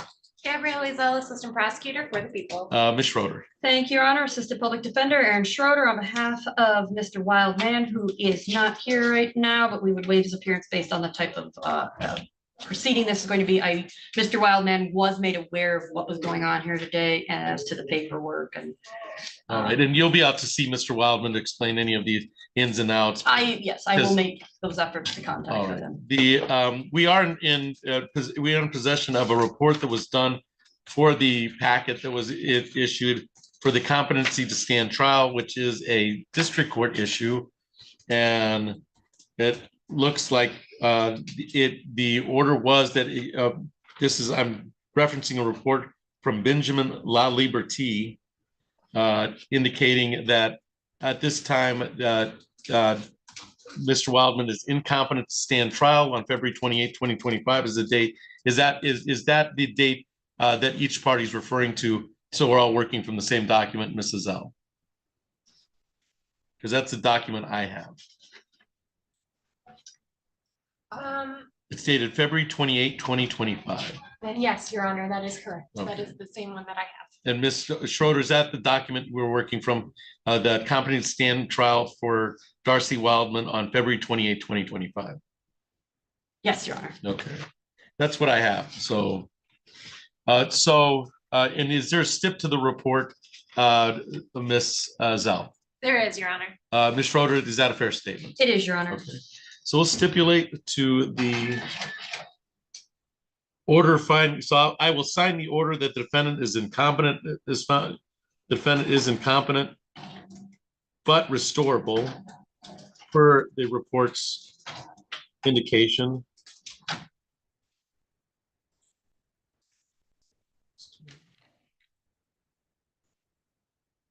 And what's our time frame here? Are you thinking? Because I know because I'd like to set it for control date, but just to be safe. If I may, Your Honor, I'm sorry, I was kind of interjecting there for a moment.